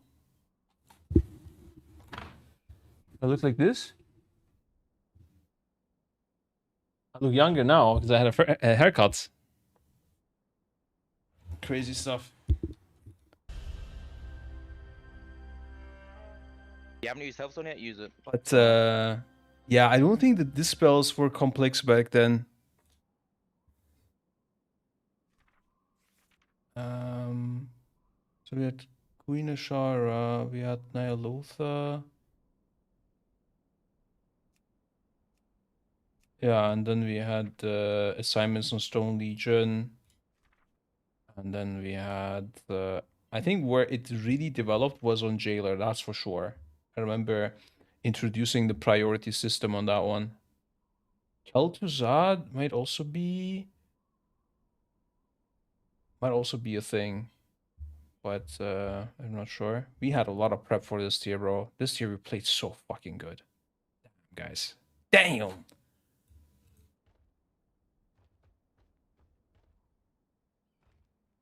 We were just so fucking prepared for this tier. It was insane. It was such a good tier with Painsmith. Damn. What a good tier. 3... Oh, no, wait. This is not the sepulchre. I'm mixing it up. I mean, the first part applies, but I was going to say 3 secret bosses. Like, Kel'Thuzad was not that insane boss, but what do you call it when you take the frog in the biology lesson and you like to dismantle it? Dissected it. We dissected this boss, bro. It was insane. They had some new systems here. This is when they introduced when bosses stop casting when they're below a certain %. So we abused the shit out of that. Getting combat rests and everything and CDs back for the intermission.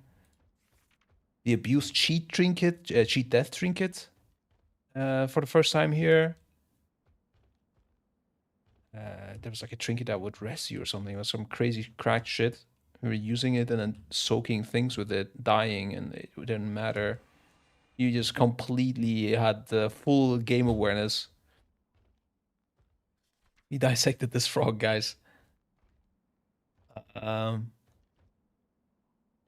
a crazy cook Vicaro Fate Scribe as well. True, that would be also a thing. Yeah, this was also a big Vikara boss actually. It turns out to be very easy, but if this boss would have been hard, our Vikara was so good, but it was like in a stupid way they made it super easy. Didn't you kill Katie in 20 pulls? So yeah, I don't know, but it was insane. Like we were way ahead of limit. People will say like this race was close because they had like a close kill or like a close wipe before we won more first, but like it's just not true. They might have played really good, by the way. They probably played really fucking good, but in terms of like awareness of the fights and prep for the fights, we were just so fucking ahead. It was not even close. I think if they had our prep, they would have won this tier 100%. They just had no prep. Looked on Painsmith, dissected KT. Yeah. Painsmith, they started really strong and then they slowed down. We inted this boss a little bit. We got too excited after killing Painsmith.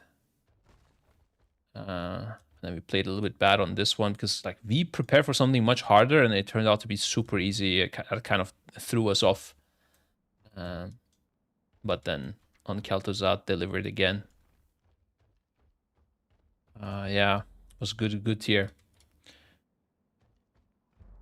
And then with the Vikaras, Alonders was a bit of a Vikara, a good monitoring Vikara boss, but nothing crazy.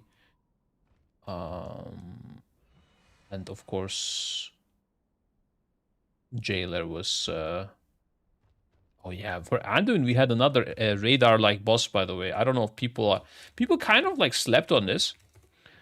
This shit was like we had a crazy cooked idea. Look at this, guys. We had a whole strat right here. Like we tried a bunch of things just in case this is hard. And this would if we notice this is the simplest way to solve this problem, you would align like this. And then we had certain rules for the Vikara that oh yeah, everyone had a specific location that they will be at, no matter what, every time last time we started. So Lorga would always be here. So the radar would be always correct. You know, I don't know who these people are, but they would always be in their spot. And then when you know where everyone is, then the radar works automatically, right? Like, because that's the information they took away from the radar, getting people's spots. But if you plant them in specific spots, then the radar works. And then we would just check their debuffs and match the people according to, like, assuming their position is in like this, according to certain rules where you would go like this if you can, else you would go like this if you can, else, you know, if there is no people next to you, you would walk here and you would match with this guy, Lorgok with this, so that they're meeting on the outer lane. And we had a bunch of rules like that. And you see, like, we've just destroyed this mechanic. It's done. It was so good. Meanwhile, Liquid, I mean, I don't want to say it. It's just, they played really good, don't get me wrong. And they go first even on this, although the boss backed out, but that's a separate story. Oh, this is, yeah, and why are they showing Jailer? Wait.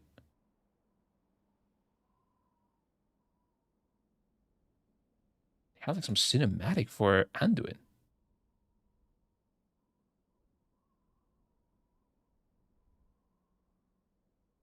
What?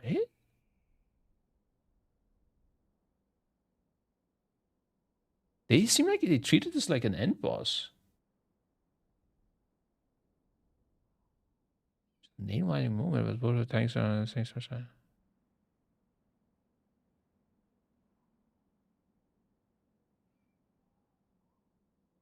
What the fuck?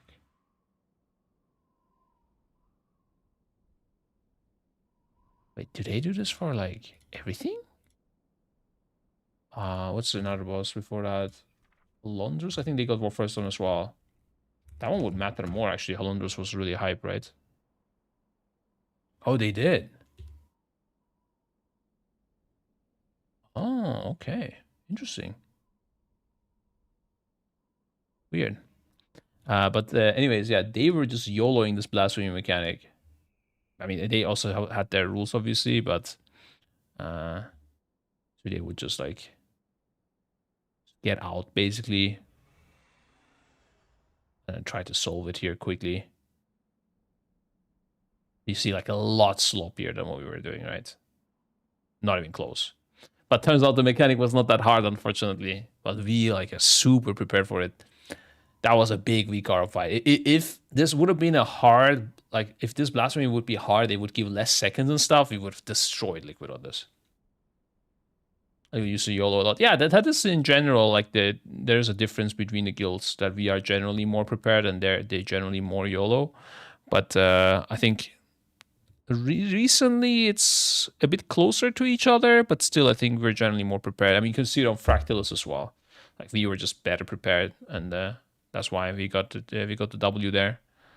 I think on Nexus King we were also more prepared, but I don't know their strat, I guess, because we got there first and they copied the P1, and but their last phase was good though, so I can't comment.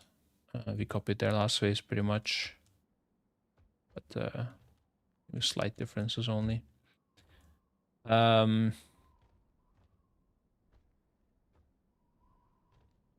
Yeah, then the big Vikara boss, also Jailer with the bombs. I think this is when things got out of hand, because we figured out the priority system, that we don't just assign people randomly to things, we create a priority of how they should be assigned as well.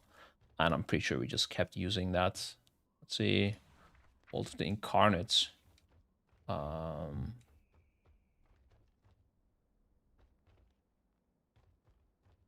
Actually, I don't remember anything here with the priority. Well, yeah, we would even use priority system for things like splitting the static charges and P1 Razageth. They just had to be away from each other. I have prior for who goes left and who goes middle and who goes right more. Like, everything turned into priority lists after this, and assigning where to go with things. Like, even when it was not needed, we would just use it because why not? It was like slightly better and more consistent. It doesn't require eyes at all. Mage looking in beta. Damn, a lot of people are asking it, dude. I should check some logs, I guess. I'll let you know next stream. I don't know, numbers wise, who's doing most, guys. I'm sorry. People care about the wrong things, man. Feels bad.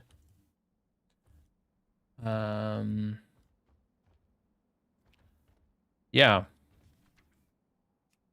Okay, with all of that, we can now watch the video. Where, because of the range of what add-ons are capable of. At the one end of the spectrum, you have players who are using none of them and just playing with the base UI. On the other end, the very extreme end, you have like world-first guilds that have professional coders writing add-ons for them in real time to do better than anyone else can. And a whole gamut of information in between, including a lot of those, you know, world-first guild add-ons that are trickling out and going through the rest of the ecosystem. And yet we need to create an experience in the vein of meeting our players where they are that is going to be adequately challenging, adequately stimulating, adequately understandable for all of those players along all points of that spectrum. And that's a very big challenge. It's, in some cases, I think, impossible when we're looking at certain types of difficulty, certain types of content. If we design something that just ignores the existence of add-ons, people who use those add-ons will trivialize a lot of what we've designed and say either, well, this is boring, this was dull, there wasn't anything for me to pay attention to or do, or just this was too easy. Or then on the flip side, if we are, you know, recognizing, well, a lot of guilds are using these sorts of add-ons, let's make sure we're going to tune mechanics to give them very little time to respond to. We're going to throw 2 or 3 things at them at once, because that's what it takes when you have an add-on, you know, offloading some of your cognitive load to really... I think, by the way, they could have still made bosses interesting and not requiring add-ons or be reliant on them without doing all all of these changes with the add-on pruning and stuff that's going on. Absolutely, they could have done things, but it is a lot easier the way now. They don't need to think that much anymore. But still, like I said, I'm not impressed by the bosses so far. Challenge a player, well, then people who aren't feel overwhelmed.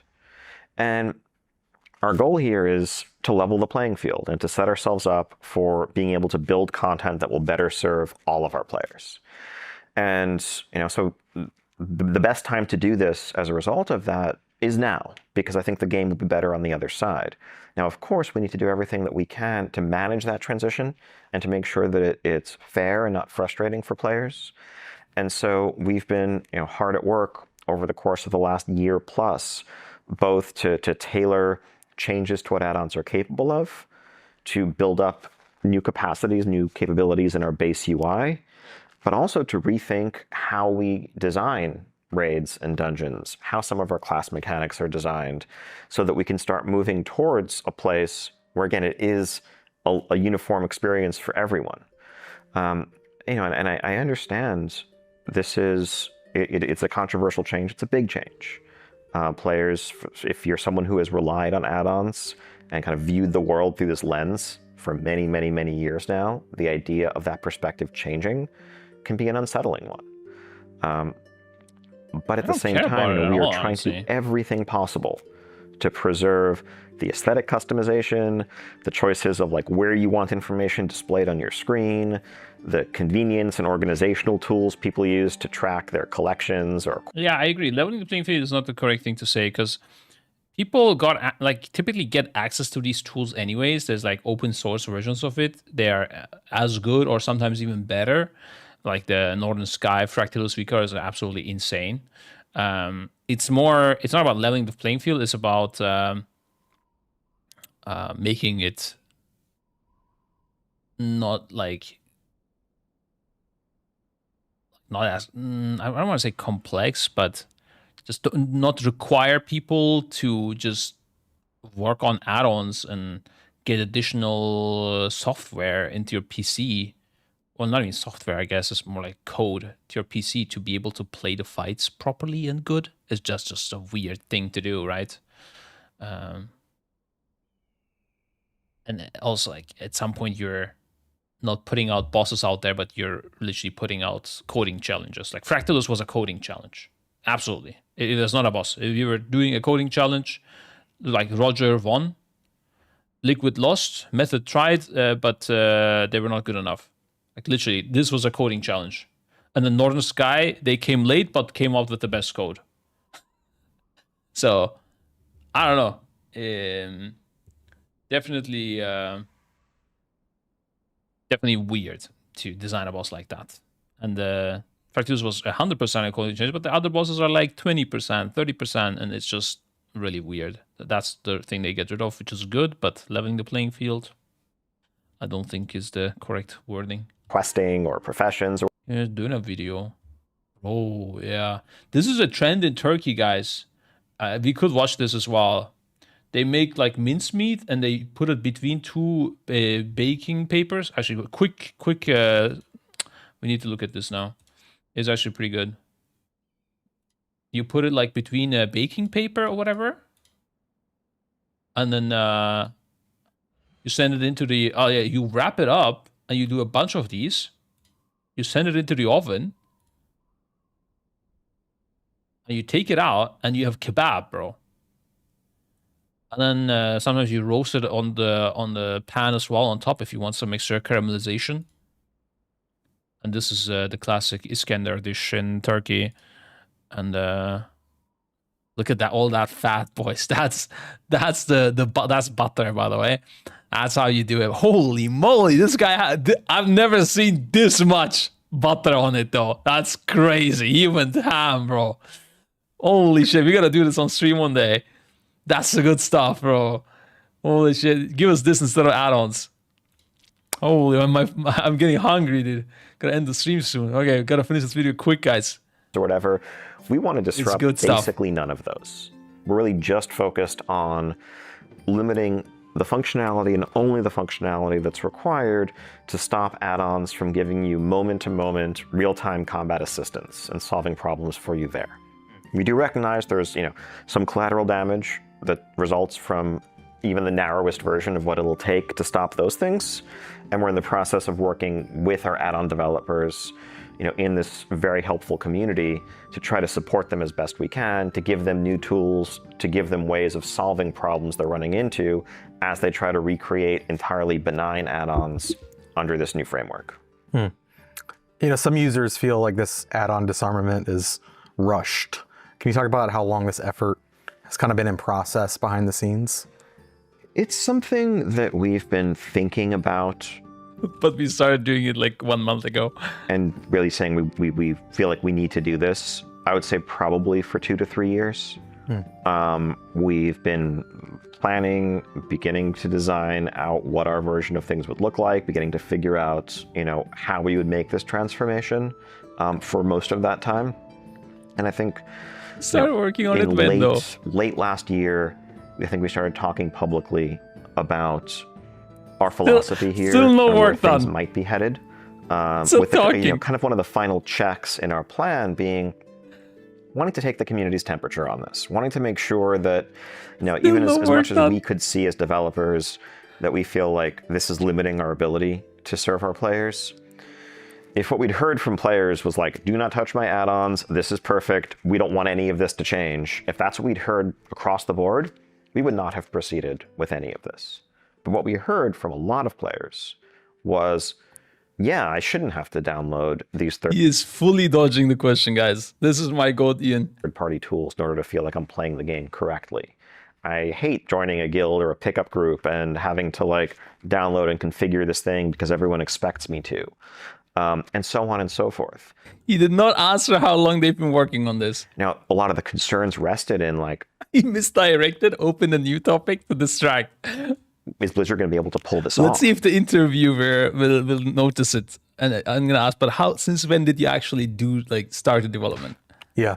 And no, he did not say 3 years. He said we were thinking about it since 2 to 3 years. He did not say anything, guys. Look, you fell into his trap. Developers, kind of really. Look. Can you talk about how long this effort has kind of been in process behind the scenes? It's something that we've been thinking about and really saying we feel like we need to do this. No, he's just using words. It's not what you think it he's tricking you. If you think they've been working on this since 3 years, he got you. That's crazy. There's enough work on what they've done to have been working for long at all. They said it in other interviews that they started it pretty recently. I would say probably for 2 to 3 years. We've been I would say probably 2 to 3 years, and he's not ending the sentence. Beginning to design.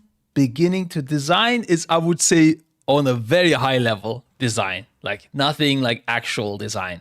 What our version of things would look like. Which, to a degree, I must say, the system they went with the secret value, the design is good, but actually replacing the UI work, I think, is very, very fresh. Beginning to figure out, how we would, about that if we download or a pickup group and having to I was thinking, bro, they've been doing not much. I'm pretty sure. They were just saying, if we did do it, how would we give the people info? They were thinking more on a very high level. That's what they mean with design as well. Not actual, design of assets or whatever, yeah? Download and configure this thing because everyone expects me to, and so on and so forth. Now, a lot of the concerns rested in is Blizzard going to be able to pull this off? Yeah. And that is 100% fair, and we own that. We want to continue to own that. But if where players land is, this is a good change for the game, but proof is in the pudding when it comes to whether they can deliver, I think we'll take that. At the end of the day, we want to do things that are right for the game. And yeah, we need to show and prove to our players over the course of actually doing it that we are able to pull it off in a nuanced way with their best interest in mind. But I think what we've heard is that for a lot of players, they feel like the game should be playable out of the box without needing to turn to external assistance, and we agree. Now, apologies for redundancy. I'm going to read a comment from Reddit. You've already talked about some of this, but I just want to kind of ask a couple things from players directly. Drunken Bob Dole on Reddit says, quote, everything that they've been saying is pretty sound reasoning. The big problem is, are they going to be able to pull it off? For pretty much all of War Within, every X.5 and X.7 patch seemed to break the entire game in half and needs months of hotfixes to even get it playable. Remember when the auction houses stopped working and people had to go back to in-person trades for like 2 weeks? They take on a huge project seemingly pretty late into development of Midnight, and it will be the players who suffer if they miss their goals. Hoping for the best, preparing for the worst, I guess. I mean, I think that we have... You'll never hope for the best, bro. That's just going to be disappointing. Just hope for at least the worst thing, and then you're always happy people. Majority of our built-in UI improvements stood up and player-facing right now. I think damage meters are going to come online in our next beta build next week, and then from this point on, we're just iterating and continuing to add and augment them based on feedback and what players would like to see more of. World of Warcraft, it's no secret, is a very complex game. Yes. We have 20 plus years, 25 years really, of engineering frameworks. And yeah, at scale, when you have millions of players hitting a system, sometimes it will fall over, or sometimes a change can have unintended consequences in other areas. We do everything that we can, and our engineering team does everything they can to minimize those disruptions. We try to, test everything as thoroughly as possible with our internal QA team. But when it comes to the user interface, I think that's actually pretty self-contained. There aren't a lot of other dependencies there. It's just logic that's running on your client. And we are confident that with all the attention that we've had focused on this, this has been the #1 priority for every one of our user interface engineers and UX designers over the last year plus. It's going to continue to be up to launch and beyond, that we're going to be able to deliver. And where we are falling short, we're going to react and prioritize quick action and quick response based on what we're hearing from our community that they need most. This is going to be an ongoing effort. This is going to be a one and done thing where it's like, all right, Midnight's out. Hope you guys enjoy it. We know that we need to hit a minimum threshold in terms of the game feeling great to play, feeling fully featured, feeling like all of our dungeons and class mechanics and the rest fit in this new world. But once we've delivered that baseline threshold level, we're going to keep layering more and more on top of that. And the game is only going to get better. Yeah, I mean, it's gonna TLDR is it's gonna suck a little on the first tier. I'm pretty sure things are gonna be a bit weird and awkward. And I think probably the last tier of this next expansion is going to be pretty sick. But in between, there's going to be a bit of some hurdles in the enjoying the game. But why not hire add-on creators as consultants? I don't know. It could be anything. Like, I don't know. Hiring people is hard, bro. And I do agree it makes sense. But I don't know. Maybe they have the reasons. Yeah. It's only going to get richer from here. Kitlias Steel. They might not even want to just take people that have a voice in the community, that if they do, there's a disagreement of the direction that they want to go with add-ons and stuff, that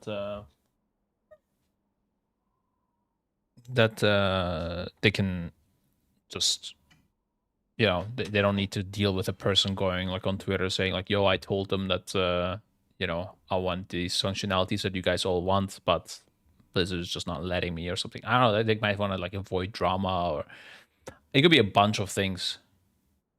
I don't know. This would be wild cards. Yeah, you also don't know what kind of people they are. They might just want local people from the US that can, come to the office and everything. Might be just a bunch of things. I don't know. I don't know what their requirements are for hiring. I mean, so why do they not hire more people from like the gaming, like the high-end gamers anyways, right? Like a Race to War first player or a high-end plus player for like helping design and consulting on the design of some of these bosses and raids. I'm sure they have their reasons. Although, I mean, Ian himself was a WoW player, I guess. But yeah, not sure.